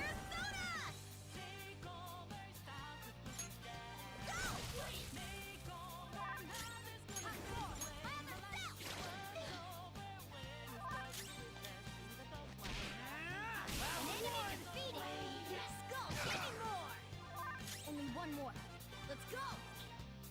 It is a thing to do. You think you and Mew are you think Mew and you are tuckered out? Oh really? I'm not done.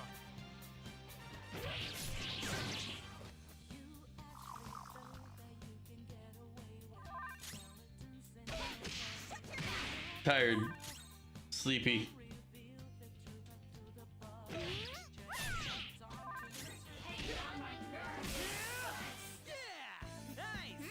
Nice work, team. For you, you don't exactly enjoy fighting clankers. I mean, one, you have to have the right gear for it. All right. Like, Well, that's I hate the squids. Hurry up. They're just annoying.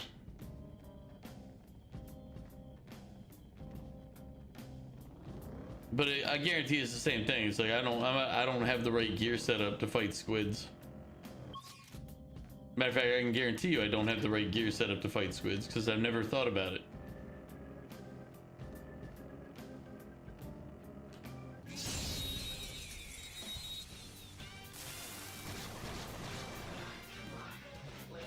Alright, the first move is ours. Not that. Let's do this. Dance, Carmen.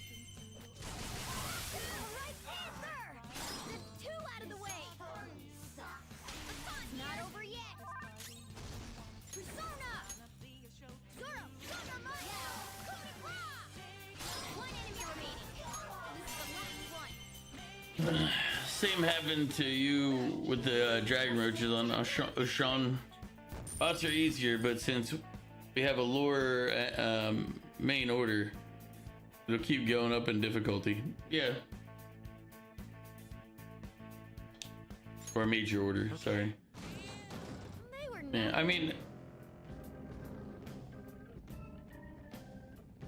the day you played with Wolf, we were on level 1 mega factories. Yeah. Well, as I said, it also helped that we had the air support operating that day. Because, like, yes, the air support was a problem when it killed us, but it was also, like, it also, thinned it out, so it wasn't, we weren't surrounded all day. It also would have helped if Mog stopped picking the bombardment that we already had from the major order benefit we had gotten. Oh yeah, bugs are more fun, but bugs also is more fun because it gives Starship Trooper energy on that. You're like, yeah, just like in the movie. Persona, go down. All knocked down. That was incredible, Joker.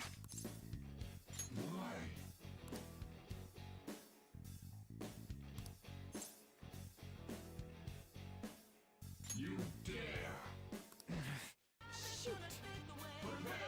Joker. Oh, bullshit. Just because I didn't have his eye drops, he did an instant kill move. And because it's not like a boss fight, it takes me back to the opening. See?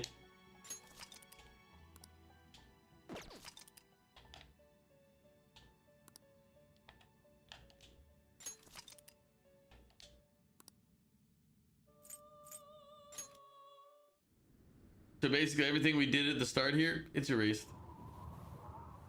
So that's enough of this game. As I said, then the negative is I'm playing on the hardest difficulty. But the way Persona does its difficulty, it's not harder, but it has a lot less fairness. It's a little more unfair and things like that. If I remember correctly, what it does is it like doubles or triples the weakness damage from like what it normally is. But it lets you do that to their weakness too.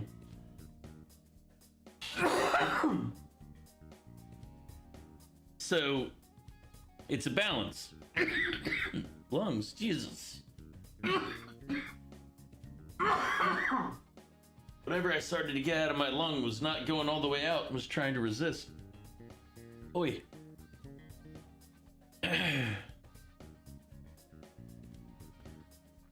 Yeah, I did play. There was a Starship Trooper game that I played, and it is a bit disappointing. Just a bit.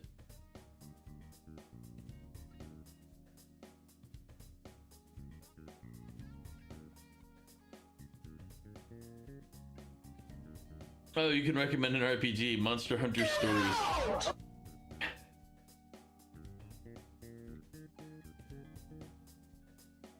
I don't know what that is. I'll consider at some point checking that out, Mew. Or not Mew, Mog.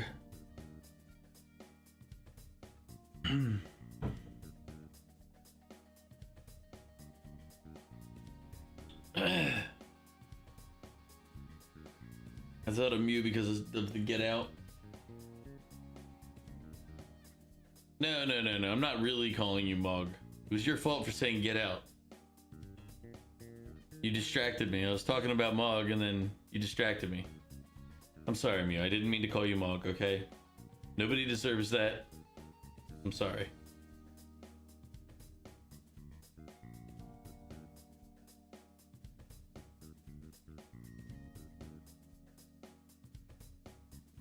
Oh, man.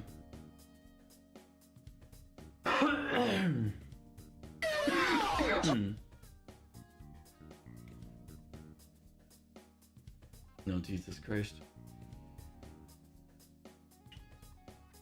Oh, man. But, yeah, I don't feel like playing Persona 5 anymore. Like, after that BS boss fight, or not even a boss fight, it was just the guy I was like, I tried to recruit and I didn't have the eye drops for him. And he's like, you don't have the eye drops. Rah! Killed the main character.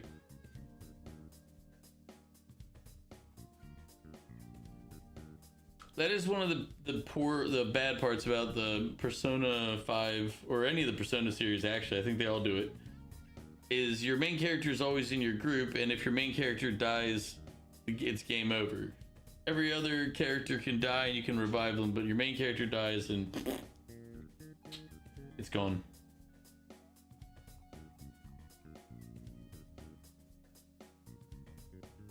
All right.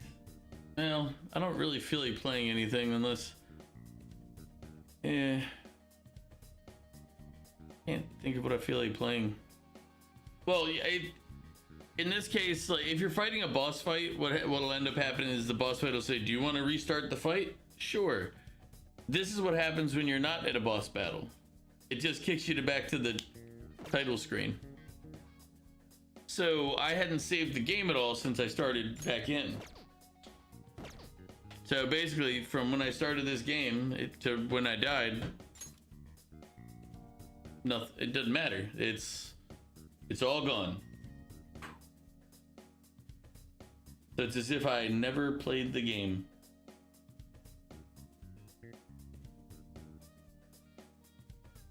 So what, we had like what, half an hour or 20 minutes in there that we've been in? All of it's gone. Well, it depends on the difficulty level you're playing it. Like if you're playing it normal or just hard, it's not that bad. Hard is just an annoyance in a lot of ways. You like to play max difficulty on all games? Well, that's just silly. I've never enjoyed playing every game in max difficulty, because some of them, all they do is they just make things dumber. Like when you put it on max difficulty.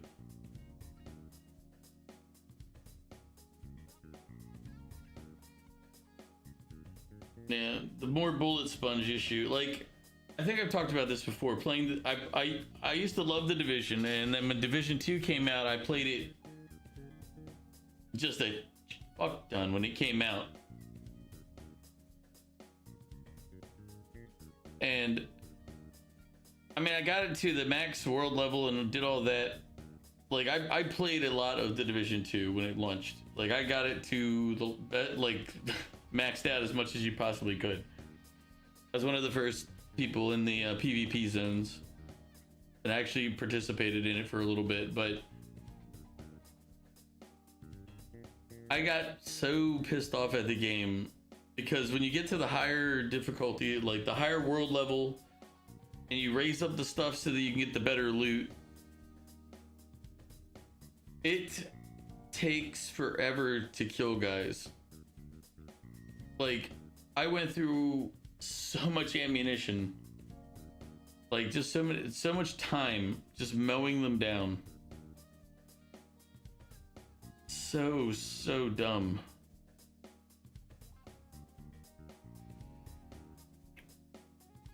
Seven Days to Die max difficulty is a bullet sponge 2 and you hated it. Yeah, it's but like The Division 2, it became like I did probably the entire, like I was fighting a checkpoint area to get the loot from it on a max built up max level like world in Division 2, and I don't know if how much if they changed over since the game launched.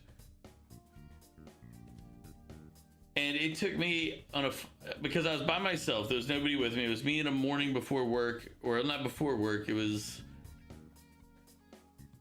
kind of before work, but it was like 6 hours before work. I was just like, well, I'm not sleeping, might as well play some Division 2. And I sat there and it took me 4 hours of shooting these things, bombing these things, using all of the abilities, moves, weapons, and everything to finally kill them all off and be able to get to the checkpoint. And by that time, if I remember correctly, the checkpoint had like a time limit to get there, and I didn't get there fast enough, and therefore the loot I didn't get the loot that I spent all that time getting. And I was like, this is just dumb. Like, if you weren't in a group of people hitting them with multiple guns, single enemies took forever.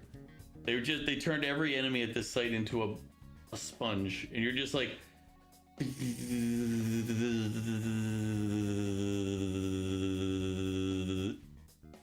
And he's just sitting there like, a little more.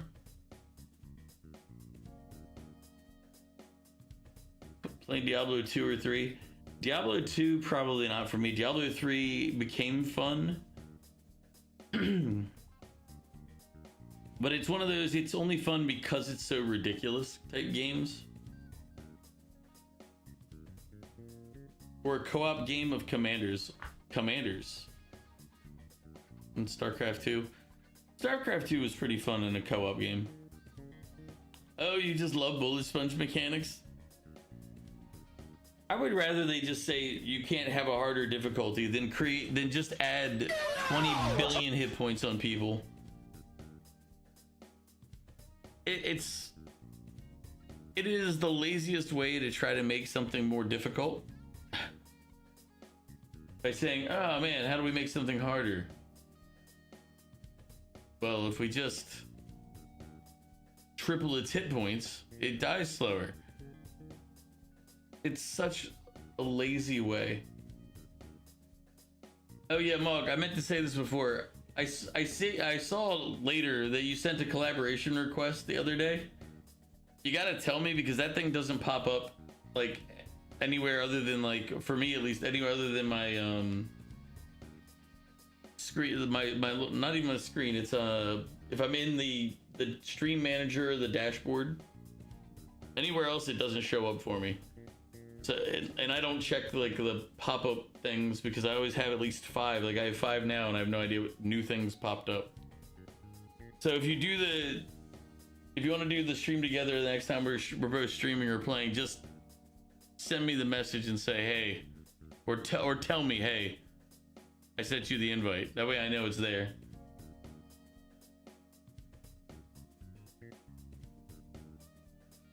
I slept for a couple hours. I slept about 6 hours this morning, 4, 5, 6, something like that. It wasn't more than 6 hours because I was awake. Well, when did you guys see me typing in Discord? That was when I woke up, a little while before that. Actually, I woke up about an hour before that, half an hour. So from whenever I stopped, 4 to 6 hours is plenty. It's fine. You got 89,000 channel points. Yeah, I think Val is sitting on something like 600,000 channel points at this point. You rather have a boss have mechanics with reasonable amount of HP than stupid amount of HP. Yeah. But Argot, how you doing? I don't know. How many channel points do you have?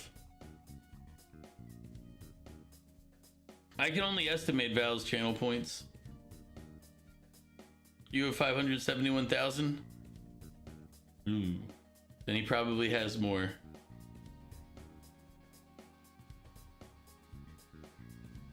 He probably has more then. You're probably not that far off though. I feel like he's probably only around 750.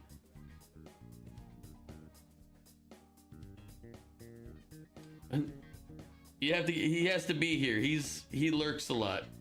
He only shows up to try to redeem pickles and things. Hanging in there, brother, just lurking, doing your thing, trying to go back to sleep but failing at it. You know what? Failing at sleeping is a common trend here on Twitch. Our guy, you are just like all of us, failing to sleep. Successfully.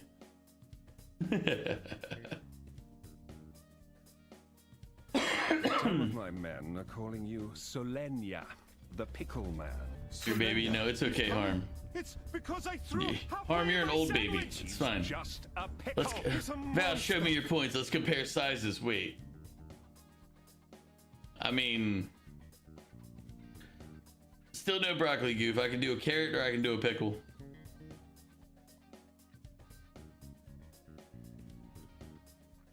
Do we need to talk about it? I mean, about Mew comparing sizes? Crows, welcome back.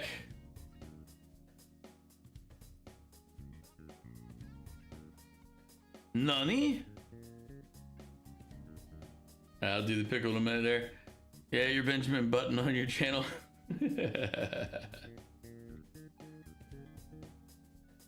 No harm, you'll always be Batman. That's how I met you, and that's how you shall be.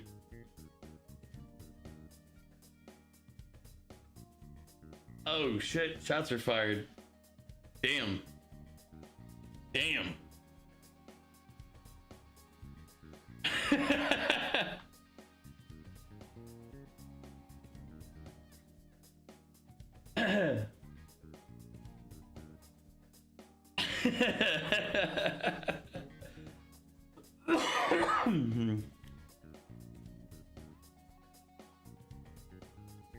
Oh no, his finger slipped. Your Batman emote.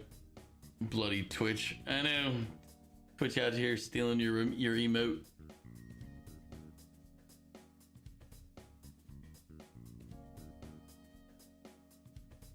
Wow, Crows. Your finger slipped and somehow Mew's message of I don't think the worst mod in history has a word in this. You can't handle the truth.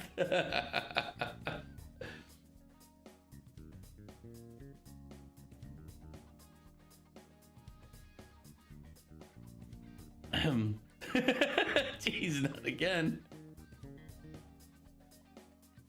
Don't worry, Mew. I got your back on this one. Don't worry. Don't worry.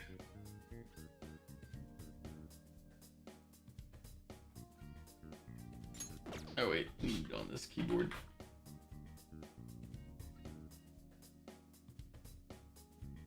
Oh no, don't keep muting me, stepmod.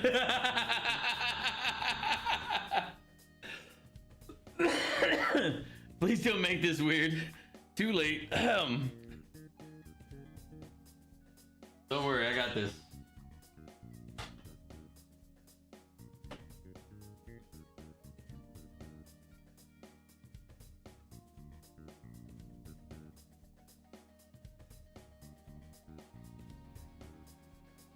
Oh. There you go.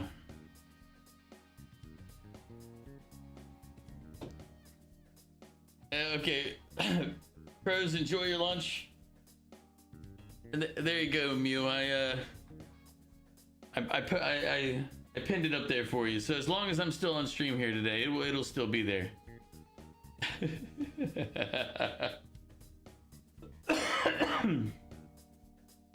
Oh Jesus God.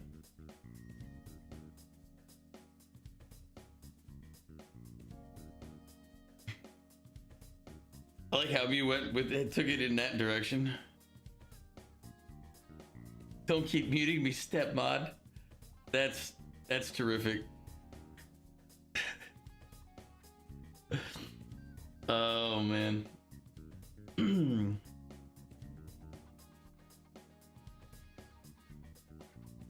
But what should we do? What should I do? Just sit here? We could go through and see all the things that Mew's been posting and watch on stream for a little bit.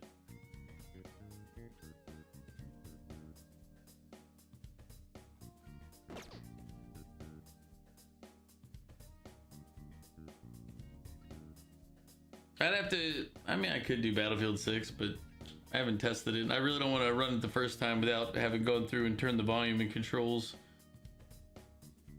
We could.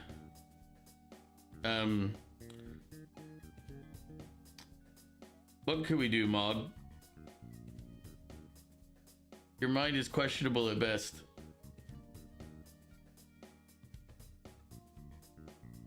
I just want to play something with you if I have it and it's not on Epic. Yeah, I don't really know what Mug was gonna say. He concerns me greatly with his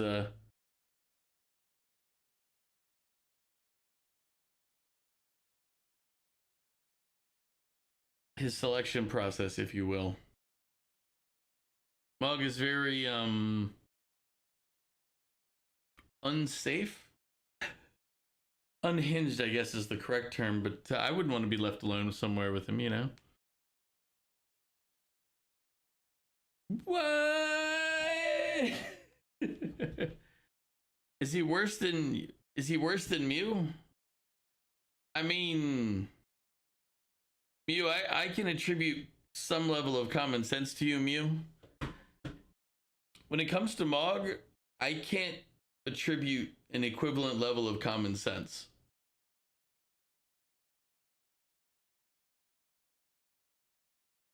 Mog has said some things, not to be funny, that you just kind of look, you go, do you listen to yourself when you speak?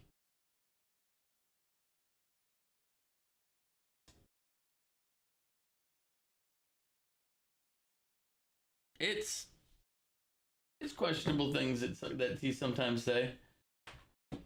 His emote there is for a reason. It is an earned emote. He earned that emote.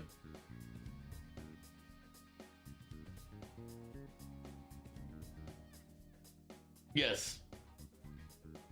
Very questionable.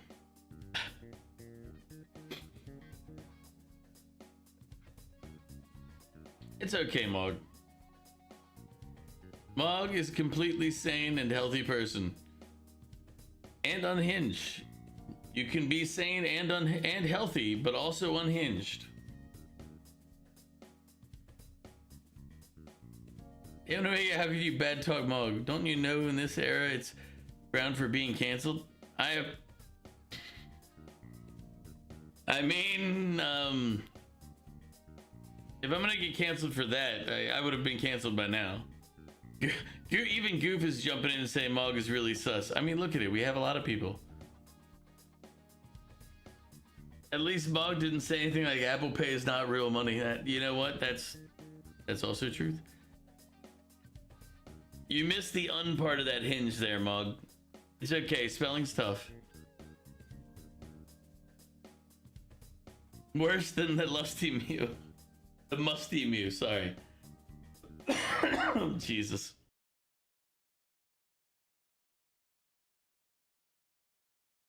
Oh, Lord.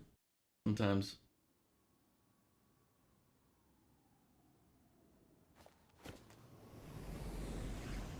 But the question is do I end stream now? Do I do something else? I mean, technically, I don't really have a great need to put in more hours after putting in 36 over the weekend. Technically.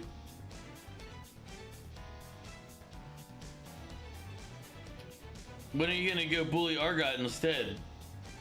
I've been a boost by everyone. Why would I bully Argot? What has Argot done to deserve being a boost?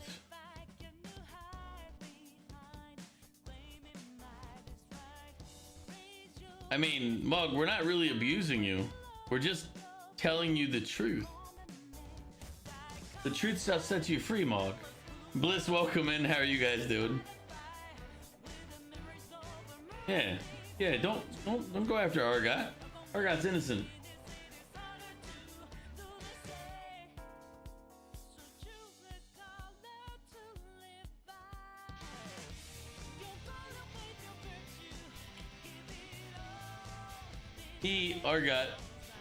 Argot hurt my fifis.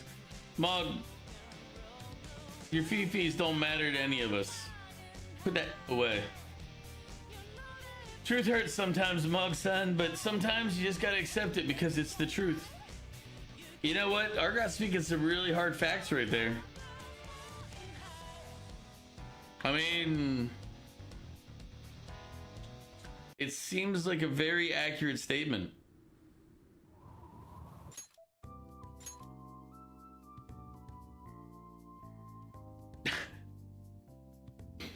Well, let me say how you doing. I forgot Crows is here and say is I forgot about that, Crows. The only reason you'd watch Persona 5 streams. Oh, good lord. You're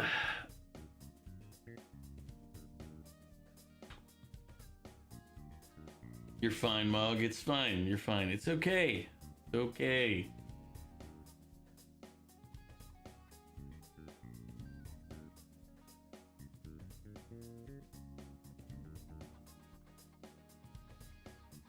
So should we say welcome back, stepmod? For Mew?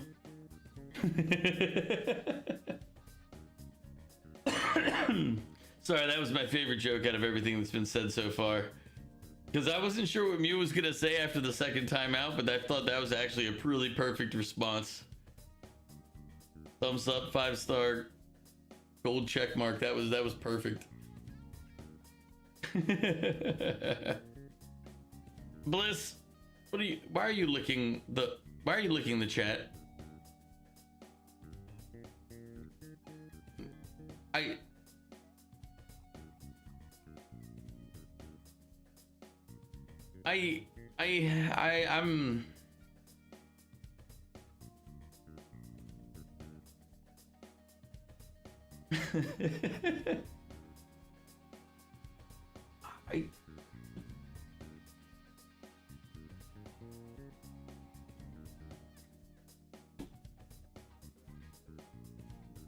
I'm I'm stuck in the dishwasher. Help.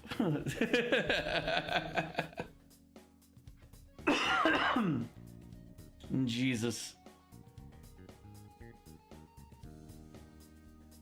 You have your questions, but it's better to keep it to yourself. Stuck in the washer.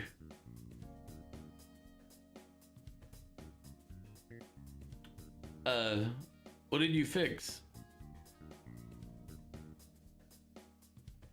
You could be stuck in the dishwasher.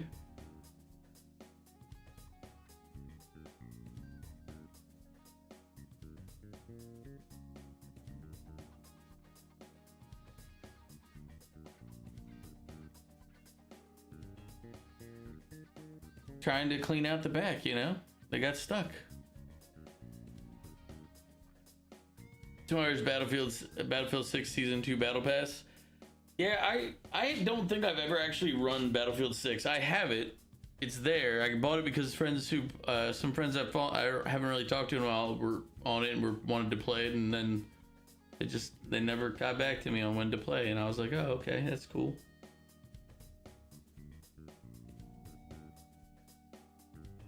BL4? What's BL4?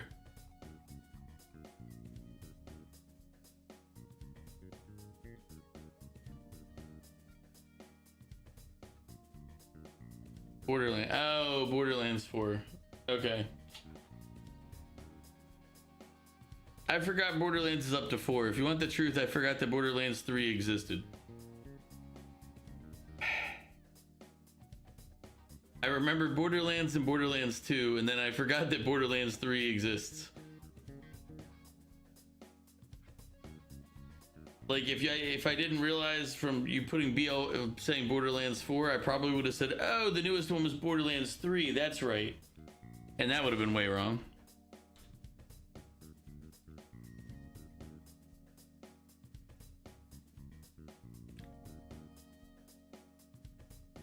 Borderlands only exists for you up to 2. Well, same, except I knew they made a new one, so I was thinking the newest one was 3. And when I saw BL4, I was like, is he talking about like balloons TD6? But I was like, 6 is out. Why would he be talking about 4 being on sale? I was like, it didn't really make a lot of sense. I was confused. All right, Goof, I'll be here. I'll see. Well, I might not be here. I really shouldn't say things that I can't back up. Don't disrespect my BTD6. I'll disrespect whatever I want to disrespect. I mean, I don't have any problem with Bloons TD6. It's actually not that bad a game. They took Borderlands 3 behind the shed, and then they took the corpse and revived it and sent it off to the sun. That's how they got Borderlands 4. Oh yeah? Oh yeah, what? Oh yeah, what? What?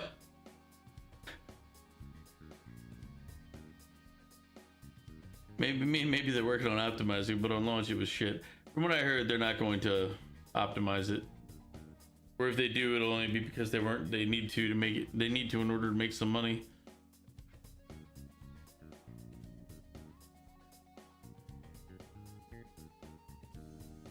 I don't know. There's a lot of games that exist that are just not.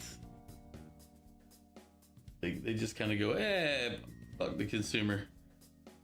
there's a reason like small indie gamers are making more successful games nowadays, and it's because, hey, your focus is on the player and not the monetization schemes. And now don't get me wrong, I understand how you have to think about monetization as a business person. But if you have a product, you don't need to worry about optimizing your cash flow. Nobody wants a product. And if the more options they have to not buy your product, that's what they're gonna do, is just not buy the product. And in gaming, that you have a lot of that. Especially on computer gaming is where you have the options. You can go, I can spend $70 for a tier 1 AAA game, or I can spend $70 on five unknown indie games and enjoy 2 of them more than the rest. You're like, I can get 5 or 6 games even for my same $70, and guess what I can find out? Like, let's say out of 5 games, 3 of them sucked. Well, I could have bought a AAA, and then I would have been out the joy that I would have gotten out of the 2 good out of the 5 total. It's like a good example actually is with the game I was just playing earlier, Icarus. Icarus is a game, but it was on sale for $3. For $3, it's worth the money easily. But a lot of these companies that are like, hey, you want the $70 game that we haven't fixed or made bugless. Like, it's like we're promised, they're selling us a premium cut of meat, and then they're like, when it gets there, they're like, oh, the rest of it's still coming, we haven't crapped it out of the machine yet. I'm like, wait, why am I eating crap? Sorry, I'm going off on a weird tangent on that one. High Guard, it was free and people felt robbed. I think okay, here's the thing with High Guard, and I want to be fair and honest on this. I have not played High Guard. It did not appeal to me in its original advertising. After people have tried it and explained it, it still does not appeal to me.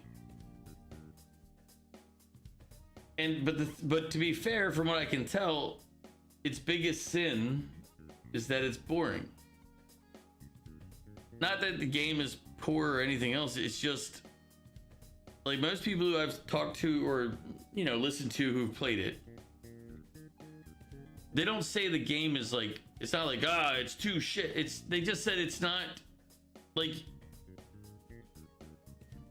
I think I'm trying to remember who said it, but somebody said it's like a game with identity crisis.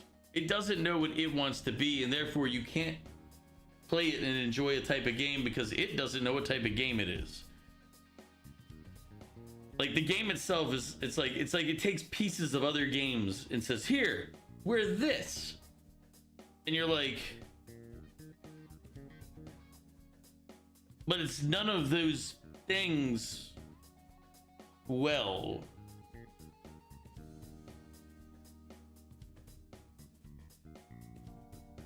Look, if Valheim sold 10 million copies for $20 each, Borderlands 4 sold 2 million copies for 80 each. Valheim earned more.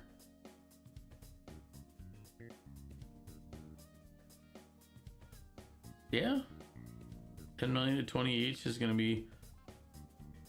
Well, I mean, yeah, if it's, I don't like putting in, like, it's just like your 10 to 20. 2 million for 80. Yeah. So it'd be 16 to 20 is the number that's in my head.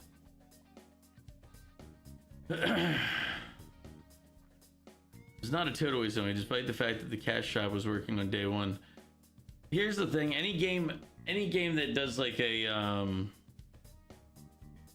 free-to-play has to have some source of income from somewhere.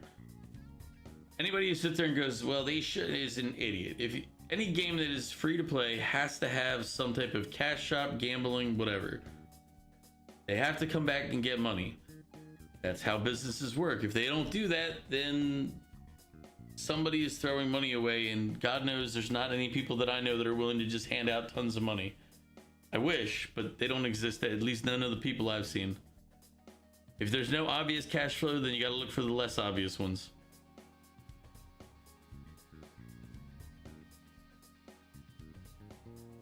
Lizard Brain was not activated. Yeah, you'll just play Battlefield 6. At least that's something fun. Yeah, Battlefield 6, from what I've seen, I haven't played it yet. It looks like the old Battlefield games, which I absolutely love the old Battlefield games. Battlefield 2, Battlefield 4. Those are my two favorite ones, if I remember all of them correctly. Those are my top two.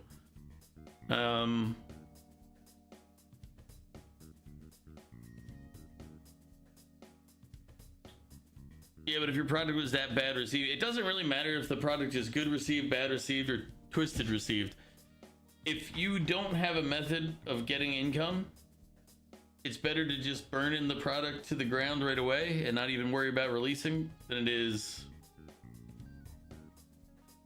like, yeah, if I play, I own it, I just haven't played it. But from a business perspective, if I have it, like, the thing that hurt, and let's be fair, the real thing that hurt Highguard, while we're all talking shit about the game, the real thing that hurt Highguard is it took the top spot at the Game Awards. Like, for the upcoming, it took the big spot. If you'd have made that in an earlier spot in the show, I guarantee you it would have been less talked about. It wouldn't be a big deal. Nobody would care. But you had to take the top spot from, oh God, what were the other big ones that were actually announced? It was Larian's new project was announced. There was another big one that I'm not thinking of right now. What was the other big announcement that went in earlier? Divinity's Larian Studios. Pragmata, was it Pragmata was the other one? There was another big one. There was like two major ones that they were like, oh, this is coming out. I'm trying to remember. It might have been Pragmata, but I do know it was Larian Studios and it was another studio. I can't remember the name. I thought it was a Star Wars one, like the First Republic or something like that, was announced in the same breath. And people were like, no, not the Pod Racer one. It was the Knights of the Old Republic, like other one, or Knights of the Republic or whatever, or Knights of the Old Republic KOTOR. It was like another one to that series. I think. I'm not 100%. I'm trying to. Man, now I gotta look it up. One sec.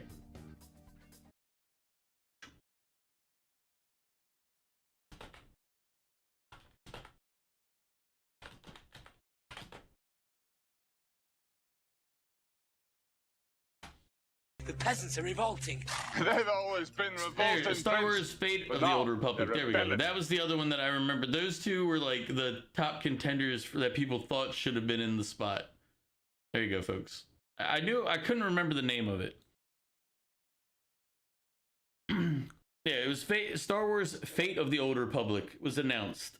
Larian Studio Divinity was announced. Those two, people saw those and they're like, oh, you got something better than those two? And it was Highguard. And people were like,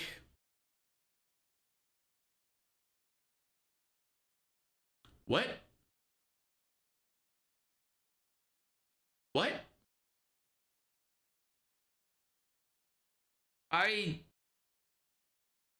And you know what, to be fair, that's an appropriate reaction to that snub. You're like,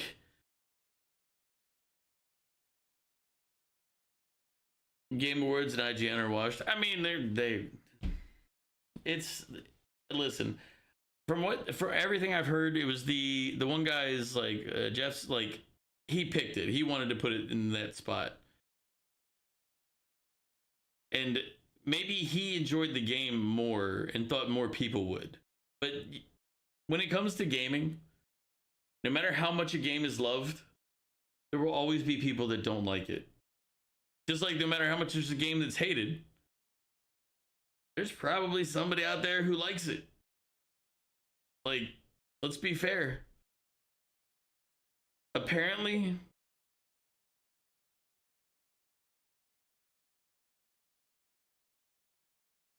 yeah,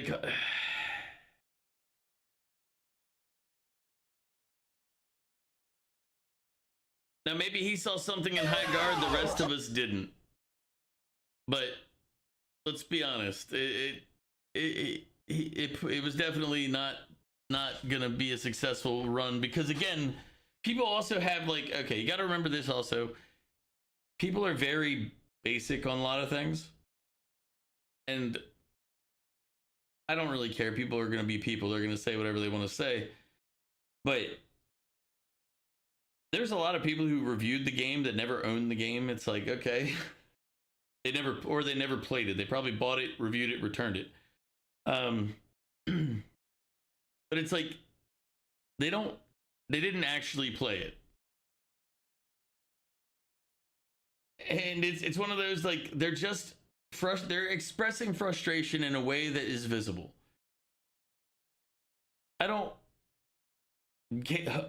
Game journalist. I mean, yeah, they did that too. Although they probably got a free copy for a lot of actual game journalists.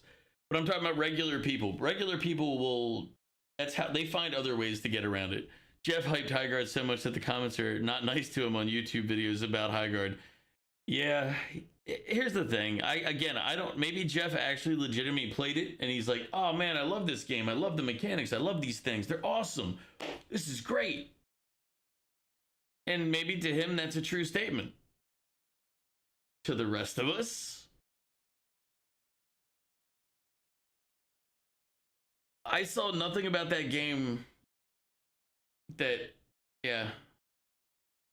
The problem is you had low expectations for Borderlands 4, and even that was too much.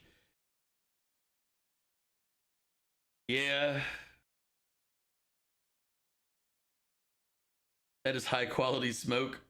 What's high quality smoke?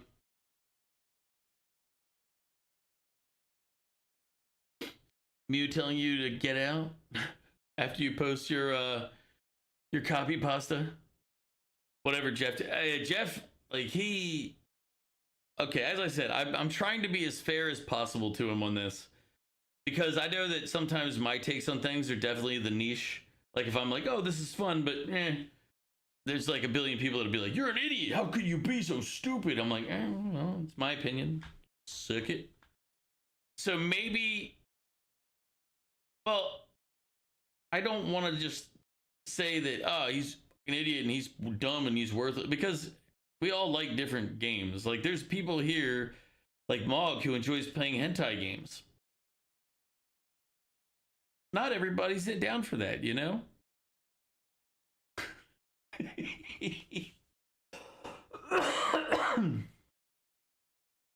But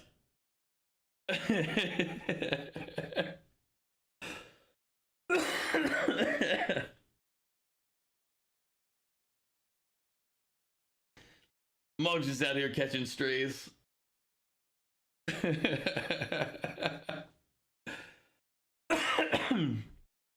But I feel like Jeff, maybe he played the game. Maybe he really liked the game. And he's like, oh, I want to promote this game. Because from what I can gather, it's the type of game where it needs an audience in order to enjoy the game. So maybe he was worried people wouldn't see it. They wouldn't try it out. And he wanted to put it front and center. I think if he wanted to legitimately help the game, that's a good heart, good place to be from. But he needed to step back and talk to a friend. Any friend who could have walked him through how that was a dumb idea. It is the least, like, even the video that promoted the game wasn't promoted with a first, like, it's not promoting it in a way where it's like, Divinity's video was amazing. Like, that video for that, like the sample that they show to get to fire you up, I can't remember what it's called, a hype video or something, whatever it is, preview but not a preview. It's basically something to, like, wet your whistle and get you into something. I can't remember the term for it, but Larian's video for Divinity, great. definitely got you hooked, definitely made you think, well, see the game, you're like, man, I'm ready for their next game. Highguard's video just reminded you of like an online, like, to be nice as I can be on this, it reminded you of like an online like panel window video that pops up when you're on a different website. You're on a news website and they have that pop up on the side and be like, look. That's what that entire video reminded me of. Like, it's like, look at our new classes. It's like, is this a hero shooter why am I watching this ad? Like, it's like on a side window in a website where like when you're trying to read like if you're going to like one of the wiki websites to like look up game information on like IGN or whatever, and you're like, I need to look up playthrough. That's the best time I can use to explain it's like, that's most recent. I went to a playthrough website and you get a pop-up on the side or whatever. It shows up in like a side column. That's what Highguard's video made me think of. Something like that.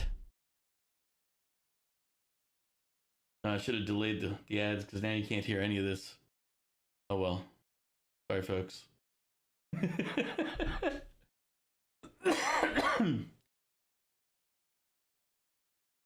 Yeah, but realizing that everybody's in an ad break right now and can't hear see what just happened. It's like, well. Yeah, bad timing indeed. I dislike ads, but I would rather have, like, in reality, I would rather everybody just watch 3 minutes of ads an hour and nobody have to actually buy subs or anything else and cover bills that way. But I'll never be a big enough streamer where I can cover everything with, at least I don't think I will. And like, I would need to have literally hundreds, if not thousands of viewers.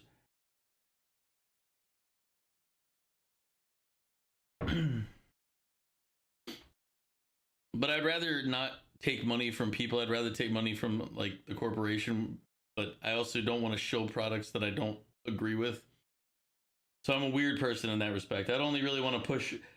The funny thing is I would push things like, you know, fast food because I enjoy fast food. It's like, if McDonald's wanted to do a deal, I'd do a deal with McDonald's because I eat McDonald's. Not often. McDonald's is a bad example because I really don't eat McDonald's that much. But I would do like Burger King, even though people don't like it. Arby's, even though other people don't like it. Like, my Arby's here is great. I like my Arby's. Who doesn't? I mean, if you go online and start talking to people, start talking to folks about, you know, fast food, and they'll be like, oh my God, that's horrible for you. And talking to people about things like people get really indignant about stuff, and it's really dumb. It's like, it's kind of like, and maybe I'll get cooked for this, but it's like, I don't really give a crap about a lot of like the social protesting arguments that people have, because a lot of people just bitch and complain. They don't tell you a solution. They just complain. They're like, well, I don't like this. I'm like, okay. Then do we have an answer that still achieves the overall goal, but isn't doing the negatives that you don't like? Well, no. Okay, well, we still have the problem then. Complaining only is so good. Mega's talking shit about you. I'm not talking shit about you. I don't think I've said anything that's too untrue. No, everything checks out. Everything checks out. But I don't know. I'm just like, as a consumer in the world, I'm just kind of like tired of extremists. I don't really know a better way to describe it than that. People who are like, it's this or nothing else. You think this way or not at all. It's dumb. Like, I got a lot of friends who have a lot of different views and opinions, and some of their views and opinions I think are pretty stupid. That doesn't mean I think the person's stupid, because they're not. They just see things differently, and I might think that how they see things is stupid, but I don't see it that way. We're just not seeing things the same path. Like, if look at it like this: if I was playing cards and you thought the card only was that pattern on the back, you'd be like, "This is a dumb game." until you see the cards on the other side and you're like, oh, I get it. Like, I know that's an extreme example and it's meant to be, but it's like, we don't know what everybody sees. We see what we see. And then I you know, when I was growing up, I didn't think there was such thing as dumb people. I thought they just didn't have enough education available to them. And I was dumb, but I had a lot of opportunities to get information. So that's when I was younger, that's how I was thinking. And then I met some really stupid people. They had the information available. They just couldn't. They couldn't string two things together to get from A to B. And I'm like,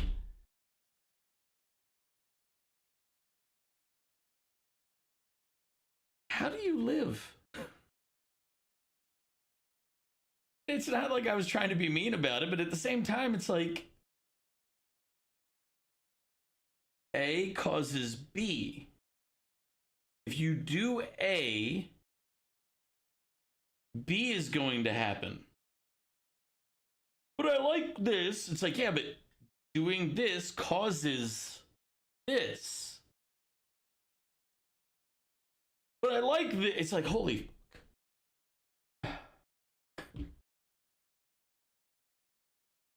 It's like, I don't remember the specific of the argument. I just remember that when I was talking to them, they could not connect in their brain. They could not connect that by doing A, they created the thing they didn't like. Process A, and I don't remember what it was about either, because it was just, I just remember being mesmerized by the level of stupid. And that was when I realized that there are just some people that are just truly dumb. But I also realized that this person, because this person was in a trade. He was like a carpenter or something. But the thing is, he was an amazing carpenter. I'm pretty sure it was carpenter, but he was an amazing carpenter. His skill set in carpentry was amazing. He was great. He's a dumber than a box of rocks when it comes to all this other stuff. Because I feel like it had something to do with like drugs, drinking, women, or something. I don't remember what the do A, get B was. I'm pretty sure it was women, but I'm not 100%. And I don't want to make up something for it. But I'm pretty sure it was about women. And I couldn't get through to him that doing A caused B. But he was an amazing carpenter. And he knew everything. He was great at that. So I learned a couple of things from that conversation. One, some people are stupid. Two, stupid does not equal incapable. He had a skill set that he could use and was great at it. But he's still dumb. Also, in the reverse of that, going to school doesn't make you smart. I know people are gonna be like, "What? But I went to school." It's like, yeah, you learned how to go to school. Did you debate in school? Did you learn more in school? Did you start opening your thinking to not just be what you're being told by the teachers, and you started actually understanding? Because if you didn't do all those other steps, you learn how to be an employee through everything. Like, I don't even care about that, because it's like life teaches you to be an employee. But the thing is, if you go to school, what they're trying to do is get you to think and question. At least the good teachers are. Bad teachers are like, regurgitate what I told you, and once you believe it, I'll say you know it. That's bad teaching. If I was a teacher, I would probably be a terrible teacher by modern standards, because I'd be arguing with all my students until the last day, and then I'd give them their A and move them on. I'd be like, you can argue. I don't mind people arguing. I think the main thing for school is you need to try to understand as much. You're trying to gain information. That's why you're in school. That's the purpose of school. Like, you're supposed to figure out how to pull information and get in there. Now, some jobs require things like, obviously, I would want a doctor to go to school and get practical knowledge before they go, what's this? I don't want a doctor learning on the job. I'm a little picky on that one, I don't want them being like, hey, I've never cut somebody open, but That's a lung. You trying to teach your neighbor math when you were like 22. He couldn't add 17 and 29.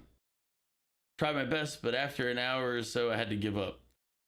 I'll give an example that I found out more recently. Like, my dad is not good at like algebra because he can't handle the concept of the letters representing, not like A is 2.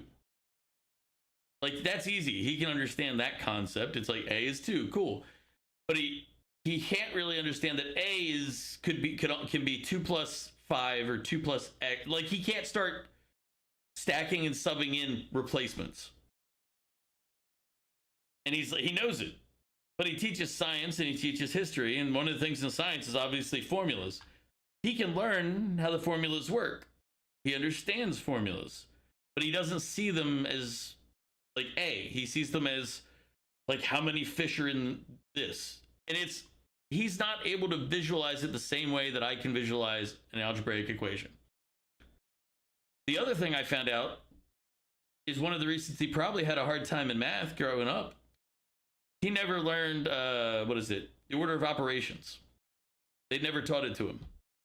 So he didn't know the order of operations until he was obviously much older. It's really hard to do math if you, like, past the basic level. If you don't know, PIMDAS or whatever you want to call it, the order of operations is important. Like, multiply, like, I think when I was a kid, it was please excuse my dear Aunt Sally. Parentheses, exponents, multiplication, division, addition, subtraction. Like, if you don't know that, it makes advanced math, that's going to be real tough to do if you don't know the rules. It's very tough if you don't know the rules to doing math. It's kind of like when you look at calculus and stuff, and they have all these symbols that represent how something is supposed to equate to the information around it. Like logarithms and like various functions and everything else. They have different meanings that if you've never learned, you're just gonna be like, I see a 3 and a 2. So 2 times 3 is 6. 2 plus 3 is 5. What do you mean it's 712 based on this rule and this rule? I don't know that shit. You only went to school because it was necessary, but they never teach you anything. It was just copy this in your notebook and listen to me for an hour and get out. But you learned zero stuff from it. I understand that, Mew, but on high school you chose programmer. You only had basic calculator. The rest of the 3 years it was how to clean old PCs. You never got to learn how to program. Yeah, when it comes to stuff like the problem with school. We've now entered Omega's TED Talk about math and logic. Please grab your cookies and milk and stay a while and listen. I mean, it's not really a TED Talk. It's just, I think that a lot of people expect things to just be done for them also. Like when it comes to school and education. And I realized this is something I didn't figure out, but it was more apparent to me. When I was getting my MBA. Those, and I'll call them kids. They were about 10 years younger than me when I got my MBA. They were just out of college and they immediately went into the MBA program because they're like, this is what I have to do. Like, good little idiots. But their goal when they were in those classes wasn't to learn. Their goal in those classes was, how do I distract the teacher so that I can, get out of having to talk about this crap? Or how do we get the teacher to not stay on track? How do we do all this other stuff? How do we pass through this information and be done with it? And I am an asshole. So I would argue with the teacher about stuff that I didn't agree with or I wanted more information about. If I didn't understand something, it's not like I wouldn't be like, I don't get it. I would engage in the conversation, ask about, like, I had a debate the teacher never got back to me on. I still want to know what their argument was. But the reality is mathematically speaking, war is a negative. It drops your total productive capacity because you're losing resources and people are dying. War is bad. And I said, war is bad Except, what if you're only using 10% of your productive capacity? And you're having a lot of bad things happening, and then you go to war, and all of a sudden you lose 30% off the top, but you go up to maximum productive capacity. So economically speaking, you're gaining that 60% that you weren't using before. I mean, your total capacity is down. It is negative. It does do bad things. That's true. That's not a false statement. It's a reality. You have people dying. You're losing resources. Yes, net negative, hands down. Everybody's losing from the engagement. But if your functional capacity, what you were using, like let's say I have a lot of potential, but I'm only using 10%. We go to war. I jump that up, but I lose my potential because of it. Well, speaking, you gain this much from what you were using, you know? So, and I wanted the teacher's response because I agree with the base concept, but I wanted to get the teacher's response to that part of it. Like, well, you know? And I never got that response, so I was very upset with the teacher, and I still, to this day, and as you can tell, I remember it, and it annoys me. But when you're going, there's a lot of people who go into those classes and go into school and go into education being like, teacher didn't say it, I don't have to learn it. It's like, you don't have to, but it's your time, it's your money, it's your brain. Maybe engage with the matter. You're one of those, to be honest. I understand why. I do understand why they're like that. But especially when you get to college, it's like, dude, you're paying for this. When I went to college, all of my elective classes were economics, accounting, and finance classes because I was going in for finance. Like, aside from the mandatory, like, English, blah, whatever, I was like, what classes will benefit me if I can understand the logic behind them? That. I'm like, I'm paying for this. So if I'm putting my money forward, I want this stuff. I don't care. I don't want to get the easy A so I can get my degree faster. I want the information off of this class. Yeah, it is my TED Talk. Fuck it. We're just going straight in. We're full TED Talk. Let's go. Only the English and math teacher are the most passionate ones. Here's the thing, like, and I'm gonna take the blame off of teachers, mainly because I know what a lot of teachers have to go through in being allowed to teach. Like, my dad was a teacher for decades, and he no longer wants to teach, and it's because of the students, really. And as he said, he doesn't want to deal with students and their parents anymore. He's like, he's one of those teachers that's like, I knew I wasn't gonna make a lot of money teaching. He's like, if I wanted to make a lot of money, teaching's not the career path I should have gone into. He's like, but the problem is that it's not so much the money aspect of teaching. He's like, I go to teach something, and he has to fight the school system on one side to be allowed to teach, like, because the school system is like, teach to the test. We only want passing test grades. We don't give up about anything else. If they can't score on a test, then we're not happy. Test. Teach to this test. Do nothing else. The test says what is 1 + 1. Only teach them 1 + 1. Ignore 1 + 2 and 3. We don't care about that. Teach A. Ignore anything else. So he had to fight the school system there, but he's like, that's kind of just part of job, whatever. He goes, but then in the last like 2 decades, at least in the US, I can't speak about the rest of the world, only the US.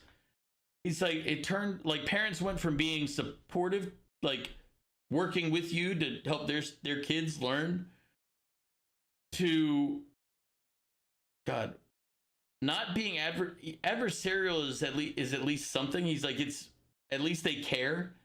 Because the biggest problem is that parents don't care.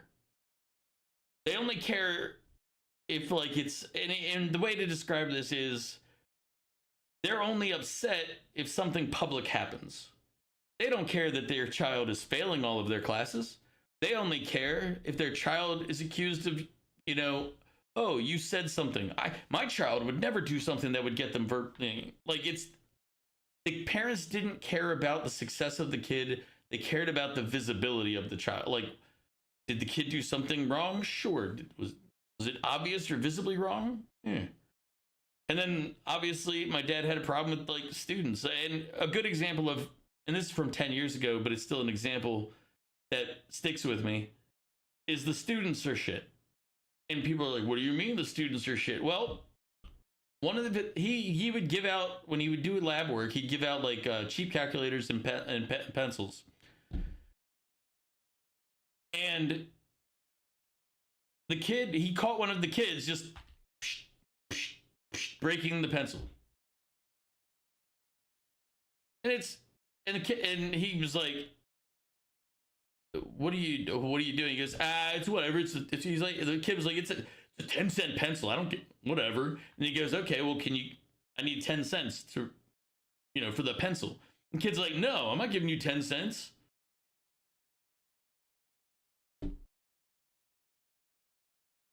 So it's like, okay, you have no problem with it, but it's not your property to destroy. You don't care about that. You're just like, it's not expensive. And then when they say, okay, well, then give me the money for it, you go, whoa, I don't need to give you money for the thing that I just destroyed. And the problem is you expand that mentality into growing up children. Like, this is the mindset that a lot of those little shits have. It's not that pricey. It's not that expensive. It's like, all right, well, then you pay for it. I'm not doing that.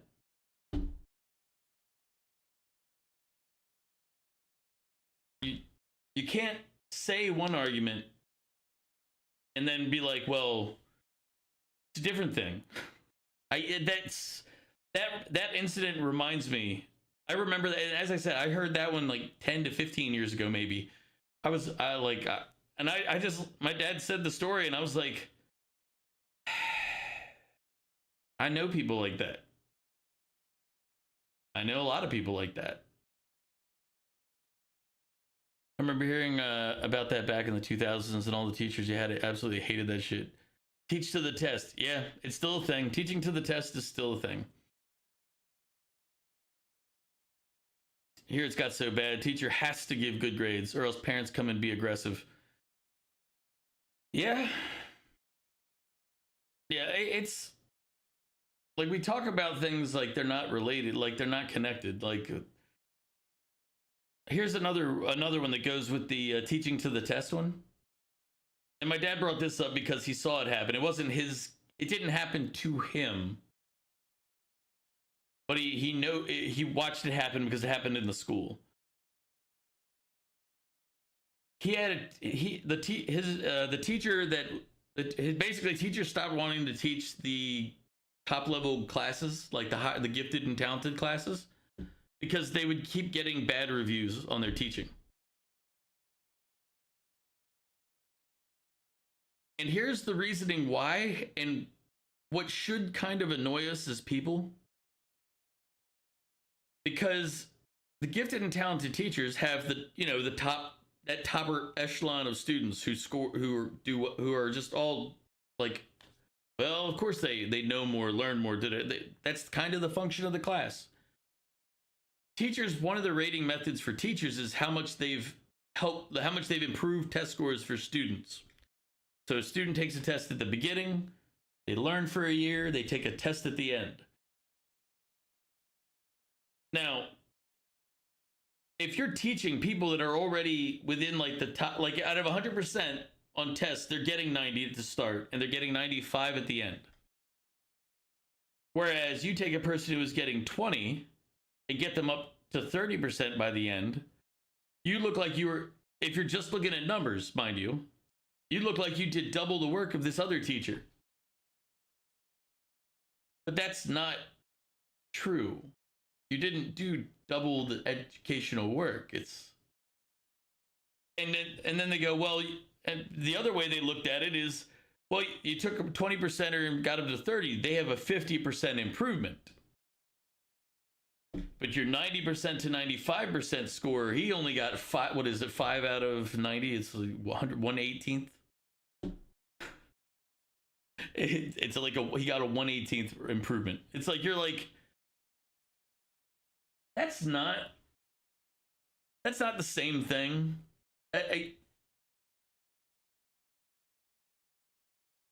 But that's how a lot of school systems started rating teachers. So teachers stopped wanting to teach, or better teachers stopped wanting to teach the higher classes because it's like you're going to get a bad review.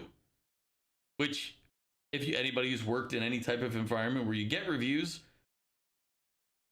that's going to hinder your ability to get better jobs, better money, better everything, because you got a bad review, or at best you'd get an average review. It's kind of like they look at this teacher who's teaching like special ed students and says, hey, you taught them to stop eating crayons. You get the best review and we'll give you a 20% raise. 20%'s high. I know they don't pay that much in teaching.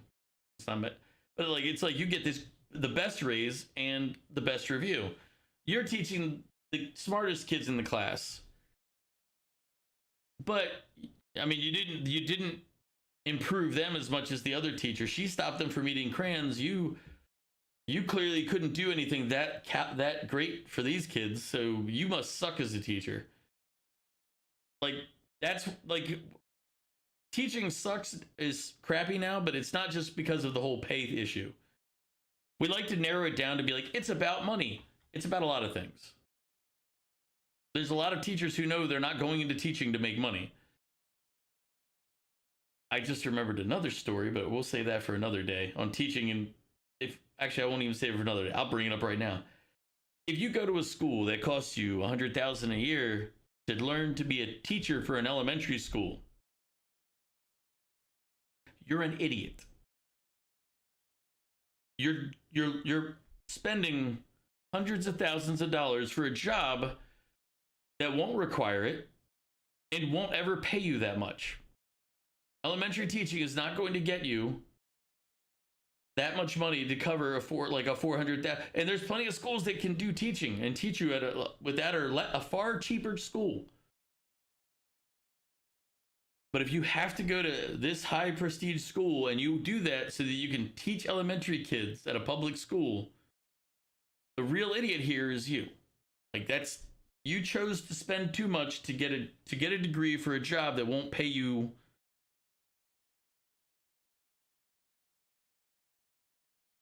Depends on the country. Well, I don't know too many countries that are like, hey, you're going to be an elementary teacher. Here's the 75, 80, 100,000 paycheck you're going to need to pay off the debt that you picked up there. Like, you might be the one teacher that gets like in the prestigious school that you might get that narrow niche of high-end pay. But what are the odds?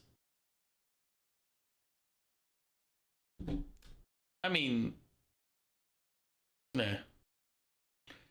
And yeah, again, these are all just like pieces of the puzzle. Like, one thing I'm very adamant about is understanding that anything that I'm trying to simplify is actually probably vastly more complex. Very few things are as simple as A to B. Now, this might be the main thing, A to B, and you should always keep that in mind. Like pull trigger, gun shoots. Yes. But even in that case, you'll have like buildup of residue on the gun. You have to, so it needs to be cleaned at some point. The barrel heats up, so if you fire it too much, the barrel will get warped, and then you'll have a lot more problems. Like this, like just A to B is the big thing. But that doesn't mean nothing else happens. It doesn't mean there's no other situations. There's nothing else occurring.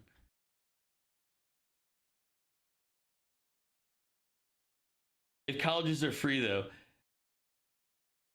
I've had debates about college and like it being free or like state paid for.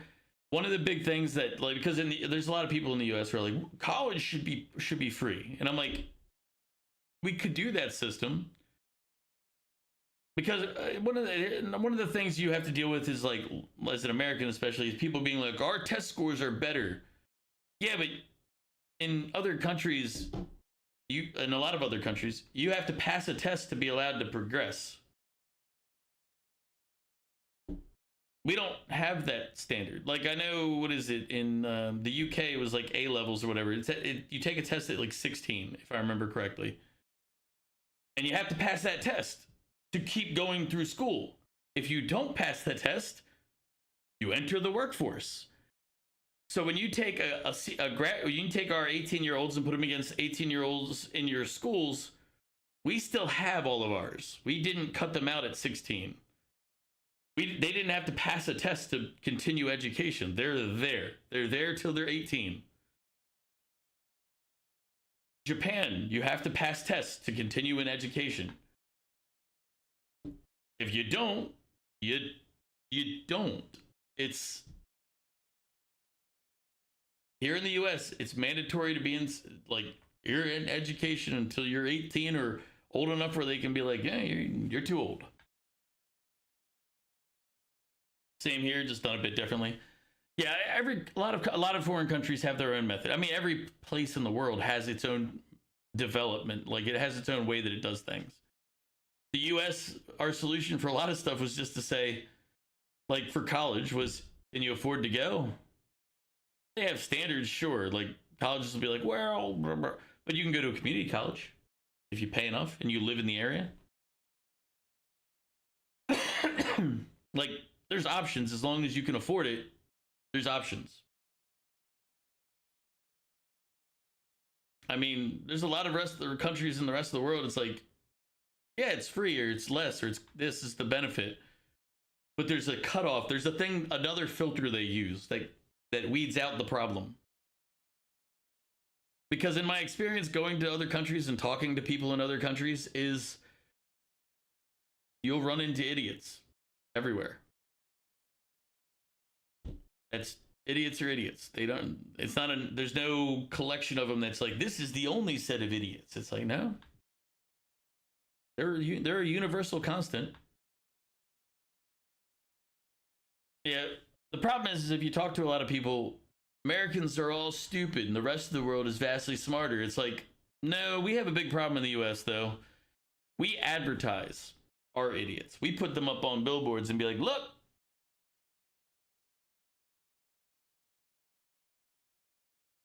how dumb he is.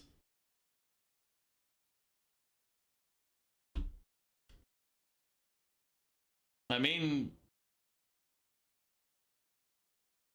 Hollywood. Mug. But in the US, we advertise our idiots. We're like, look at these people. Look how stupid they are.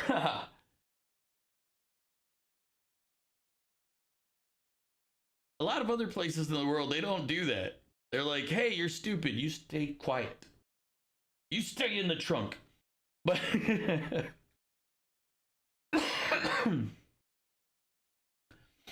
you thought you had mostly smart people, and then the internet came around and you realized it's very far from true. Yeah. The internet exposed a lot of stupidity to being public and visible. I mean, at the end of the day, you just have to learn that people are people. Like, I am somehow the least and most tolerant person in many rooms at any given time. It's like I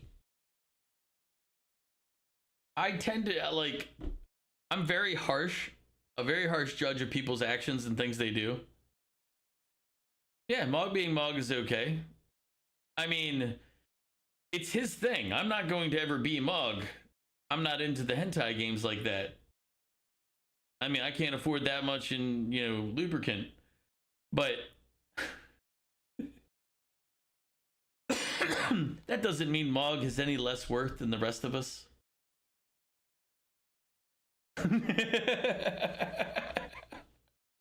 What, Mog? I'm trying to help you out, buddy. Come on, pal.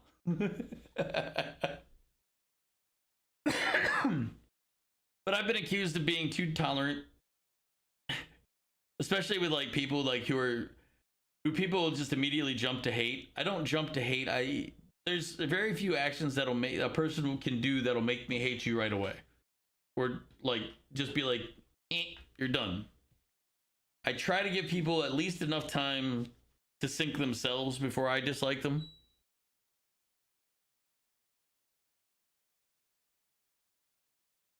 How does that not help, Mog? I was expressing that being Mog is okay. I mean, we covered. What did I miss something? We covered your expensive lube habits. We covered your hentai games. Was it the sheep balloons? Is that I didn't want to tell him about that, Mog. I thought that was something that you were telling me in confidence, but I can talk about the. Yeah.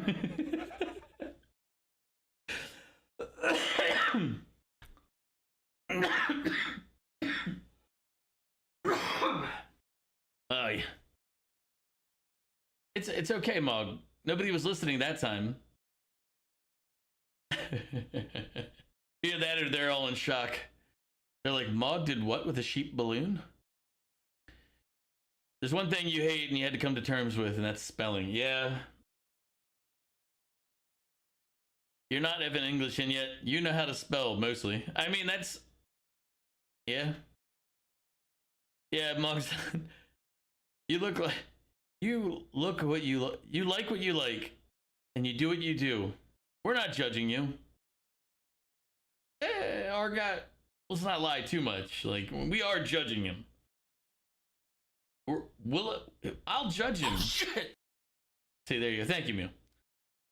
I'll judge him, and that's gonna happen. Like, actually, the sheep balloon thing was it was from a memory of when I worked at Fridays. We had to get gifts for people, and I got one of the other bartenders. So I got a nice bottle of liquor, and then I was like, I can't just give him a bottle of liquor. That's just like, oh, here, that's nice. Oh, thank you. Like that felt weak. It didn't feel right. So I bought a it was like an inflatable like sex sheep or something. I don't remember what the website said, and never opened it, so I don't even know what it looked like. But it's like basically it was like this is God 20 years ago. But it was basically I found like the most depraved thing I could find that wasn't something criminal creepy type. There was some stuff that I was like, no, that's not acceptable. That's no. I'll let your minds figure out what that is. But yes, there's some things that are no, not acceptable. But a sheep, I figured the bartender would enjoy the blow up sheep. Whether he actually enjoyed it or not, I don't care, because it was given to him in public. Now, I'm trying to remember what liquor bottle I gave him. It was something. All I remember is that the bottle was like somewhere below 200, but over 100. And this is 20 years ago. But I didn't want to just give him the bottle. I wanted to have extra for him. I was like, here's for those lonely nights away from the bar. I gave it to him in front of everybody.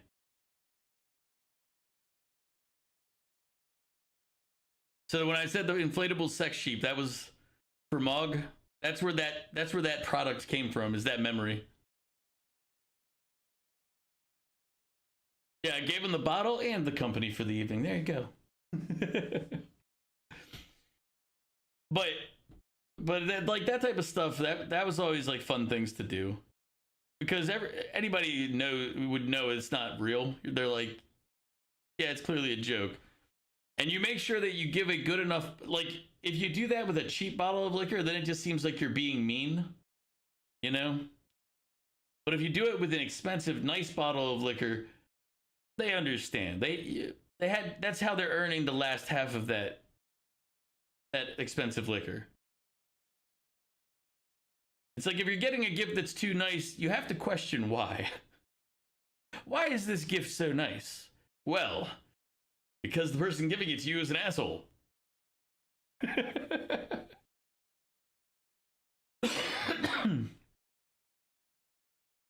If somebody randomly gives you something that's way too nice,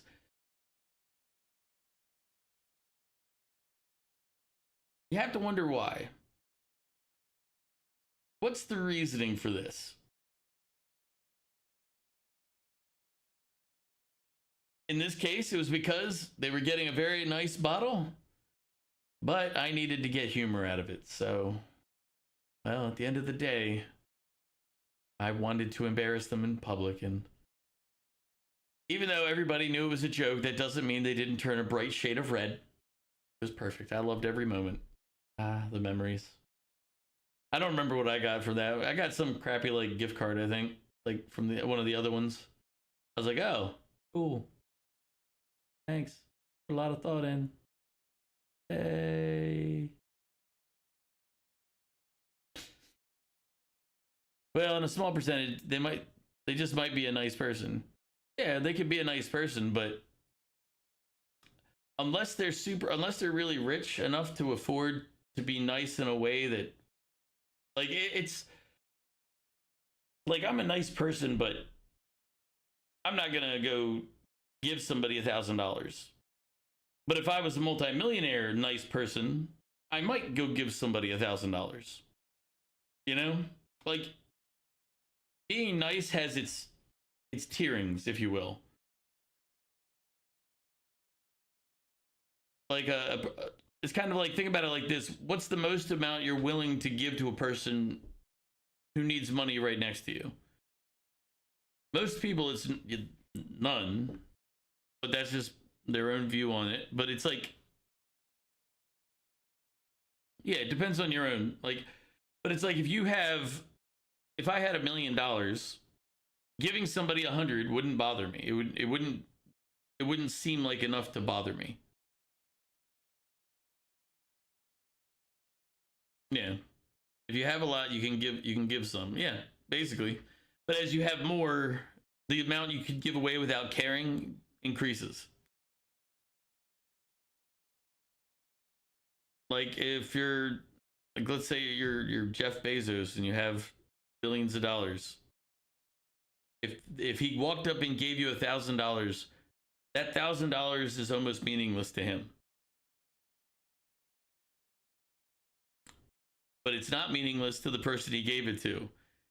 And here's one of the things you have to always keep in mind, is that when it comes to rich people, the money, that level of money isn't anything to them, but they know it means something to the person they're giving to.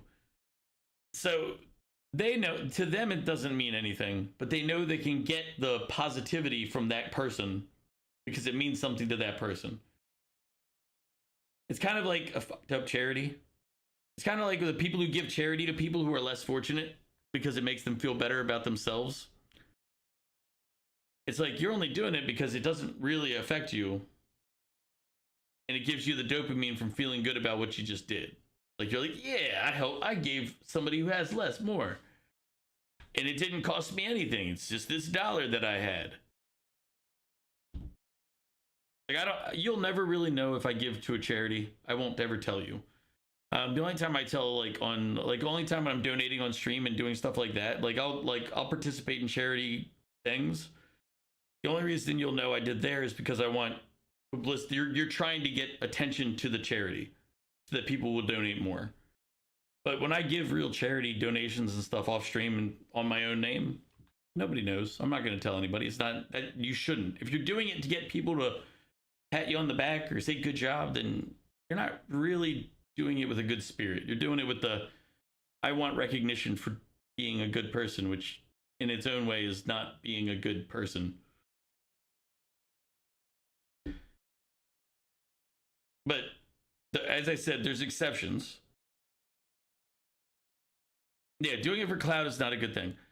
But there's exceptions for like and this is one of those where you're gonna get a lot of people like, but I do it for charity and I'm doing it's like, yeah, but understand, if I'm giving for me to charity, there's two ways I'll do it. I'll either support, like if Luna does like a charity thing for her the cats, the cat center in Osaka, I'll support that and I'll do it visibly and publicly and be, look, I $100 to this. Psh, done.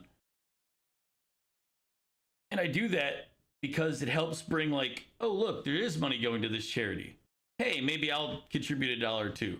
Like, if nobody is donating, people tend to not donate. If you have more donations, people tend to donate. That mentality still exists. That's real. It's performative. That's not the right term, Mog. Performative is doing it. Performative is a different version of it. I'm trying to think of how to explain it. Performative is like, oh, I'm a feminist for, and that, but I'm really doing it because I don't really believe the shit that I'm saying. That's performative. Like, I'm not actually like performative feminist is like, ugh, men are terrible, right? I don't believe that. I'm sorry. I don't agree with that. But I'm saying it because I want to get laid and I'm trying to trick this girl into thinking that I agree and all that. That's performative. I did, Crows. It's crazy. Long ass read. But yeah, and that's, well, I guess if you want to say it's like me donating it there, but I'm not doing it for me. I'm doing it for that stream, that charity raffle. It's kind of like, I guess an example that you would use is seeding the tip jar, if you've ever seen that done. Like, I don't know if any of you have ever heard that, and it's predominantly from restaurants and like coffee shops and things like that from like a decade ago is where that concept came about. But if you have an empty tip cup, people don't tend to tip. You might give excellent service, everything might be amazing, but they see an empty tip cup, so they're less likely to put a tip in. So what a lot of people started doing is they would put $1 into the tip cup or $2 or whatever into the tip cup to start the day. So the first person that comes in doesn't go, they just see the tip there and then it's the same concept with like charity contests and things. And I guess the intent is important also, Mog. Like, if you're doing something for your own self-interest versus doing it for the actual original goal. Like, performative is you're doing it for you. Intent is very important. Like, when I think of performative, it's you're doing it as a function for you. Doing something so that somebody else, like, the actual, like in this case, if you're giving to a charity so the charity gets more, that's not performative because it's not for you that you're doing it. The charity is getting it. But like, if I'm lying about being a feminist, I'm trying to get me laid, you know? Like, I know the example is a little different because we're not talking about money in the second one. Performative is you're trying to do it to boost you, make you look better, make you feel better, make you like you're the recipient of your own effort. It's not just perform, like breaking it down to perform is this. It's so like I get what you're saying with the connection, but it's not quite the same. What are you walked into here? Welcome, Zeno. How are you doing? Mega's trying to cheat a girl into sleeping. No, I'm not. I have in the past. I have lied. I'll explain that in a minute. It's one of those things that it helps debunk another popular belief. It's kind of like a restaurant. Like you invite a few friends to sit. Yeah, exactly. You invite a few friends to sit in the restaurant so that people see that there's people there. So yeah, same things. That's the seating in the tip jar concept. Actually, that's very important. That is a very good, clear one.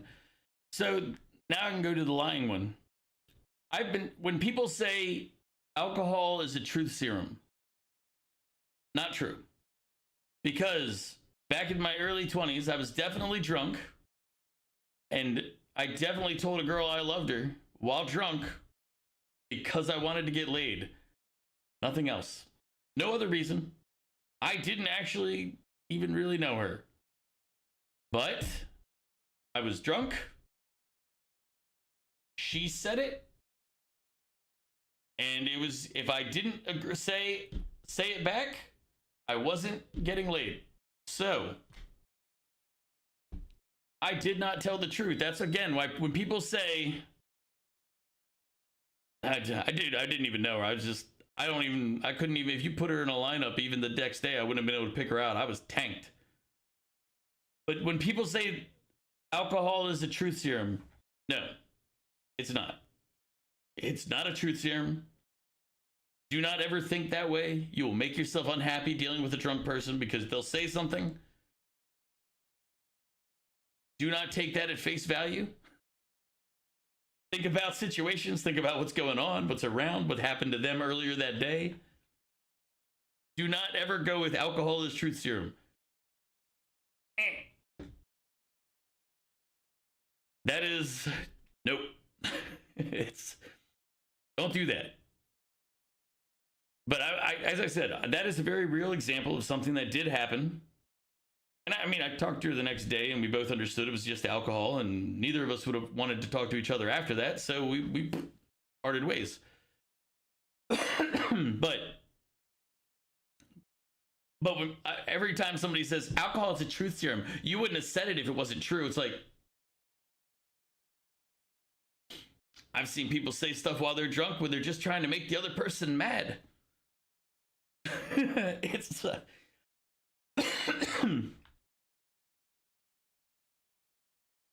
like they might be like, this motherfucker pissed me off. I want to piss them off now. Insert whatever I'm gonna say while trashed.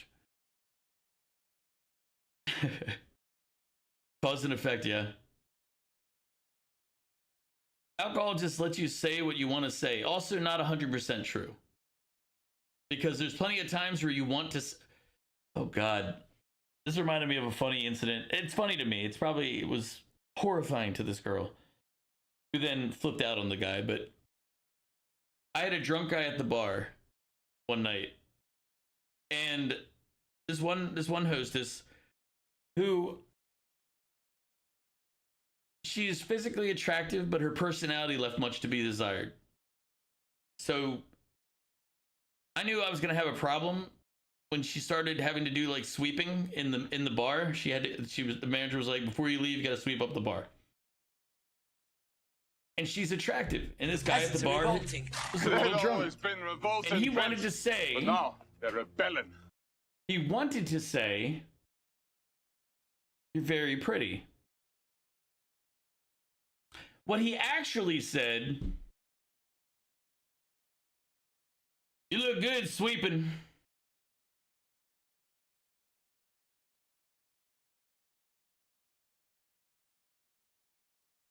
She, with her personality being the crap that it was, decided that this was the moment that she needed to just unload on this person. That guy had no idea what he had brought upon himself when he was just drunk trying to say, you look pretty.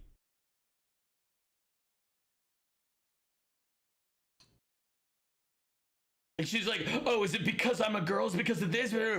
For 5 or 10 minutes before I finally walked over and said, hey, leave him alone. He was just trying to say he looked pretty, but he's drunk and he didn't know how to say it right. And she started trying to yell at me and I'm like, you don't want this. Go back to the front. And she realized that I'm not the person to get into that type of debate with and went to the front. So, because I'm an asshole if I choose to be an asshole. She knew that and decided that that wasn't the fight for her that day. But the bar guest was, because he said something that she took offense to and was not happy. But I let her go off for a little bit because he needed to have a lesson there on like, don't say stupid shit when you're drunk. But I didn't want him to feel like bad enough to never show his face again. It's like, dude, I want you to understand. And I talked to him after. I'm like, dude. He goes, "Oh, I was trying to say." I'm like, I know, you're fine. But yeah, yeah. But it was like, to me, it was funny. To me, it was hilarious. Like, I saw the whole setup. It was a dead night in the bar. There was like 3 people along the bar top, one at a table. She only got to the front end of the bar. She never got to the rest because I had to do it later. And I just remember I saw in his eyes, he looked over, looked back, took a drink, looked over again, a little longer, looked back, another drink for courage, and then spoke. And I'm just sitting there leaning back like this on the bar, like, oh shit.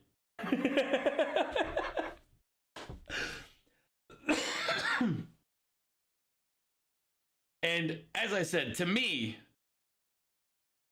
it was fucking hilarious. I loved it. But I also knew when there was a point where it needed to be stopped.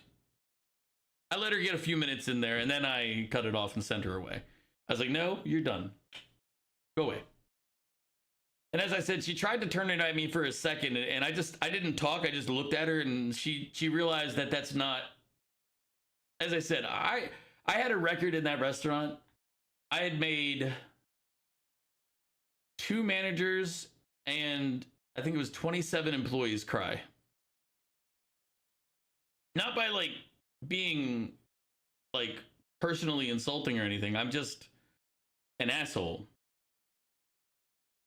Because I never did a personal attack. I feel like personal attacks are uncreative and unnecessary. You can keep it professional. You've never been in a bar before? I used to work in one. I was a bartender for about 8 years, 8 or 9. I was a server for a few years before that, and I worked in Kmart back in the day when I was much younger.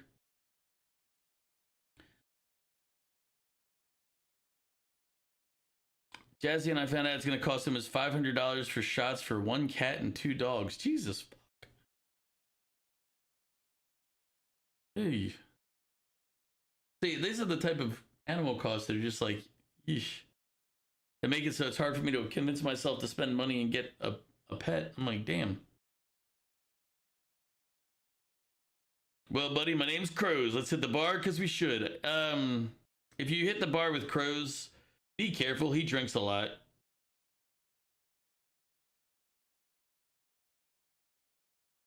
Omega took me to a bar and I cried. That's because you were expecting a gay bar and I didn't take you to one of those, and you were very upset.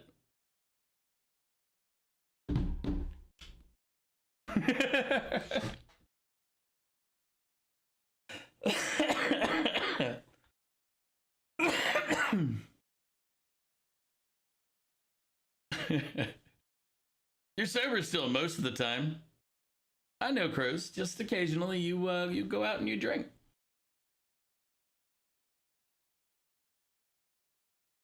But God, yeah, I didn't expect to get into bartender stories, but yeah, we got into those.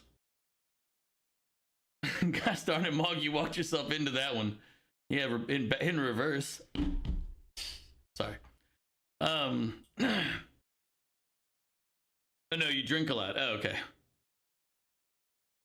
You just occasionally don't stay sober. Oh. Hey, welcome in, Raiders. Everybody, best behavior. Best behavior, everybody. All right, Mog, have a good night if you're going to bed for real.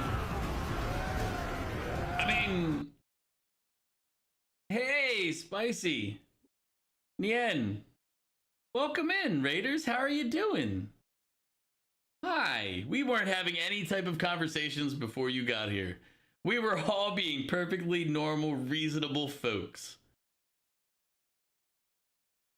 What do you mean bed for real? I mean, we were talking to Mog and he was feeling a little something. So, like, we were talking about his lube obsession and his hentai games. And then he said he's going to bed. So I had to say, hey, if you're going to bed for real, have a good night. That was why, Spicy. That was why.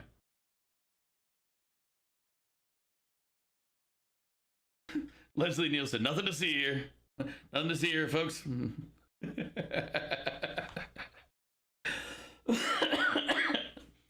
Folded under zero pressure. I mean, it took me a minute to think of what to say. Welcome, Raiders. We're teaching Omega to read. He's struggling to get through the terms and conditions. That is also true. Has anybody ever read the terms and conditions on anything? Oof.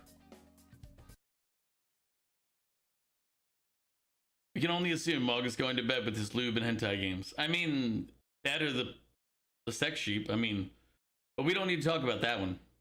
So anyway, Spicy, how are you doing? What were you playing? That was some abiotic factor. Ah. If you read them, you have too much time on your hands. Yeah, I've read terms and conditions before. It is the least productive use of one's time. Because half of the things in there say that, oh, if this doesn't apply, everything else is still valid, so don't worry about it. And you're just like, why did I read that? It's a waste. Mog, you're gonna be awake after all. Okay, I guess Mog's done. Took him a few minutes, but he's back.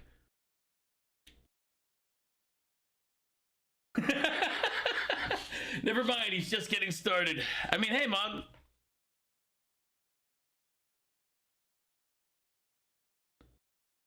Yeah, I mean, the thing is, the terms and conditions contracts are all unimportant. You're not gonna ever win an argument in court on them, and nothing. You're not gonna get anything out of those arguments.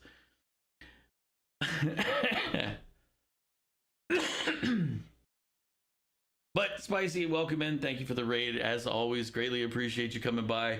I saw you playing Helldivers, and then I think later on Arc Raiders when I was doing my 36-hour stream yesterday. I was gonna say see if you wanted to play because you only had two. Oh, you were in Fortnite when I watched. You had two people in Fortnite, but then I was like, I don't know if I'm gonna make that much sense because at that point I was 29 hours in, I think 30 some odd hours. Right around the 30-hour mark. But anytime you feel like playing Fortnite, Helldivers, or Arc Raiders, feel like hit me up. I have no problem playing any of those. Arc Raiders I haven't played in a minute though. I don't know. Arc Raiders didn't have like a satisfying a game loop for me. I think Mew's of a very similar opinion. You've been to Applebee's a few times here and there when you were very young. The closest thing to a bar you've ever been to? I've been to an Applebee's bar. When I bartended, I used to go out a lot more, like go places and do stuff with other alcoholics. I mean bartenders. Yeah, Arc Raiders, the gameplay loop just didn't. Like, I can see why there's a lot of people that resort to PvP in it. Like, why that's the part that gets advertised is because that's the only gameplay loop that maintains joy, but then it also runs into the problem of you have griefers who hide the lay extract. You'll have people who will just go like, hey, how can I make everybody else unhappy? It's the Arc Raiders negative. Like, you could kill a matriarch for the good part, but you'll get killed every time. Well, I mean, again, people do it and don't get killed, but what are the odds you're going to have a bad experience versus a good one?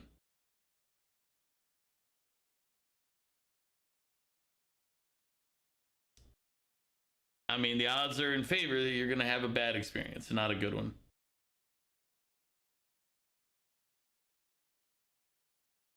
And as I said, even if you flag for PvP, you go out there like, I'm going to go kill other people, you're still going to run into some person who's hiding in a bush waiting at near the extraction point or near the thing you need, and they're just going to be like, ah!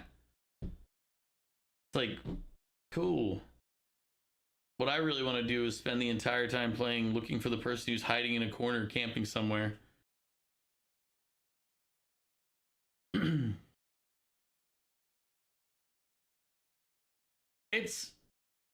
It'll have its fan base, and there'll be avid supporters. It's a game that some people like. But I'm guessing Spicy had to go get that ass, that after stream self-care. Appreciate you coming by, as always. Hopefully you got that ass. But anyway, back to what we were originally talking about, which was drinking, sex, and somehow relating it all back to Mog's personal life. So, yeah, I'm not a big fan of, like, I played Tarkov for a while, but Tarkov, the thing I didn't like about Tarkov is, basically the thing that made cheating so popular in it is nobody could really know what happened. So I would be in a place where I shouldn't be able to get spotted and seen and killed, but then you get shot, you're instantly dead. You're like, oh, back to the window here, and it tells you who killed you, and you're like, okay, shit, that person killed me. So when you saw the video come out and they showed the guy like doing the wireframe while he was cheating, looking at other cheaters in the game, and then he did the wiggle to show that they can see him and he can see them,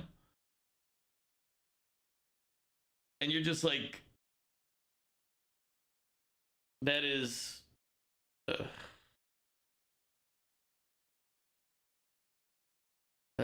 that was such a disappointment, because it's like it confirmed all of the suspicion of cheating you were dealing with before. Honestly, if drinking and sex is Mog's personal life, it doesn't sound half bad. See, there you go, Mog. Positives for you. But it highly depends on the what, where, and who. Okay, that's also a fact.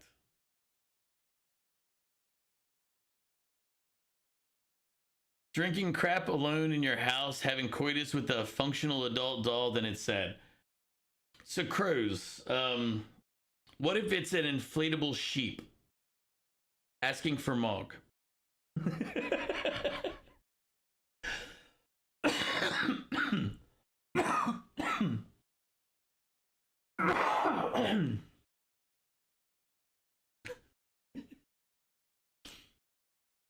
That's just wrong. All right, Mug, sorry, but it's not gonna work out. But all jokes aside, I pick on Mog probably too much, but he'll have to get over it. He'll be fine.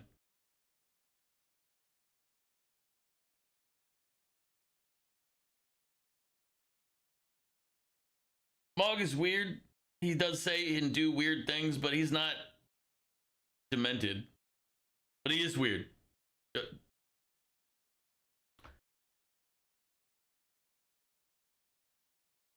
That's the closest to a Mog compliment we're getting to, because I'm sober and I can't say Mog compliments. They just feel weird.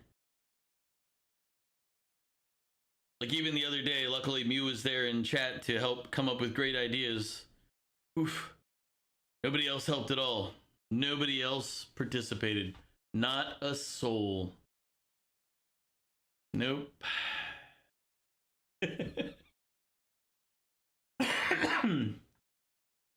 Oh man. Yeah, we've been on these terms and conditions for like 2 hours. It's been crazy. Omega can't compliment people while sober. That's not entirely inaccurate. That's pretty accurate. You know how that feels. You make fun and pick on Jazzy all the time. Yeah. But you see, you're in a relationship. I just pick on Mog because, I mean, he makes it really easy.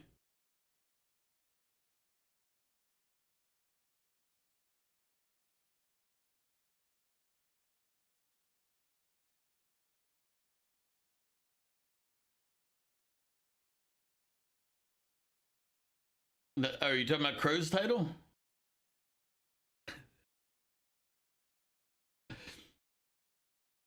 He does have that title. He's gotten it. But yeah, we've been sitting here talking. I actually was going to end stream earlier, but then we started just ranting and talking. I was like, you know what? Fuck it. Let's we ball. Let's go. One that suits you well. What title does Crows have that suits him well? That's crazy. So what you're saying is you get a pass because she's your wife. No, I'm saying that the dynamic is different between you and her and me and Mog. Because she's your wife. Mog is not my wife or husband or any relation. That's what I'm saying. Mega complimented me a couple times, just not sober, and also while I wasn't here. I don't recall that ever happening. It was a good talk. It was a good talk. I enjoyed every bit of it. I have a lot more stuff, but the thing is, people are like, oh, tell more stories. I'm like, I don't remember all the stories. They just come to my head when I'm sitting here. I have a lot of experiences in life, but they don't really occur to me as things to remember. It's just, if they pop up, then they're there. It's like, remember this? It's like, oh, yeah. Just like the other day I talked about when I ran over my brother. Apparently, people here didn't know that story. I thought I'd told it enough times I was never telling it again. Some of my men are calling you Solenia, the pickle man. Try and welcome in. It's because I threw halfway my sandwich. He's just a pickle. He's a monster. He might be lying when he's not sober. I'm glad you remembered what the lessons here. The title that Zeno gave, Cool and Badass? No, Crows. Worst mod ever. Worst mod ever. That's the title that he's talking about. Worst mod ever. There you go. We can also go with R Slow Shenanigans. R Slow Shenanigans worked as well. Try and welcome in Omega, Mew and friends. Yep. I'll do the carrot before we go. Gotcha. Twitch failed your message. No problem, Zeno. It's good.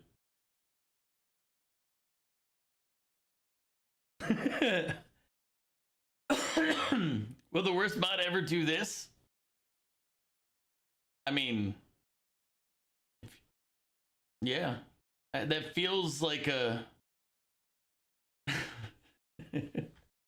that feels like the thing. Yeah, I was like, yeah, Crows, that's yeah, that feels right. Yeah.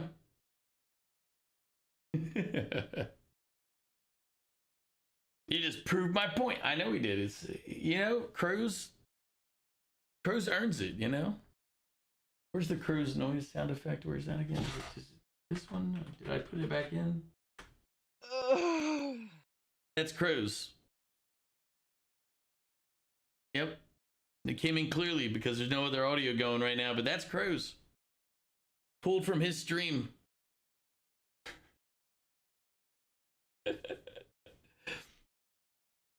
He just happened to be like, you forgot about that shit?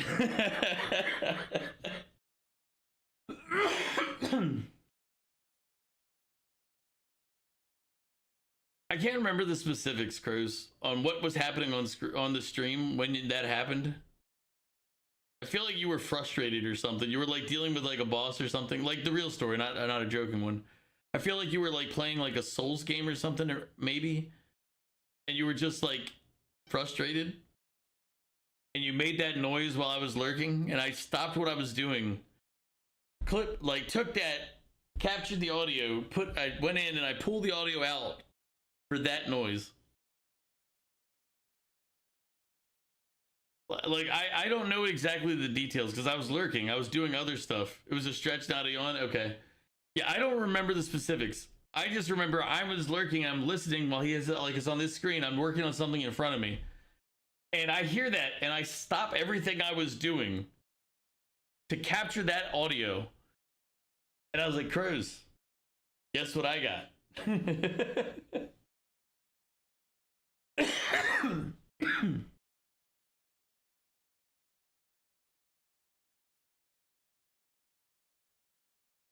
That's a negative for anybody who I'm lurking in their channels. There's a chance that I'm listening at any time. And if I hear something weird, I'll go back and clip it. I never said it arouses me.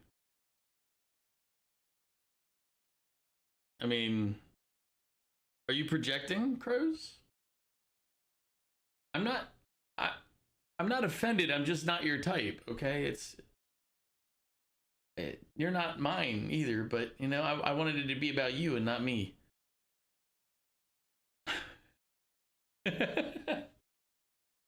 Aroused your interest.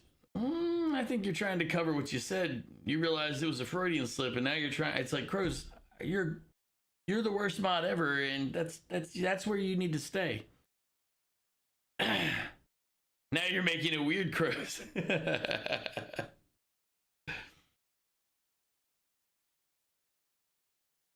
Oh man.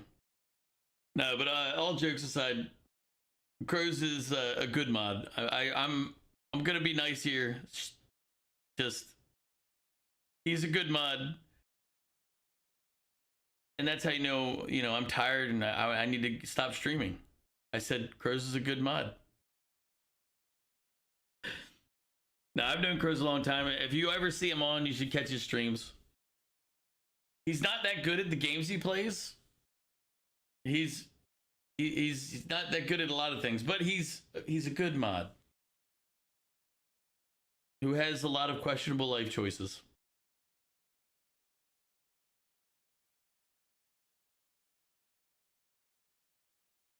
Here's the fun part. Watch this.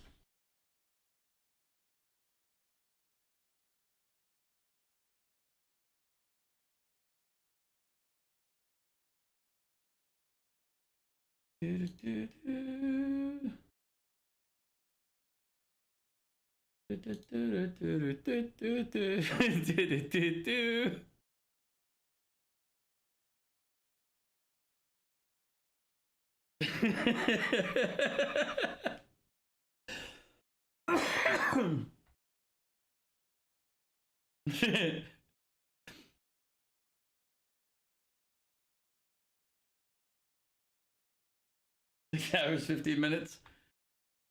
All right, we'll go do this the whole thorough way then. If you want me to go through this process.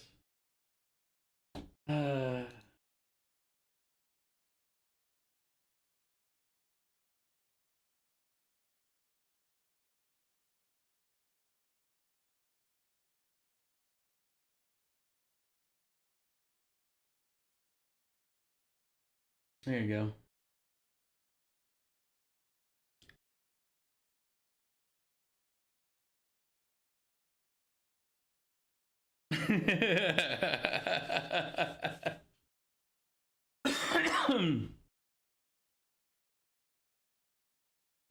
There is freedom of speech. What are you talking about?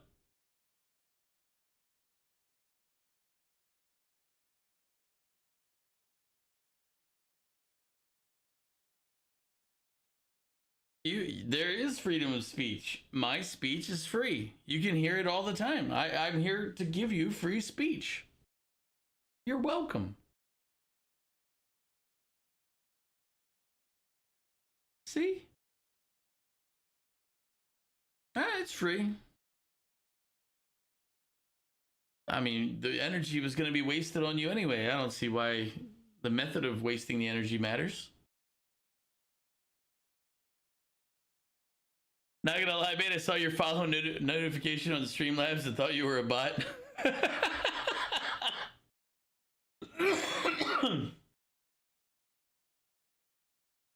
So you banned me already? That was quick. I mean, yeah, normally you should wait till they at least say something to you and then ban them. Give them the feeling.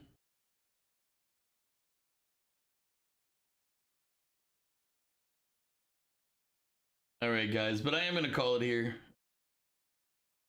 I'm a little unmotivated, if as you could tell, since we've been sitting on terms and conditions for literally an hour and a half.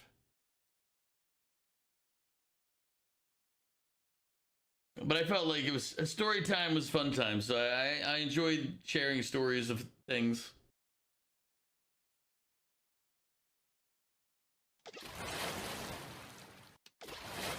Dragon, thank you for the hydrate. I do owe a carrot still, I guess.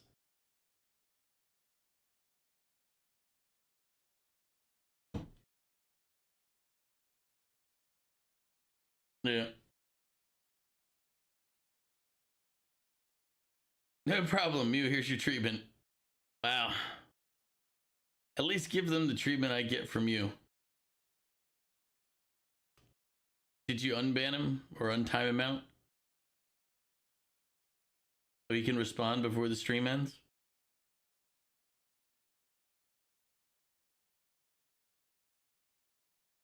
I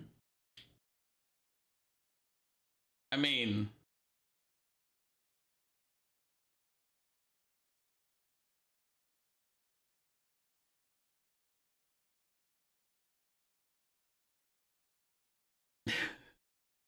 Alright.